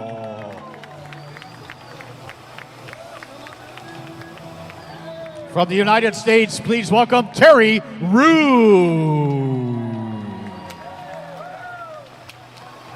And from Luxembourg, Leonardo Stamera.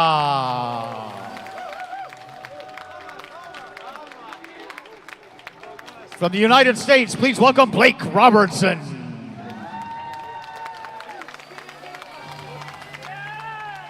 And from Luxembourg, Michael Correa.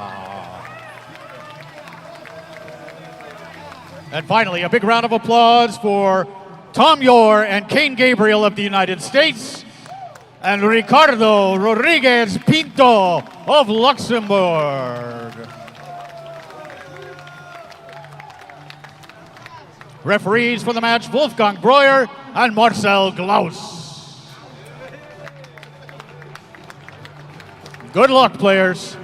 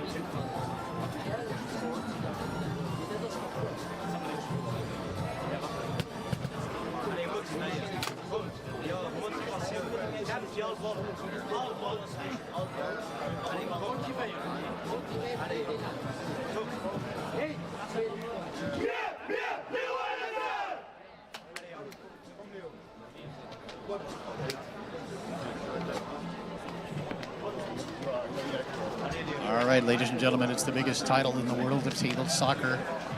It's the World Cup 2025.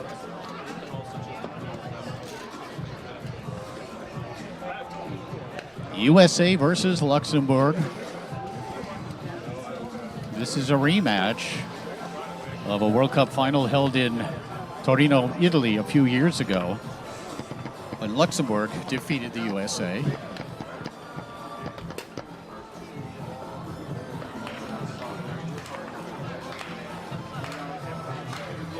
Nice crowd on hand to watch this one. I hope all of you out there watching are enjoying the show here this week.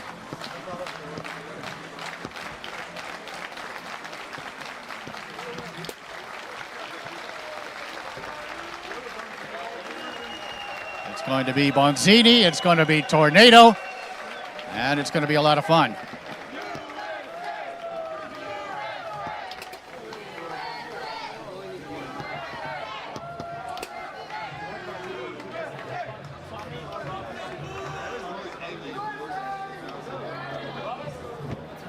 Over the starting lineups here in a moment. Going to start off in singles with Tommy Orr of the USA going up against Leonardo Stamera of Luxembourg. Follow that up with Terry Roux getting a start in the World Cup final with Brandon Moreland. They'll go up against Carlos da Silva Ribeiro and Christopher Diaz. Ryan Moore will face Fabio Ferreira in the third quarter singles matchup. And then Steve Diaz, Bruno Gonçalves of Luxembourg will face Tony Spredeman and Robert Mares in that fourth element doubles match.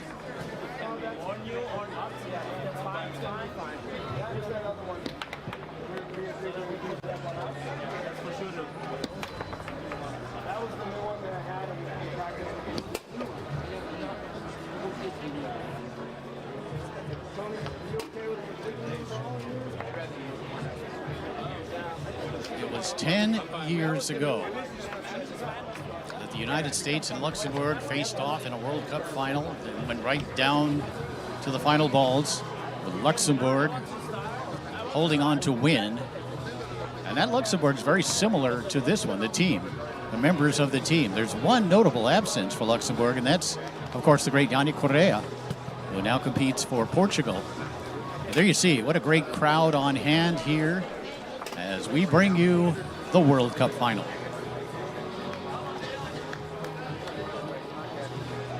Again, it's a race to 40 goals divided into 4 segments. Each segment ends when a player scores 10. Here we go, starting off on the Bonzini table, the home table of the Luxembourg team. And that pass ends up in the goal for Stamera. It's 1-0. Now we talk about this pretty much every match. It's which team is better on the opponent's table. We know how strong the Americans are on Tornado. We know how strong Team Luxembourg is on the Bonzini style of table. But who has the best multi-table players? And that's often what it comes down to.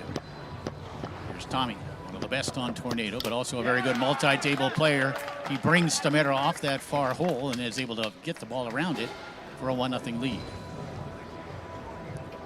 Referees for the match, Marcel Glaus, it's the timer. Wolfgang Breuer, the head official. So 1 ball on Bonzini. We'll then have 2 balls here on Tornado.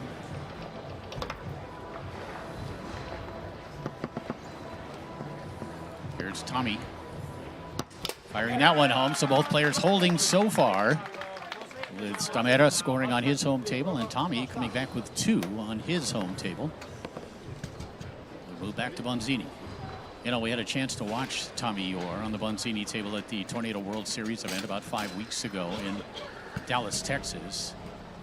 And he played great. He won the gold final and really played well on the Bonzini table. But Stamera, he able to tie it up at 2.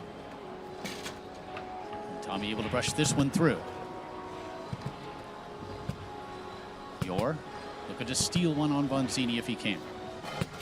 Try to come back near side, blocked up into the air and off the table by Stamera. So settle in, folks. Grab your favorite cold beverage. Put your feet up. Turn up the air conditioning a little bit. It's awfully warm here, and I know it is in much of the world this time of year, second week of summer. But enjoy the show. This could be a good one. This could be one that goes right down to those final balls once again, as it did 10 years ago in Italy.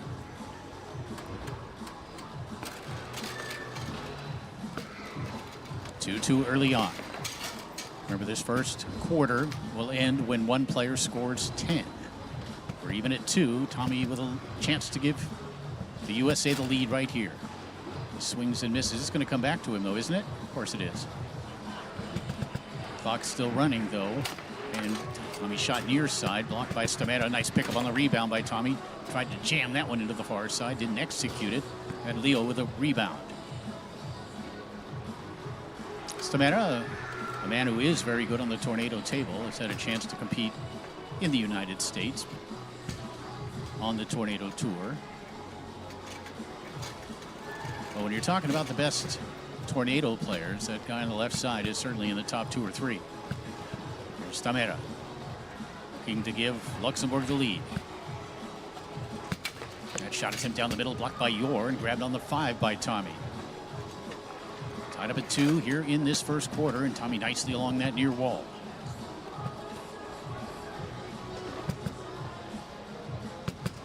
They're trying to come back near side, and Stamera is there to make the block. Kind of a cool thing for Tommy Yor that his father Tom, also on the American team, and went off the outside wall. Look at Tommy get the left hand back there to keep it out. However, Stamera able to pick it up on his 3-rod. Another chance for Leonardo Stamera to give Team Luxembourg the early lead, but Tommy there again to make the block. Usually you're going to use the left hand, whether to pass or shoot on the Bonzini. Nice pass along the outside wall by Yor. Near wall by Yor, 5-3. Looking to go from the 3-rod to the back of the goal and give USA the lead, and he does.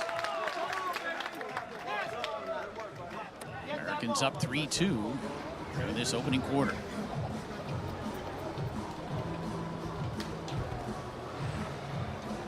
Hopefully we can get this table straightened when we get a chance. Either way, it's Tommy with a steal and the score. He has been unstoppable so far on Tornado. He has given the Americans a 4-2 lead. Trying to go through the high lane with Stamera. Blocked back into the goal area. There have been 11 World Cups, and there's Stamera from goal. That's a big shot from Leo. It's 4-3. There have been 11 World Cups previously held, and Americans have won 6 of them. Going to make it 7 of 12 if they can win here today. Luxembourg, of course, with that win in 2015. Austria has won it twice. France once. Belgium once. Tommy tried to come near side. Looked like the hole was there. The shot wasn't. Back over on Bonzini.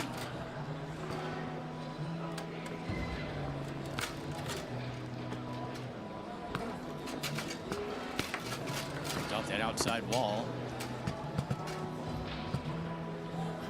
Up here by Tommy.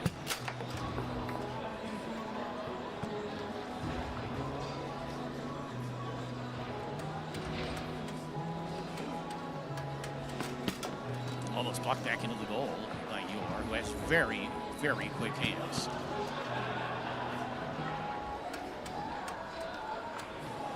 Stamera dances with the ball and has it intercepted by Yor. Tommy will set it up.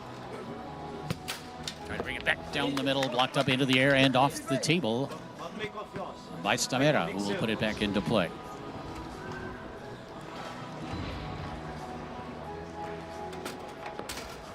And taken away again after the turnover by Stamera. But another block by Leo. Rebound bounces to the 5 of Yor. He sends that one wide of the goal, couldn't quite pick up the rebound. Stamera with a beautiful save. That one almost got away from him. That one down the middle, grabbed on the 5 by Yor. Still 4-3 in favor of Team USA. That one's going to squirt through along that inner wall, and Tommy Yor will call timeout. So far in the match, Tommy Yor has scored 3 of the 4 balls on Tornado. Stamera has scored 2 of the 3 on Bonzini.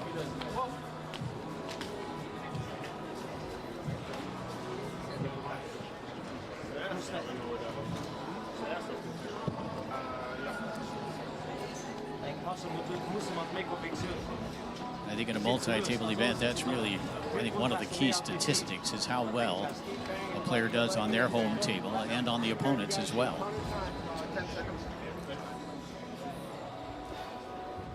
Tommy Yor.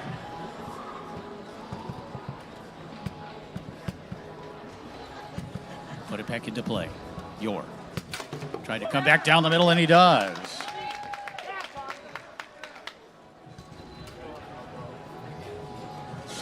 for one more ball on Bonzini. The impressive thing, I think, from today's action is that Luxembourg defeated the French on the Bonzini table, entirely on the Bonzini table. French always recognized as the #1 nation on that particular table, but for today and for this week, perhaps you have to go with Luxembourg, the number 11 seeds. There's Leo. That shot far side, blocked by Yor, and a beautiful snag on the 5 by Yor. Boy, their hands are just so quick in transition.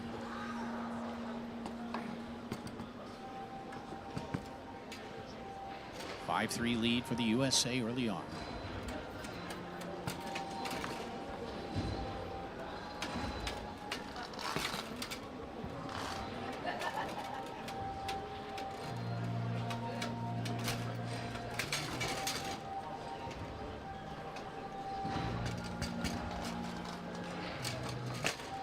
Tommy along that near wall. Yor strokes that one home near side.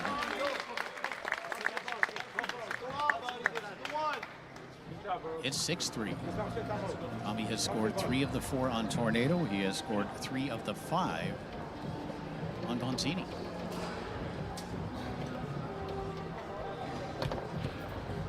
Stamera has that pass blocked away by Yor.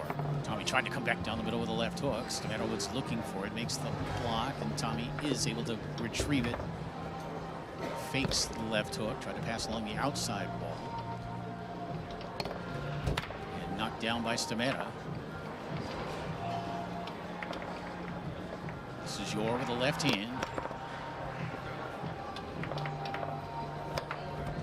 Intercepted almost by Stamera all the way up the table. Tough break there for Leo as it is grabbed on the 3-rod by Yor.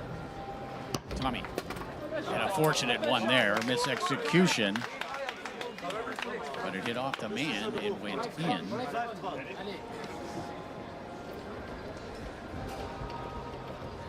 It's 7-3 in favor of the Americans.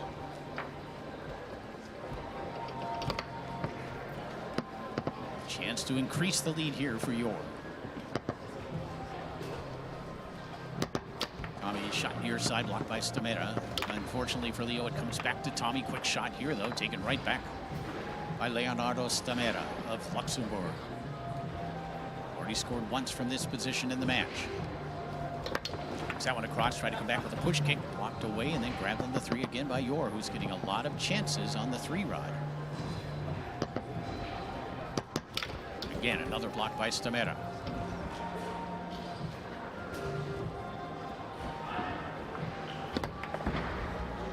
Remains 7-3 here in this first quarter, this first segment. Stamera, difficulty with the ball, turns it over to Yor, who fires it back to that near side. Watch here, a little bit of a fake, and then brings it to that far side between the men.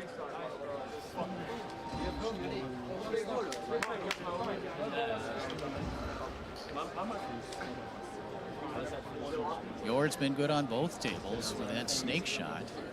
Split the near side. Fortunate effort there. This one really nice, little fake, and then back through that split hole. So far, Tommy has scored 5 of the 6 on Tornado, while also scoring 3 of the 5 on Bonzini, and he's up 8-3.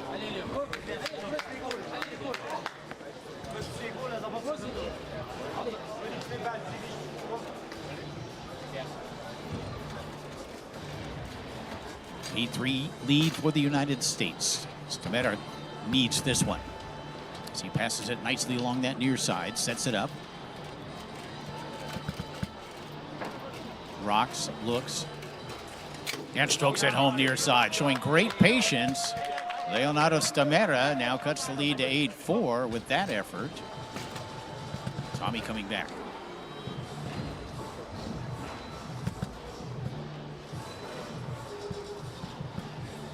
Yor shot near side, up into the air and off the table, which means Leonardo Stamera will put it back into play.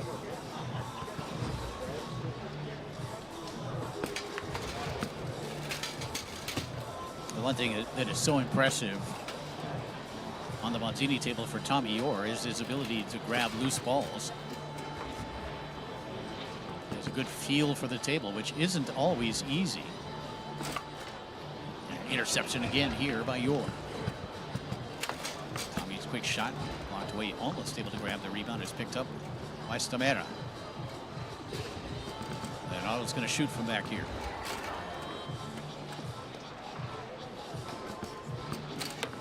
It's that one wide and then in. That was a big goal from Leonardo Stamera. It's now 8-5.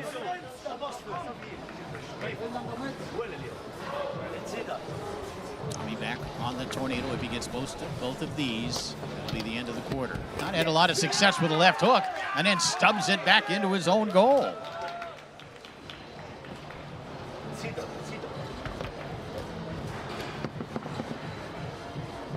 8-6 now.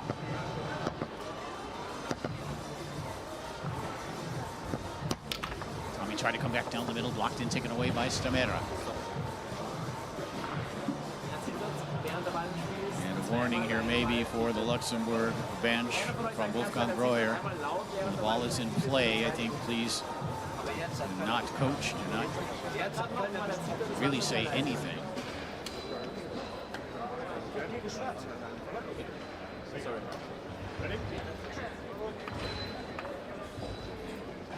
Stamera will put the ball back into play. Sends that one up the table. Oh, beautiful save there. And somehow York got the left hand back there to keep it out. And very few players make that block. Maybe he and Tony Sprademan. Todd Lafredo used to be really good at that. York fires it back down the middle. That tap middle has been very successful for him throughout the week. It's now 9-6.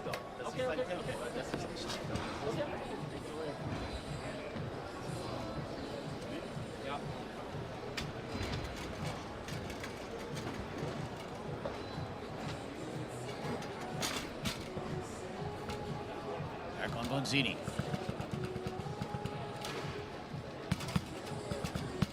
Bonzini is really what has been keeping Leonardo Stamera in the match. He has scored 5 of the 7 goals on this table. Only with 6 of the 8 on Tornado.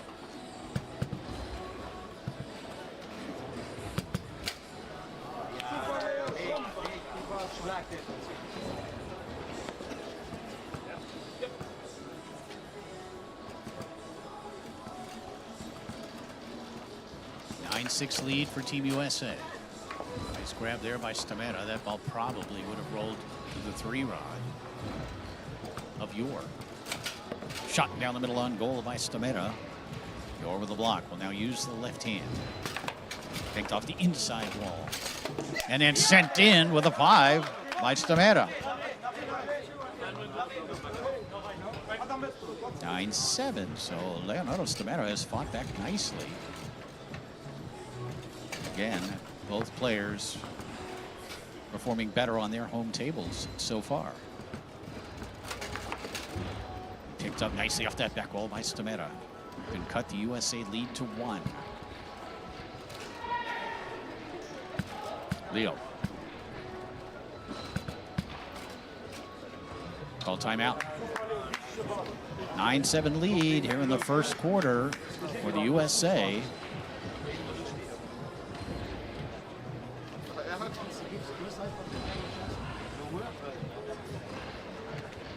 Nice catch by Tommy.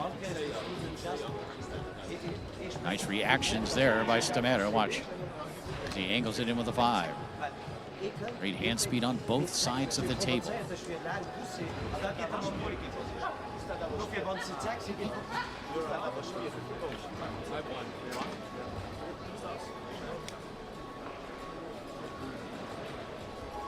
Referee Wolfgang Breuer says, let's play. Stamera will put it back into play. Leo. Trying to come down the middle, blocked and taken away by York. Who angles that one towards the goal.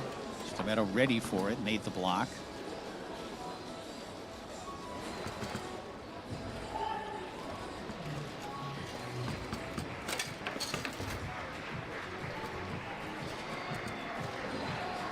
Stamera again will step back there and attempt to score the ball from the 2-rod. Ingles that one on goal. The spin carries it back towards the goal, but Tommy calmly keeps it out and uses the left hand to send it down the middle to his 5. Goes from the 2 to the 5. 5 to the 3. Now looking to go from the 3 to the back of the goal and close out the first quarter. But first, he'll call time out.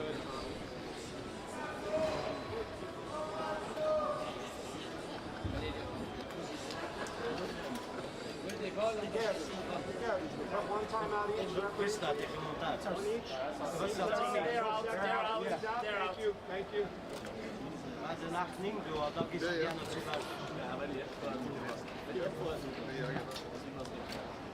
Tommy talking with his mentor, his original mentor, Tony Spredeman.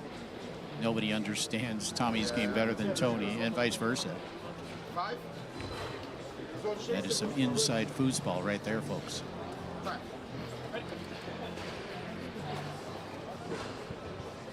As Tommy will put the ball back into play on Bonzini and look to close out this opening quarter. Tried to take it out to that far side, blocked away, sent back the other way with the left hand, then knocked in with a 3 again. The quick hands of Tommy Orr, as he's able to be there in order to knock that one in. That was kind of an amazing play by Orr. The USA leads 10-7 after the first quarter.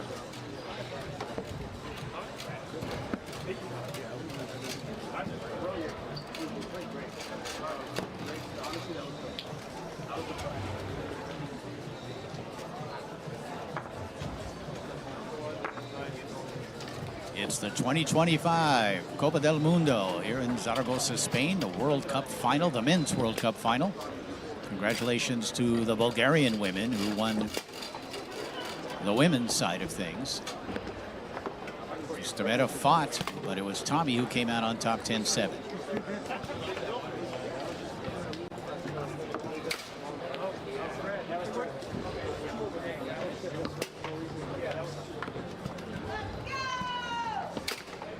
You are allowed to substitute in this format as we look at some of those first quarter stats.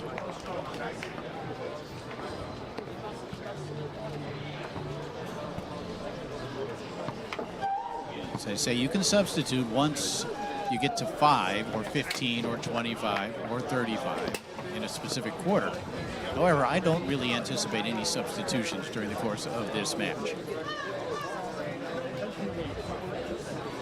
The USA has Tom Orr over on their bench, along with Blake Robertson and Kane Gabriel. Luxembourg has Michael Correa and Ricardo Rodriguez Pinto on their bench, should they need them. But as I say, I think these teams are going to go with their starting lineups throughout. We're going to go to doubles now. It's going to be Terry Rue and Brandon Moreland versus Carlos Ribeiro and Christopher Diaz. Many of you may recognize Carlos da Silva Ribeiro.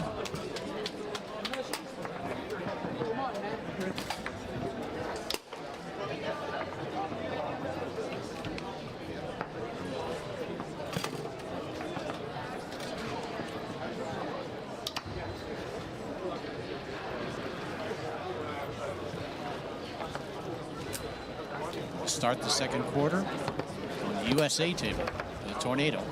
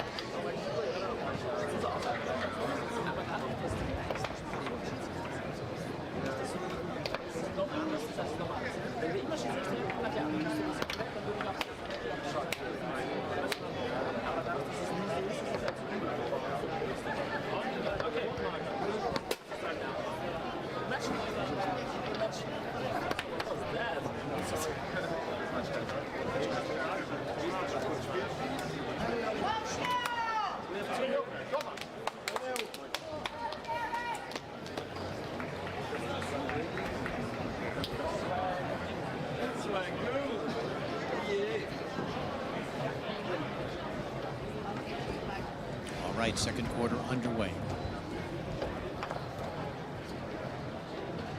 Christopher Diaz. Another player with a very good tornado game, shooting against Moreland. Brandon there to make the block and grab the rebound. First chance here in the finals area on tables 1 and 2 to see Terry Rue of the United States. The match we did yesterday in the quarterfinals, it was Kane Gabriel in the lineup, and Kane actually started the American effort strongly in the first quarter playing singles. Tommy York played doubles with his third place finishing doubles partner, Brandon Moreland. Terry Rue getting some early opportunities here. Another one. He slows things down just a little bit here. Terry, so energetic always. Look inside here, let's see. Now he goes down the middle with a pull shot. It's 11-7.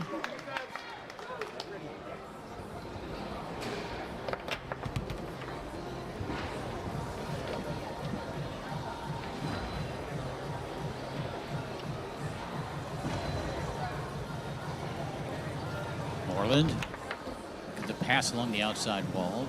Terry wasn't there to grab it on the 3, does pick it up on the 5.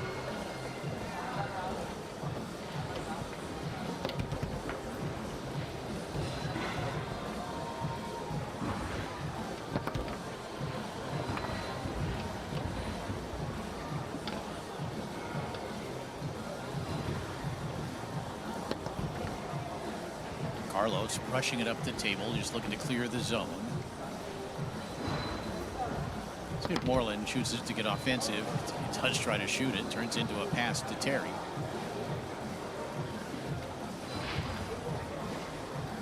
And Rue finds the straight hole.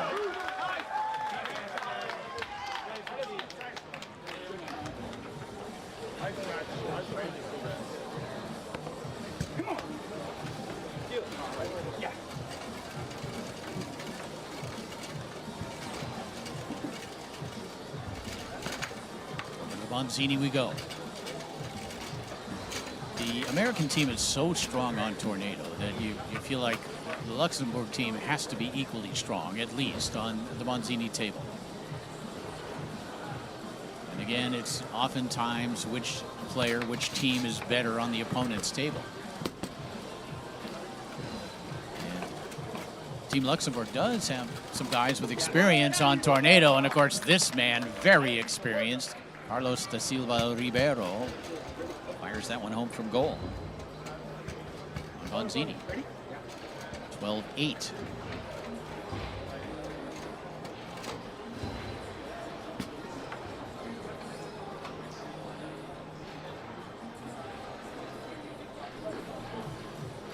Terry Rue shooting a pull shot. The split is off in there if you can hit it, but he misses it, and it's jammed in with a 5 by Diaz. 12-9.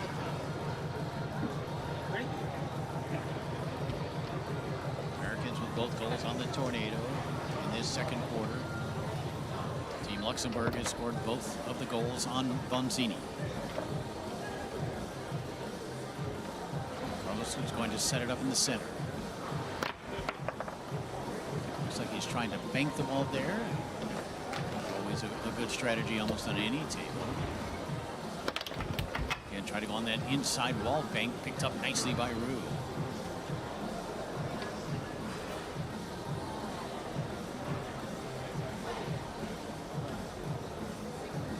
Terry's long pull shot. Carlos not giving it to him, and the rebound comes all the way back to Christopher Diaz. Shoot the snake shot.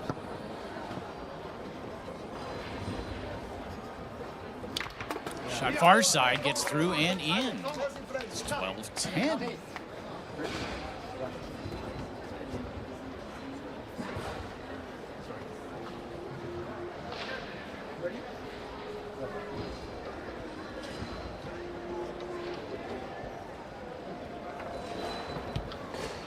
One ankle towards the goal, kept out here by the veteran Carlos Ribeiro.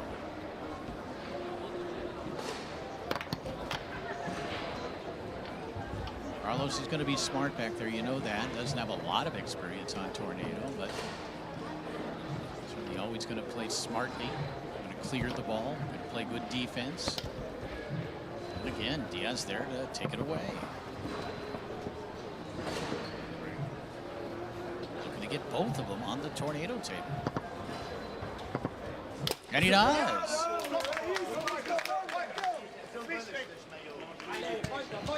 It's 12-11. Back to Bonzini we go.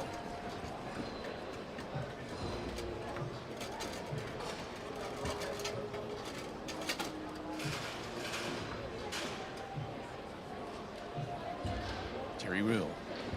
The key here for shooting a pull shot on Bonzini, the ball has to be kind of on the forward part of the rod, and the split is going to be there much of the time, and Terry does find that split hole on that effort. Americans back up by 2 at 13-11, but Diaz able to pick this one up, set it up against Moreland. And Stroke it home with authority. Beautiful shot by Christopher Diaz. 13-12.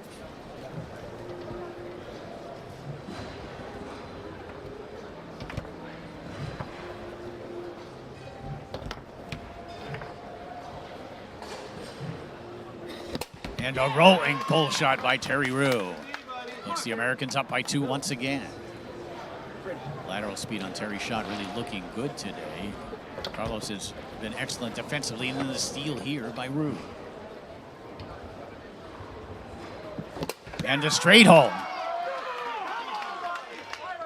Americans get both on the tornado table. They've gotten 4 of the 6 so far. Back to Bonzini we come, and it is Brandon Moreland in the forward position here.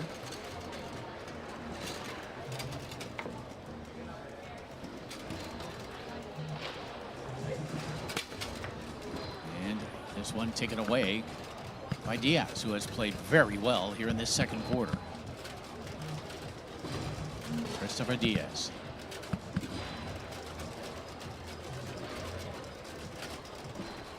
Takes a lot of time and then calls time out.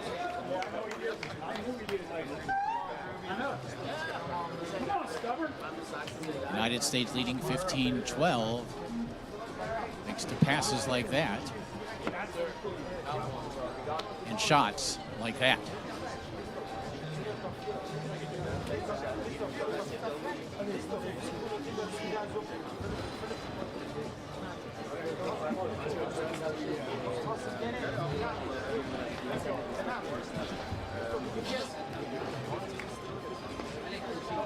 Carlos has been effective offensively, as he always is.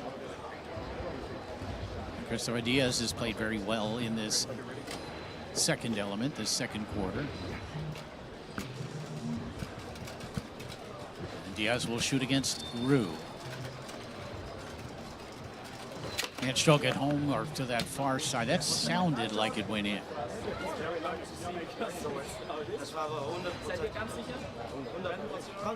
They're saying no. Let's look at it again. We need that other angle to really see. Even that was tough to tell. Yeah, maybe not. Look at that. Oh, that is close. That looks like a post and a man.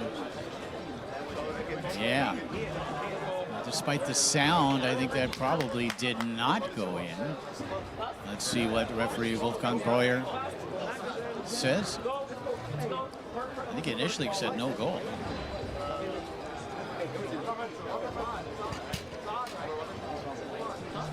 We're still at 15-12. Yeah, just a score. It's 15-12, right? I don't know. Just tell me when to stop playing. Yeah, we cannot if we're not. Oh, okay. And do they want to see the replay again? I think they want to maybe look at the replay again. Let's see. Yeah, let's look at it one more time. Maybe not. Okay. Stays at 15-12. This is Terry Rue at forward.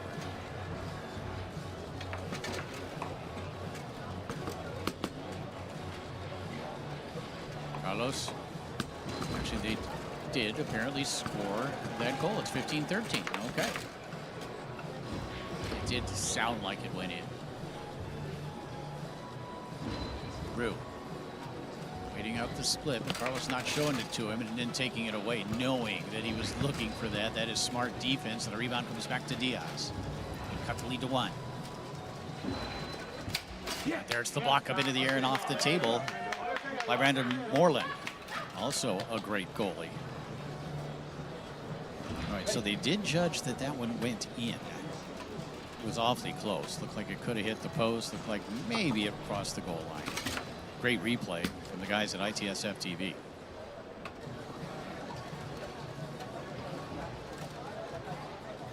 Here's Rue. Carlos not going to give him the split, but he is going to give him the long. Can't post up a pull shooter on a Bonzini. The hole's too big. Terry found it. The Americans back on top, 16-13.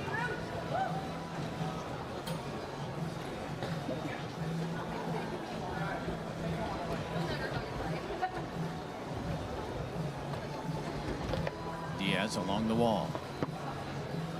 And he, along with Leonardo Stamera, both really good Tornado players. Shot attempt blocked by Moreland. Back the other way, and eventually grabbed it again on the 5 by Diaz. Just nicely through that high lane.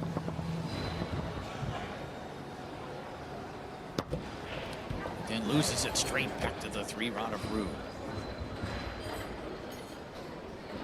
Terry likes to set it well behind the rod on his pull shot on Tornado. And then finds that hole down the middle, waited for the switch into that standard defense. Exploited it. 17-13.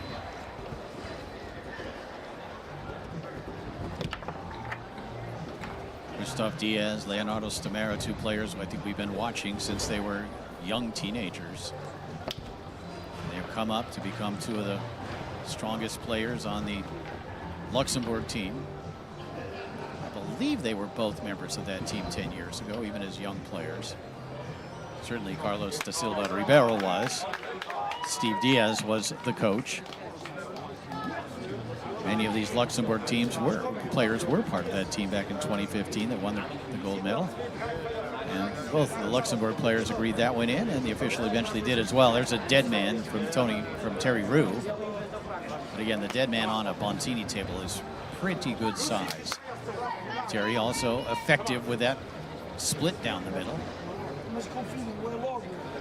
Right now it's the USA 17, it's Luxembourg 13. US won, led after the opening quarter, 10-7. It's 7-6 so far here in quarter number 2 in favor of the American doubles team. Moreland trying to bring that one across with a pull kick. Blocked by Carlos. Carlos trying to make it off the outside wall. One thing this series does do, it allows you to clear the ball quite often, although not on this effort as he turns it over to Rue. Terry, like it said, just a little forward of that. Rue, that long pull shot. Carlos out there to make the block. Looks like Carlos is going to switch to a pull shot series. So brings it across, comes around it, swings and misses. And trying to make it off that front pin.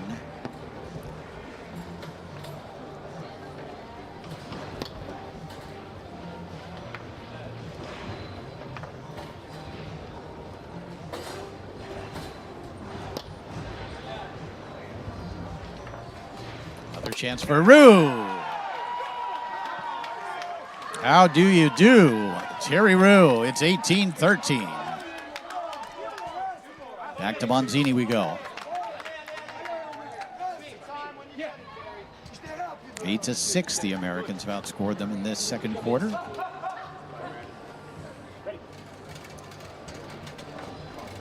Moreland in the forward position. Terry Rue back there defensively.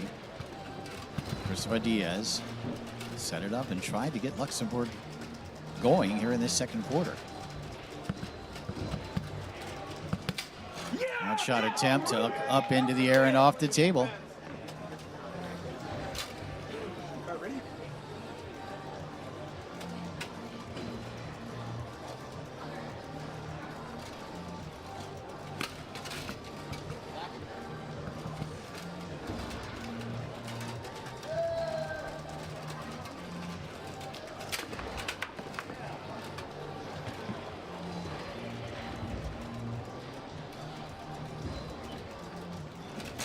Here's Rue up the table, wide of the goal, rebound all the way back to Diaz. 18-13, USA.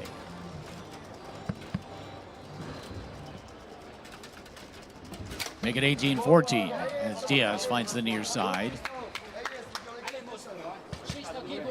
Rue back to forward. Moreland back to goal. Terry can't connect through the high lane, picked up here by Carlos.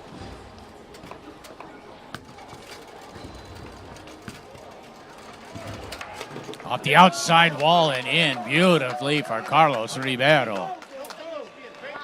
Had it on that front pin. And outside bank makes it 18-15. And here comes Luxembourg. Back over to the Tornado we head. Next up, it'll be Ryan Moore versus Fabio Ferreira in that third element singles match. Rolling pull shot. Carlos posts him up, makes the block.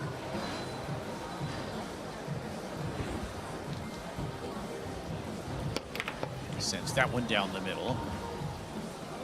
Moreland. I gotta watch out for the big pull kick from Brandon Moreland.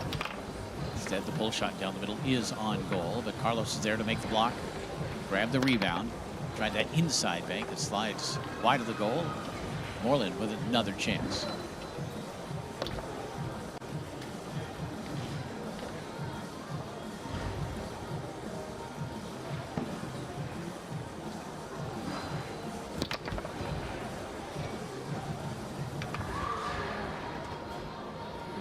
Three-goal lead for the Americans here in the second element, the second quarter of this match. Carlos continuing to attempt banks. He's not missing by much.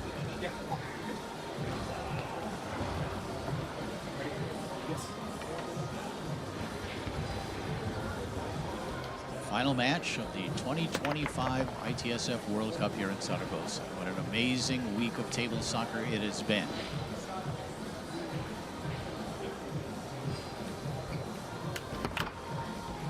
Moreland and Carlos can't contain it.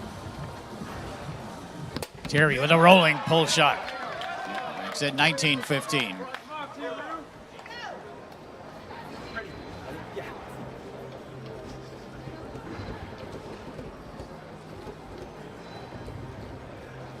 And the timeout called here by Christopher Diaz.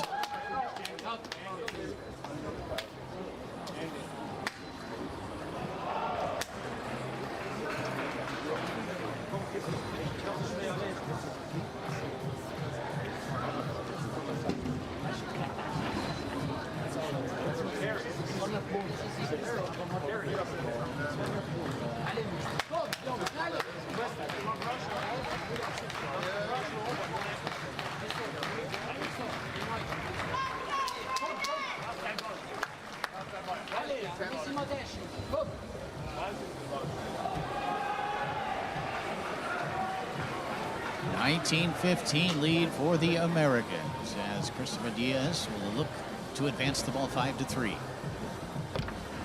Taken away by Rue.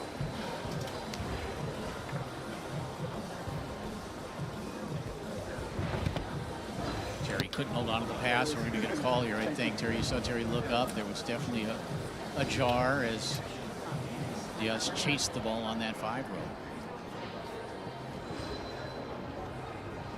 With a chance now to close out quarter number 2. Go straight. Carlos stayed home to make the block.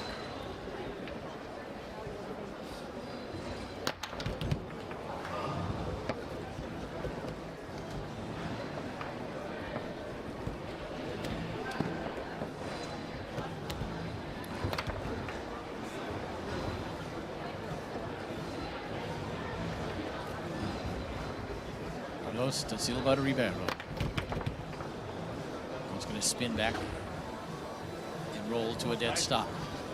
Still 19-15. USA in the lead. We're on the tornado table. Close to the end of quarter number 2.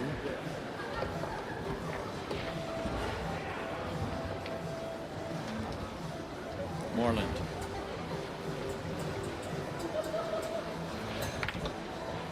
Goal over the pull shot. Get the sense that maybe Brandon is setting up that big pull kick of his with a few inside pull shots. As Carlos again looks at the banks, got it through, and Diaz will be able to pick it up. Christopher Diaz.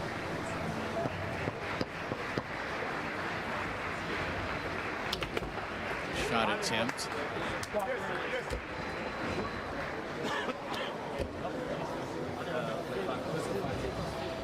After the spin, we put back into play by Terry Rue.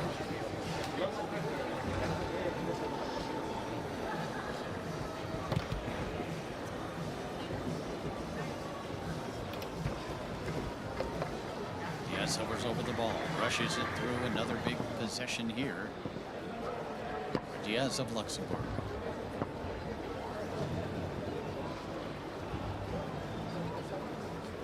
See that standard defense, that shaking defense. You saw Diaz try to time it. Moreland was there to make the block.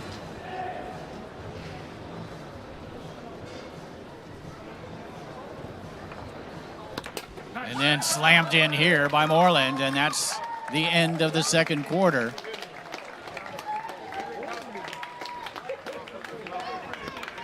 Robert Mata has sprinted over there about something.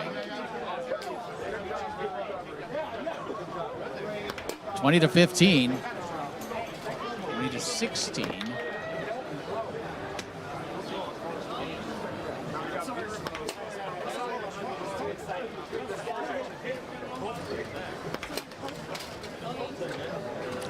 I think it's 2015. Right now they have it at 2016.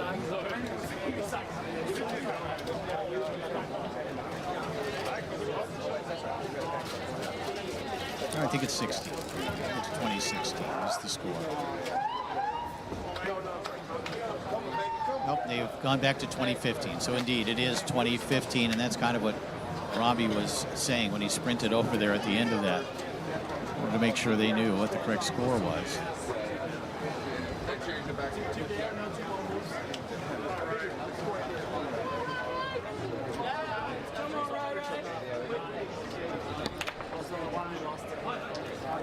And now this should be a very interesting matchup in quarter number 3 in singles. It's Fabio Ferreira versus Ryan Moore.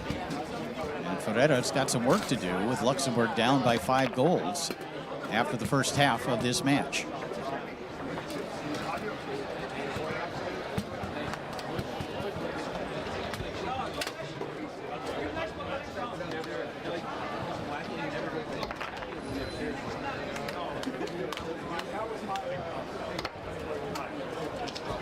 Hope everyone's enjoying our coverage of the 2025 ITSF World Cup, both at ITSF TV and at Inside Foos. I know many of you watching probably were here this week and kind of checking in on things. Maybe you're back home, maybe you're traveling. But I think everyone in agreement that this was a great World Cup event here in Zaragoza. Certainly one of the nicest cities this event has ever been held in.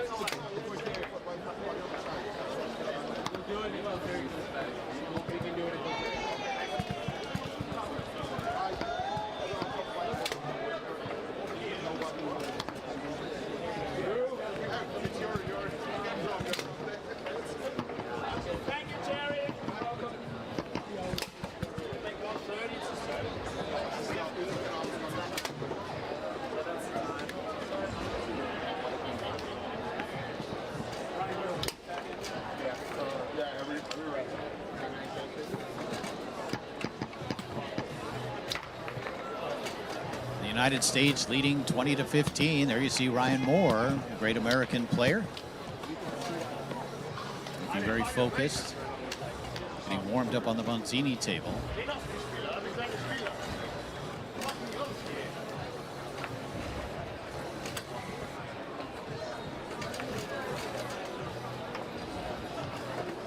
Tony Spreadman standing in the back there, just observing.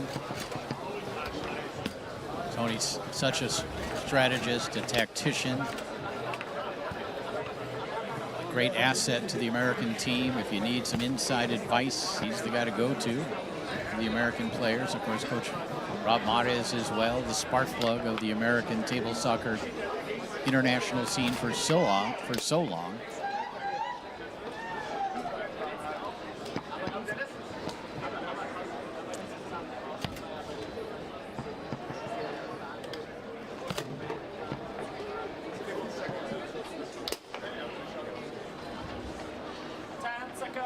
Tony looking to add another gold medal to his collection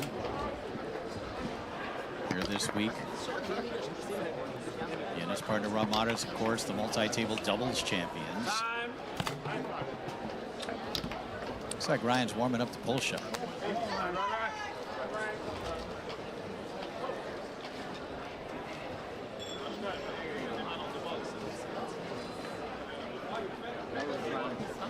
Bonzini table perfectly square on camera. I wish the Tornado one was as well.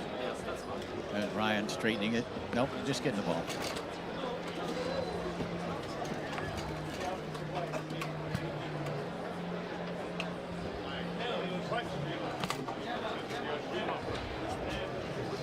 All right, Fabio Ferreira entering from the right. A great Luxembourg player.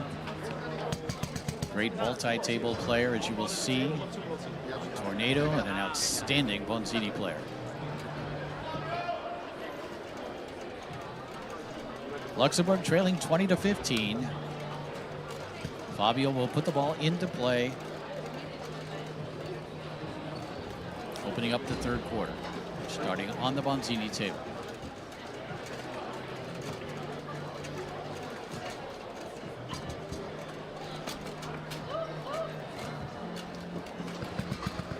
Fabio with the first scoring opportunity of segment number 3. Third quarter. Ryan mixing it up defensively. Fabio looking for the hole. Trying to come short side. Blocked by Ryan. Ferreira again. Finds the hole. Stay for 2 here since we completed the last quarter with 2 on Tornado.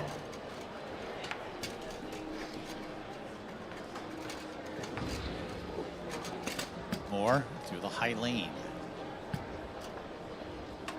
Ryan will shoot the pull shot. He gets a good set.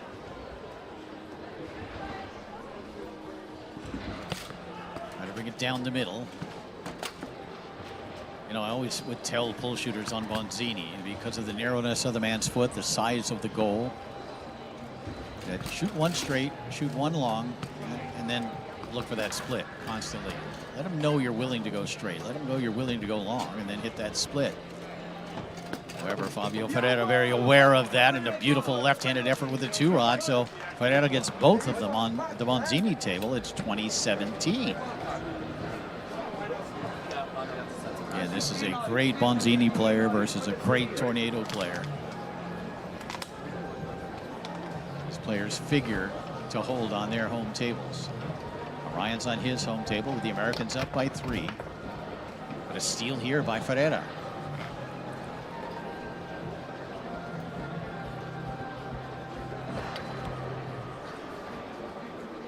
Still just so remarkable that these players can make the adjustment so quickly from one table to the other, especially when it's only 2 balls at a time. That's one of the things that makes this multi-table format so great, so exciting. But watch out for Ryan back here, of course.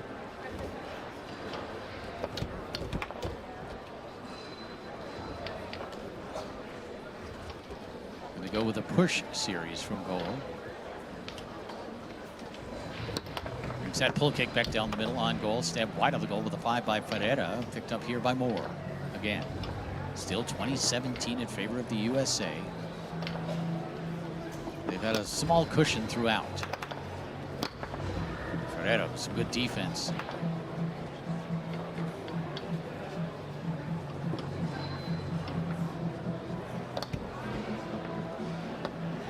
Ryan persistent with that push series. And he is eventually able to find the hole. Not sure whether he should go to the next table or not. He should not. Ryan tried, and then finally able to successfully utilize that short push shot from goal. Ferreira can't connect on the pass. So both players holding so far. Ferreira got 2 on Bonzini. Ryan's got 1 so far on Tornado.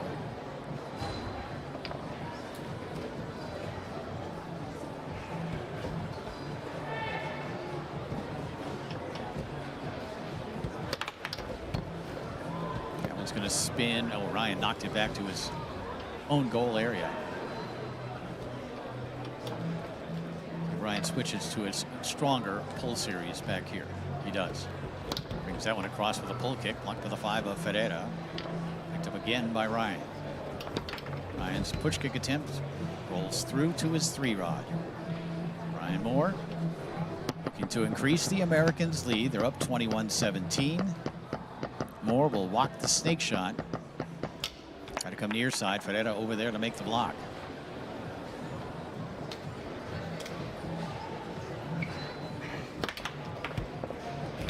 Came all the way around. Ryan had it briefly on the 3-rod. We'll have it again here. Looks like he's going to shoot the pull shot on Tornado. He's got to watch for this. You got to watch for that John Wayne. You got to watch for that long pull shot.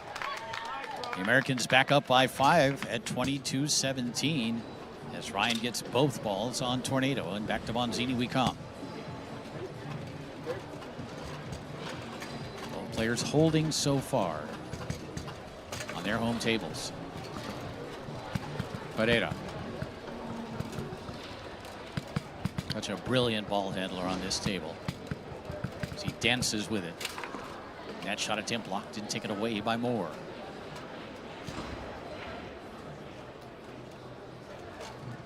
Ryan will put the men up. He's going to step back and try to score, since that one like a bank attempt. This is challenging oftentimes for non-pin shooting players to get on a Bonzini table and have success shooting the ball from the 2-rod. First of all, the men rarely stay up. You end up using a left hand or a right hand with a left hand on a different rod, as Ryan tried there.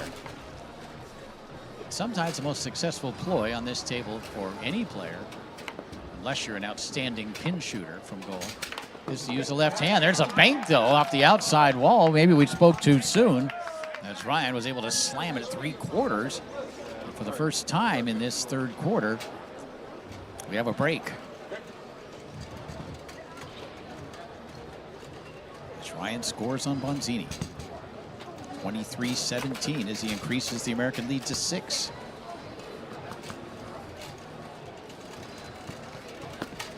I don't think you're ever going to find a better second half, if you will, group of players than the Americans have. Hold on, we've got a call. A lot of movement during the course of that ball, rolling around everywhere. You see Wolfgang Breuer discussing with Marcel Glaus, who is the timer here, but also a very good official in his own right, a referee, head referee. Looks like this ball is going to be awarded to Ryan on the 5. Apparently a jar in the middle of all of that. Fabio says, okay, I guess so. But when you look at that American team, and you're closing with Ryan Moore, and then you're closing with Tony Spreadman and Robert Mares, right now the best doubles team in the world. It's a tough chore for any team to overcome. And the John Wayne. The John Wayne on the Bonzini.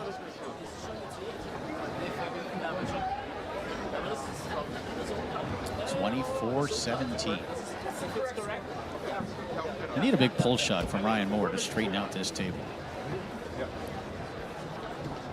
It's Ferreira. after Ryan scores both on Bonzini. We return to Tornado. Fabio needs, you would think, at least one of these.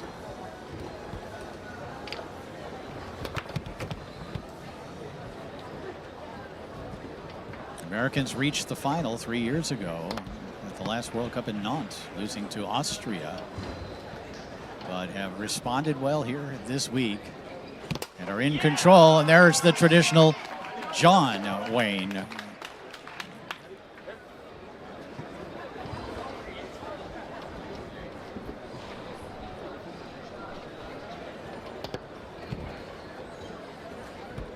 (25-17). Americans up by 8, in control in this World Cup final.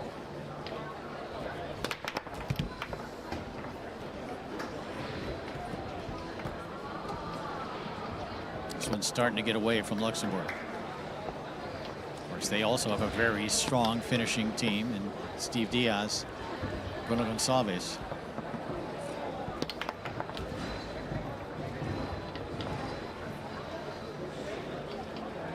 There's Ryan.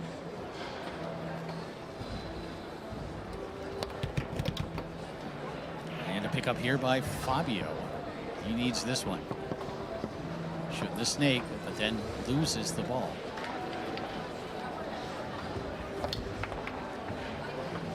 We talked about the fact that maybe this is the Americans' weakest table, perhaps, although they certainly have some guys who can really play on Bonzini. Then you look at Luxembourg, and despite the fact they have a couple of guys who are really good on Tornado, Christopher Diaz and Leonardo Stamera, it may not be a great table for them to have to compete against as well.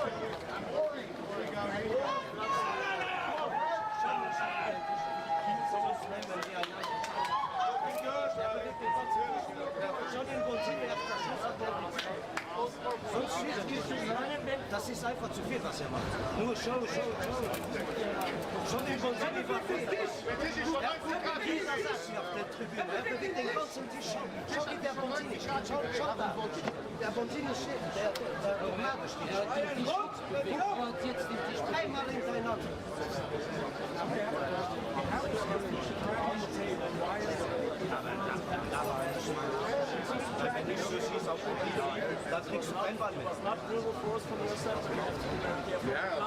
Good job by Ryan. Ryan just straightened the table.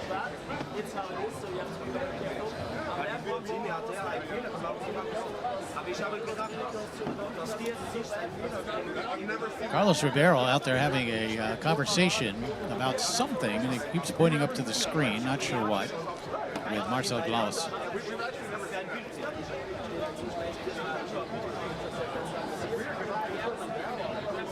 You know, as somebody who has worked in video production, foosball video production for many years, I was always correcting the table, moving it back into position. It's just something as producers we do, and I know ITSF TV also has been concerned with it all week, and it's not easy to do. It gets moved, especially with a big, strong man like Ryan Moore.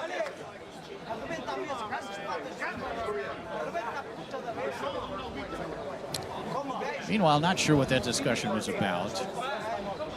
The score is correct, 25-17. Wolfgang Breuer says, let's play ball. And here we go. That's a little better. Fabio Ferreira will put the ball into play. 8-goal lead for the United States, make it 9. As Ferreira inadvertently knocking it back into his own goal. 26-17.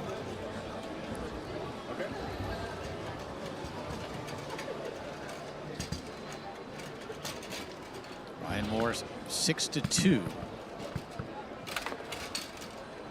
here in this third quarter, outscoring Fabio Ferreira and doing it on both tables. But that's Ryan Moore, folks. This is a multi-table champion.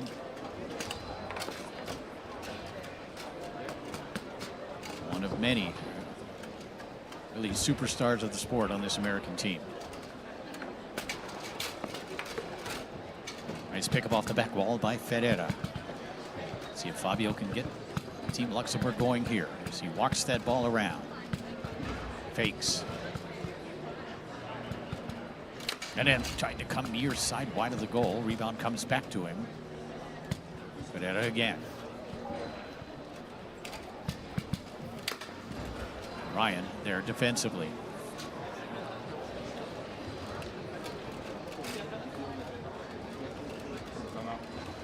Ryan will call timeout.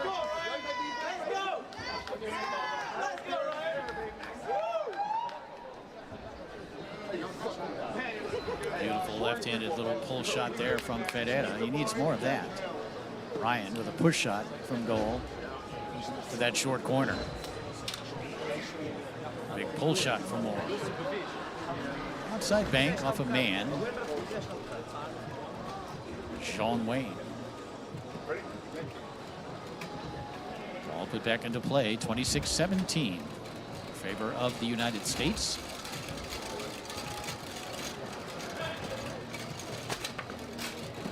Saw Ryan using the right hand, trying to hold that 5-row up with the left.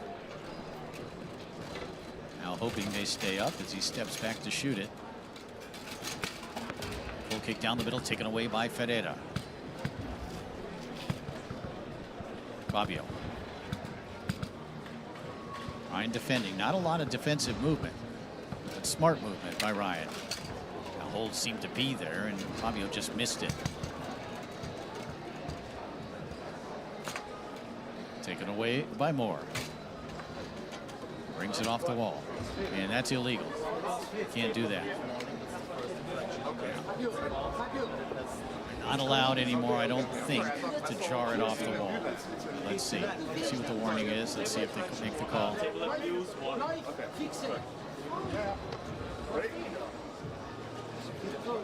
It's just a warning, I believe.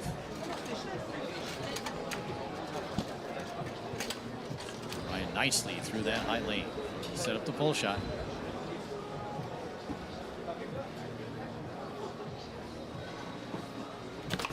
And again, the John Wayne.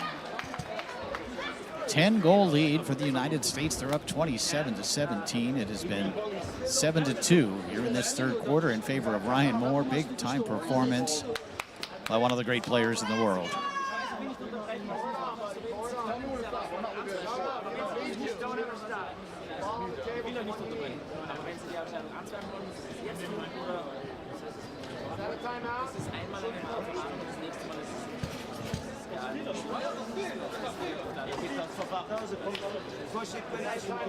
Und da das auch bitte weg.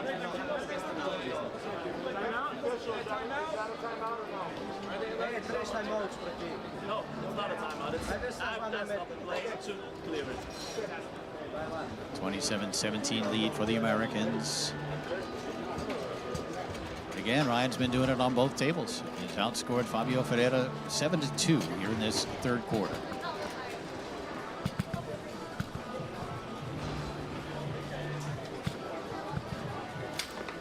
Ferreira's shot attempt taken away.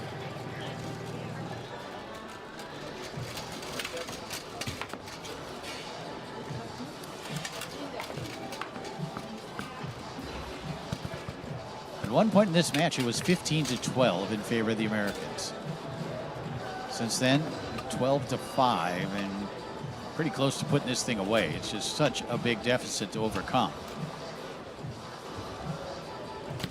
Again, that's 3 of those. 28-17. Dominant performance from Moore here in quarter number 3.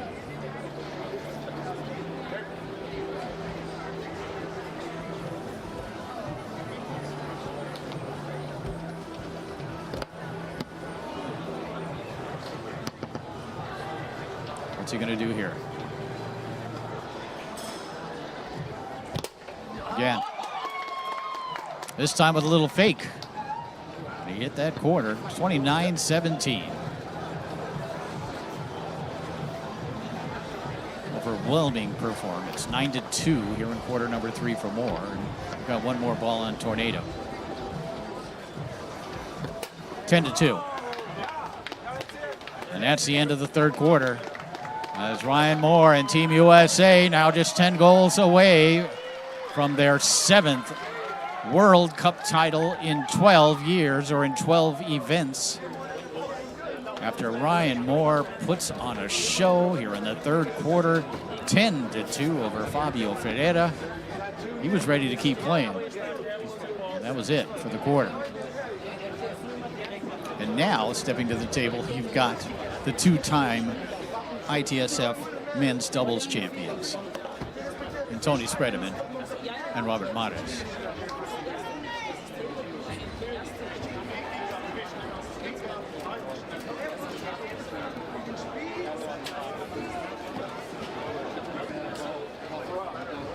Not necessarily a perfectionist, but I like a good squared-up table on camera.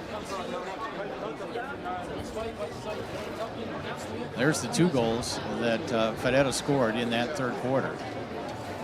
The rest of them were all Ryan Moore. Push to the near corner. One long pull shot and a whole bunch of Mr. Wayne's. Monsieur Wayne.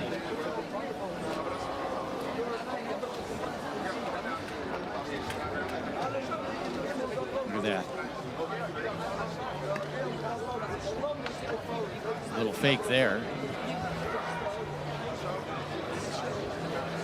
What a performance from Ryan Moore in quarter number 3. The Americans in good position to win their 7th World Cup title. They need 10 goals. Luxembourg needs 23. And it's hard to imagine Tony Spredeman and Robert Mares getting outscored 23-15 or 16. It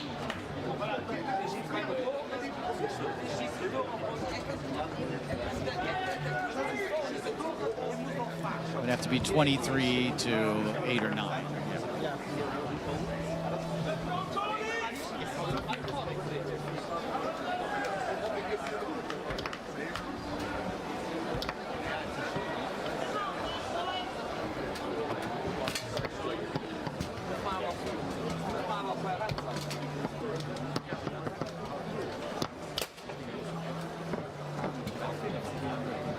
There you see the great Tony Spredeman and Robert Mares, two of the greatest players in the history of American table soccer, and certainly Tony Spredeman's case, one of the great players in the history of international table soccer as well. And you can say the same about Robert Mares, who is going for his 7th gold medal. He's been a member of every gold medal winning team for the USA.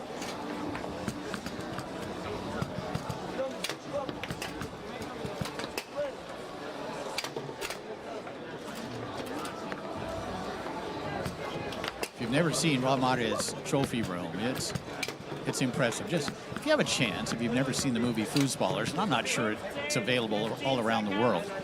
Well, there's a segment in that movie where they visit Rob in his foosball room, his foosball area, and the trophies and the tables and the awards and the photos. It's remarkable.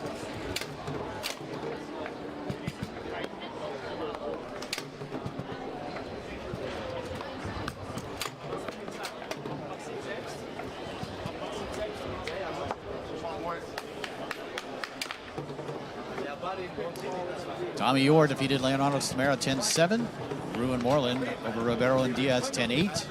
And Ryan Moore 10-2 over Fabio Ferreira. As we move to the final segment, the final quarter, the final element of the 2025 ITSF World Cup.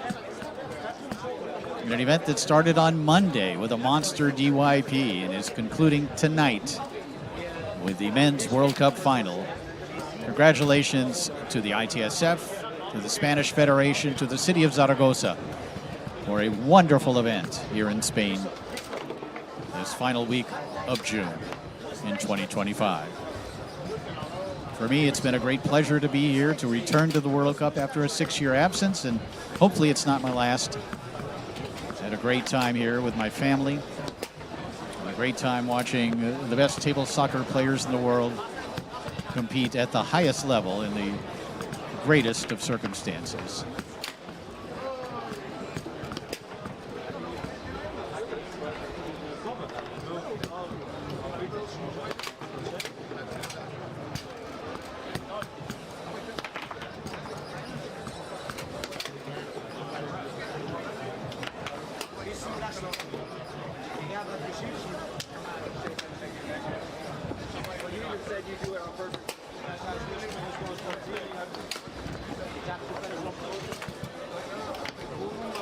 You see Steve Diaz hoping to bring Team Luxembourg back into this with partner Bruno Gonçalves. But again, it's Spredeman and Mares. Folks, I'm going to monitor the Facebook Messenger a little bit longer if you have any questions, anything else.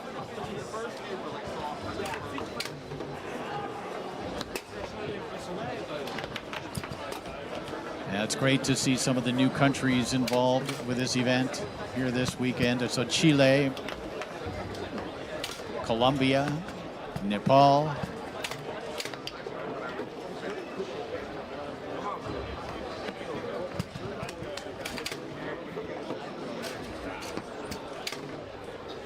But monitoring Facebook Messenger if you have any questions, comments, anything else, here for a little bit longer. And right now, the officials have left the arena for some reason, and that's kind of what we're waiting for. The crowd not happy about it. You hear the whistling.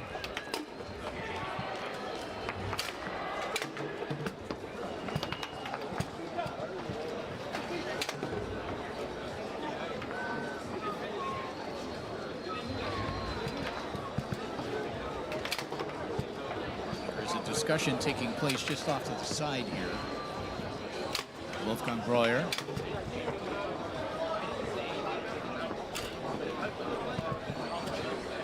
And the other officials, Rob Mares, going over wondering what's going on.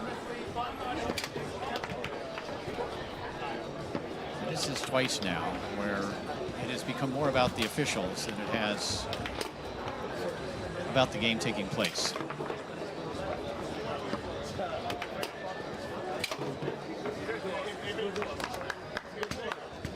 Shout out to Rex Bennett watching in the United States. Thank you, Rex.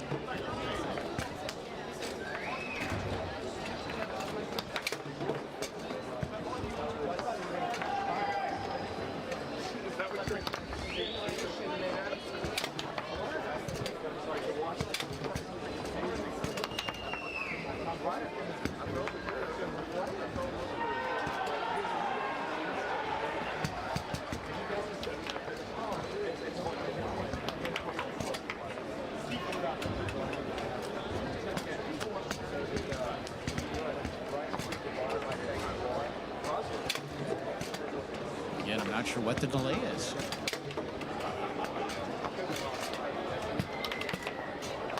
But continuity of a match is important. It's more important oftentimes than solving a problem that perhaps could be solved after the match is over, whether it's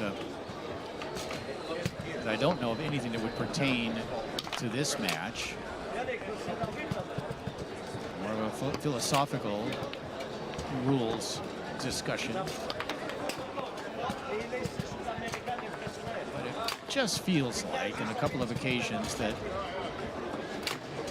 the referee has made it a little more about the referees than about the players and the sport itself.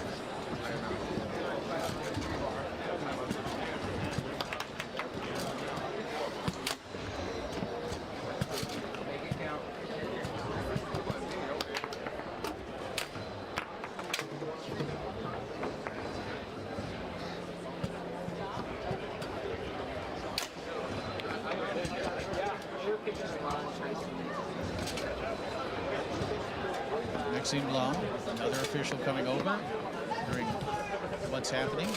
Just off camera. You can't see the officials. They're gathered just off camera to the right.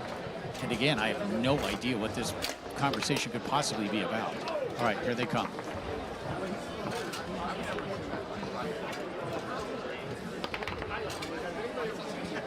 Are we bringing in 3 officials? That's what we need, more officials.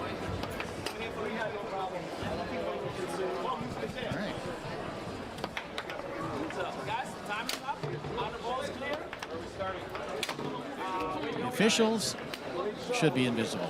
Yeah, it's hard for them to be invisible with those striped shirts, but you understand what I'm saying. Don't become part of the match.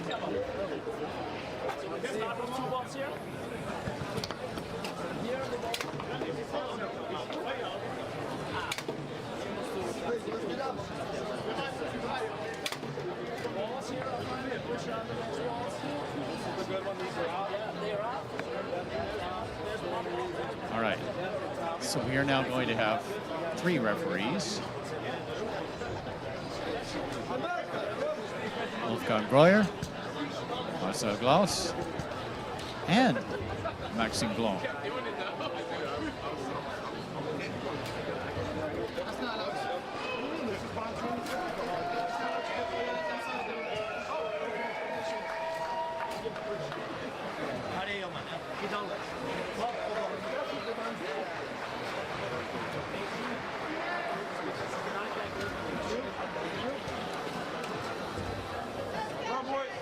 I'm going to assume there were 2 main referees and a timer here. I'm not sure I've ever seen this before.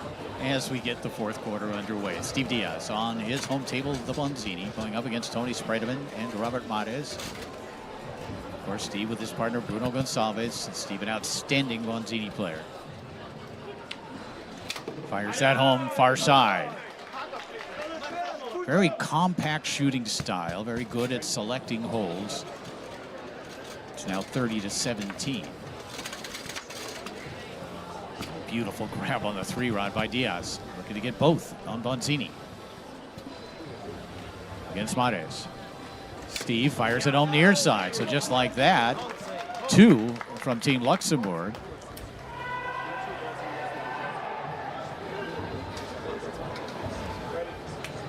I believe it's 30-19, 30-18. All right. Onto the tornado table. Tony quickly converting far side against Gonçalves. 31-19.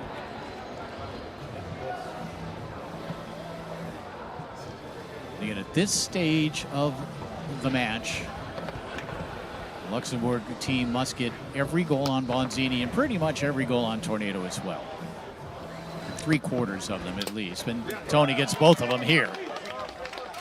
32-19 as we head down the stretch of this match with 3 officials.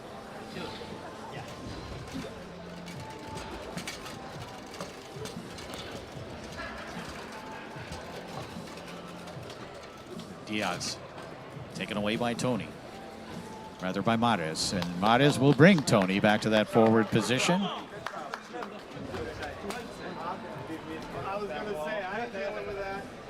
Watch Steve Diaz to the far side. Steve also hit one after that to the near. Tony will return to the forward position, dig it off that outside wall, gently forward, then back, and just sort of find a spot where you can pin it. And he does finally get it off the wall. That pass attempt, Diaz got a piece of it. It comes back to Gonçalves.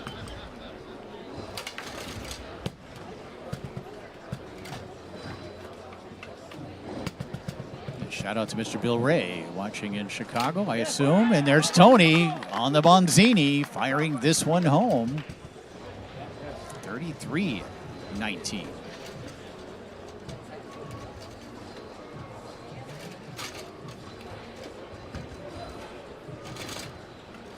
Spreitman again, looking to get both of them on Bonzini. And he does, right back down the middle. Spreitman with an answer. Americans up by 15 in what has been an extraordinary performance across the board from this great American team. Steve Diaz. Diaz has competed in the USA on the Tornado Tour a time or 2. Shot attempt gets through and in for Steve. 34-20.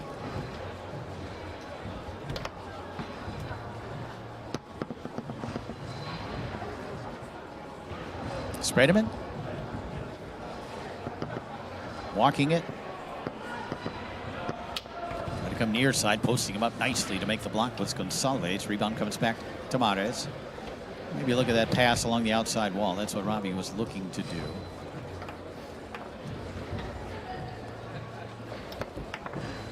And up the table to Tony.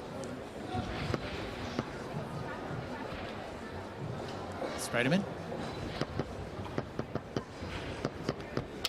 Shot attempt again. That same defense from Gonçalves with a block. Tony fends on the left hook, which brings the ball back to Diaz. quick flip over, taken back by Mares.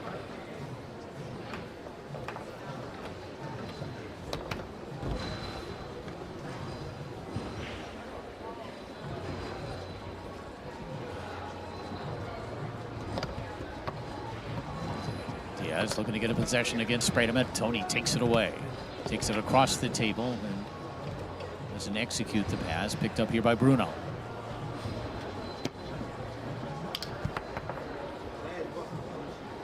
You see both Steve Diaz, Bruno Gonçalves utilizing the pin series on this table. Not easy to do unless you're Frederic Collignon, of course, in the forward position, but really at goal. It's not a table where you're going to be real successful shooting the front pin. Mares looking to feed Tony. It's 35-20. Back over to Bonzini we go.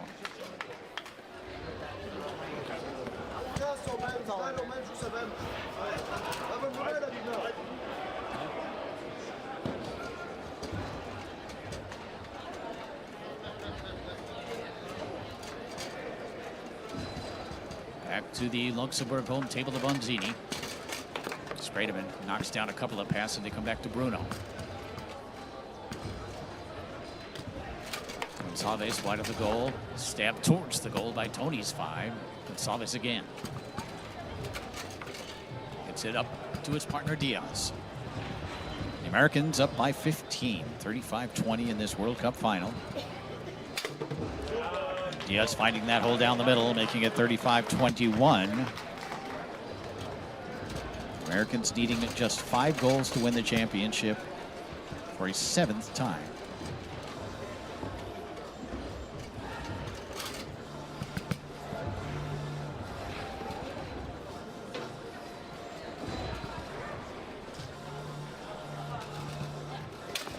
That shot near side, taken away by Mares.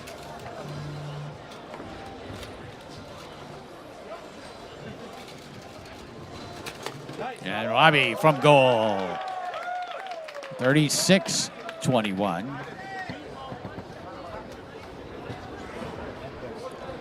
Give you kind of a quick stat. The Americans are 90% of the way towards victory, towards 40 goals. Luxembourg just over 50%. That's the difference in the match right now. 90% to just over 50.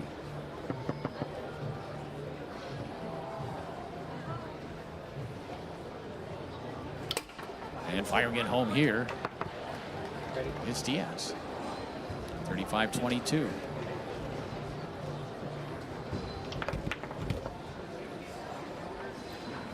$36-22.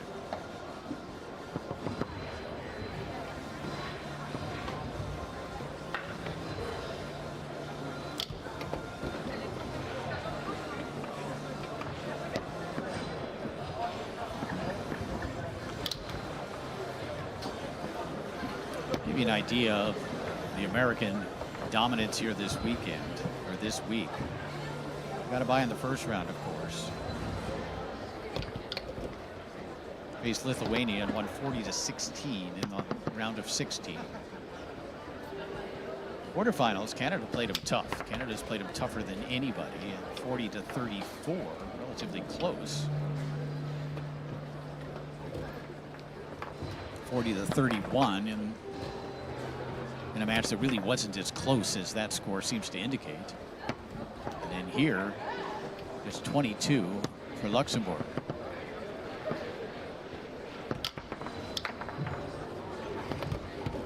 So Team Canada can feel pretty good about the fact that they played the USA tougher than anybody did here this week. Another pass, Mares to Sprademan. Tony fires it home far side. It's 37-22. The Americans just 3 goals away from the World Cup title.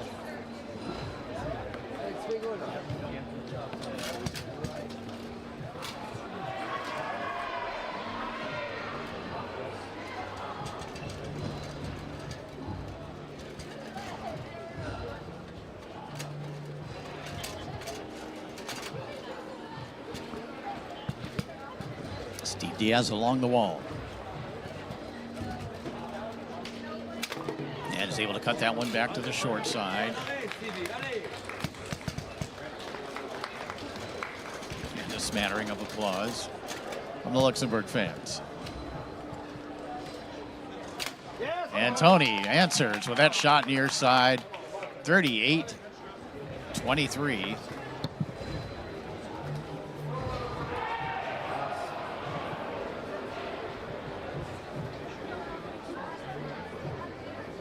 Back to Tornado we go. The Americans could close it out on this table unless Steve scores this one.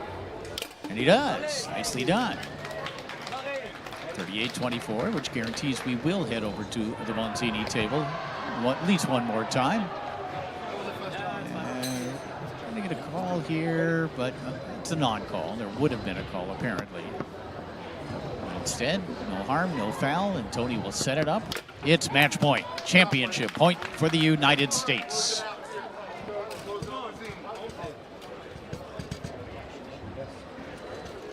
Back to Bonzini we go.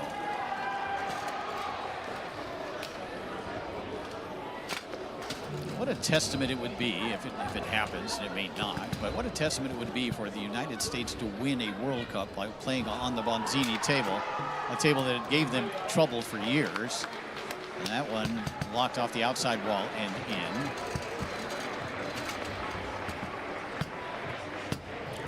39-25. Here's Tony. Bouncing. Rushing it along the outside wall, a chance to win it right here for Sprederman, who sets it up against Bruno Gonçalves. And strokes it home, and there it is. The United States, for the 7th time in 12 World Cups, has claimed the title of the best team in the world, as they win the 2025 World Cup here in Zaragoza, Spain. What a great performance from this great team.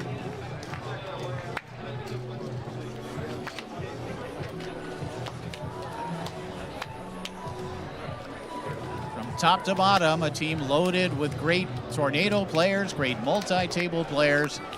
Tremendous performance in the third quarter from Ryan Moore. Tony Sprederman and Robert Mares closed the deal.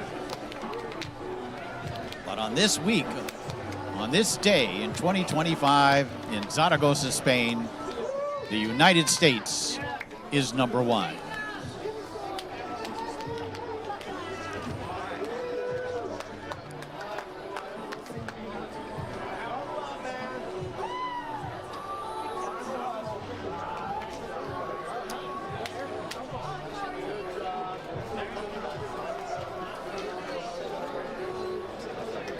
Once again, great job by the ITSF, by the Spanish Federation. Congratulations as well to the city of Zaragoza, our hosts for this outstanding week of table soccer in Spain. Another wonderful event. It doesn't get any better than this if you're a foosball fan, if you're a foosball player. And there you see the champs once again, Team USA. Coach Rob Mares, who has been a part of every gold medal effort for the United States, talking to the guys. It's always positive with Robbie. It's all good. And there's a bunch of guys happy to have won the gold medal once again.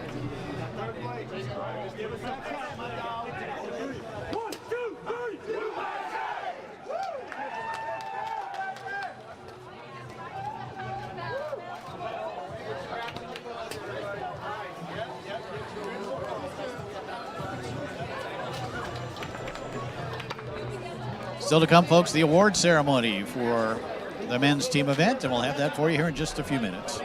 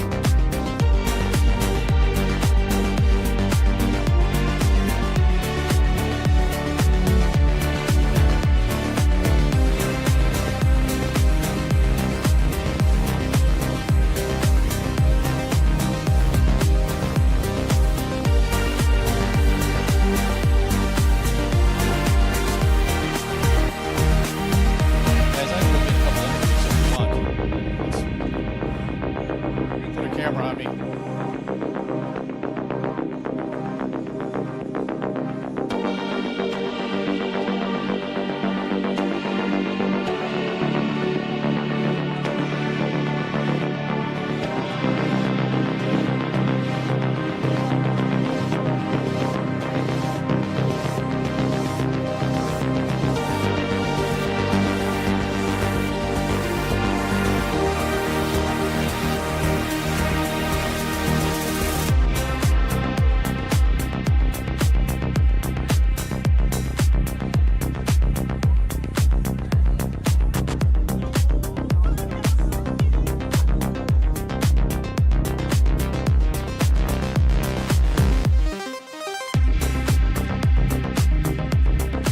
Hey, Ryan.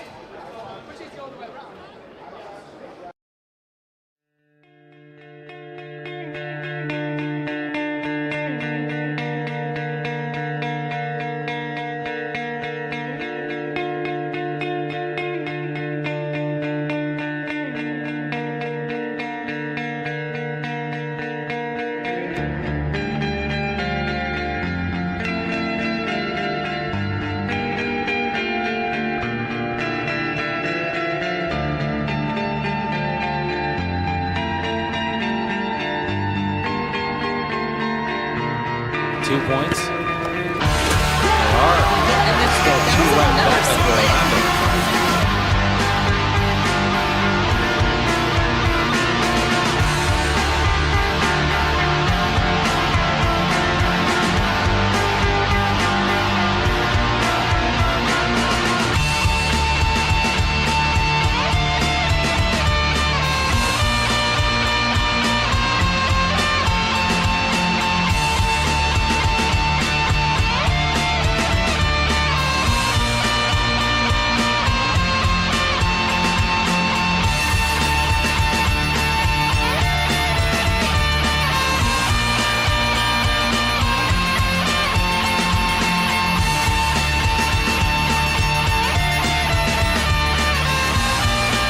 Can't do this. Nana's still smiling. Wow. There it is. Oh my god, I'm so happy for him. Oh my god. There it is, the split. He is the world champion.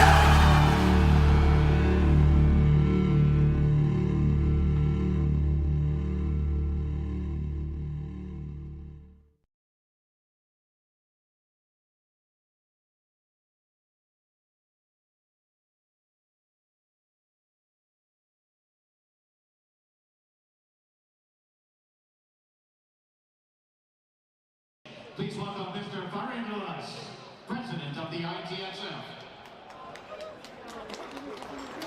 And Mr. Thomas Fernandez, representing the Spanish Federation.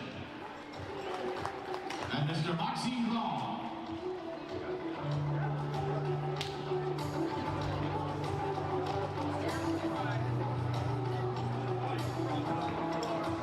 And now, ladies and gentlemen, let's introduce the top 3 finishers in the men's national team competition. Starting with our 3rd place finishers, the national team of Switzerland.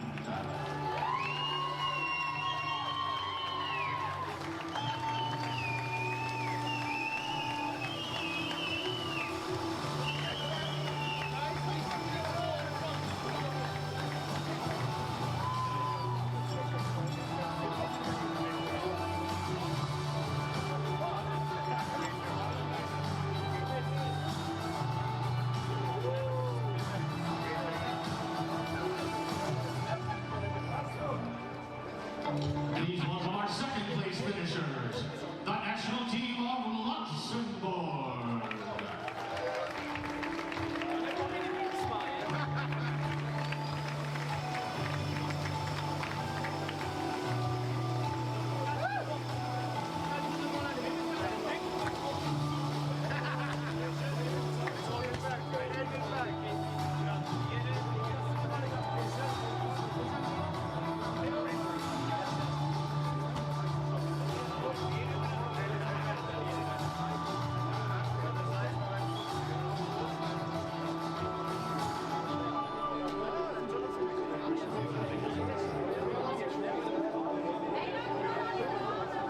And ladies and gentlemen, please welcome your 2025 ITSF World Cup champions, the national team of the United States of America.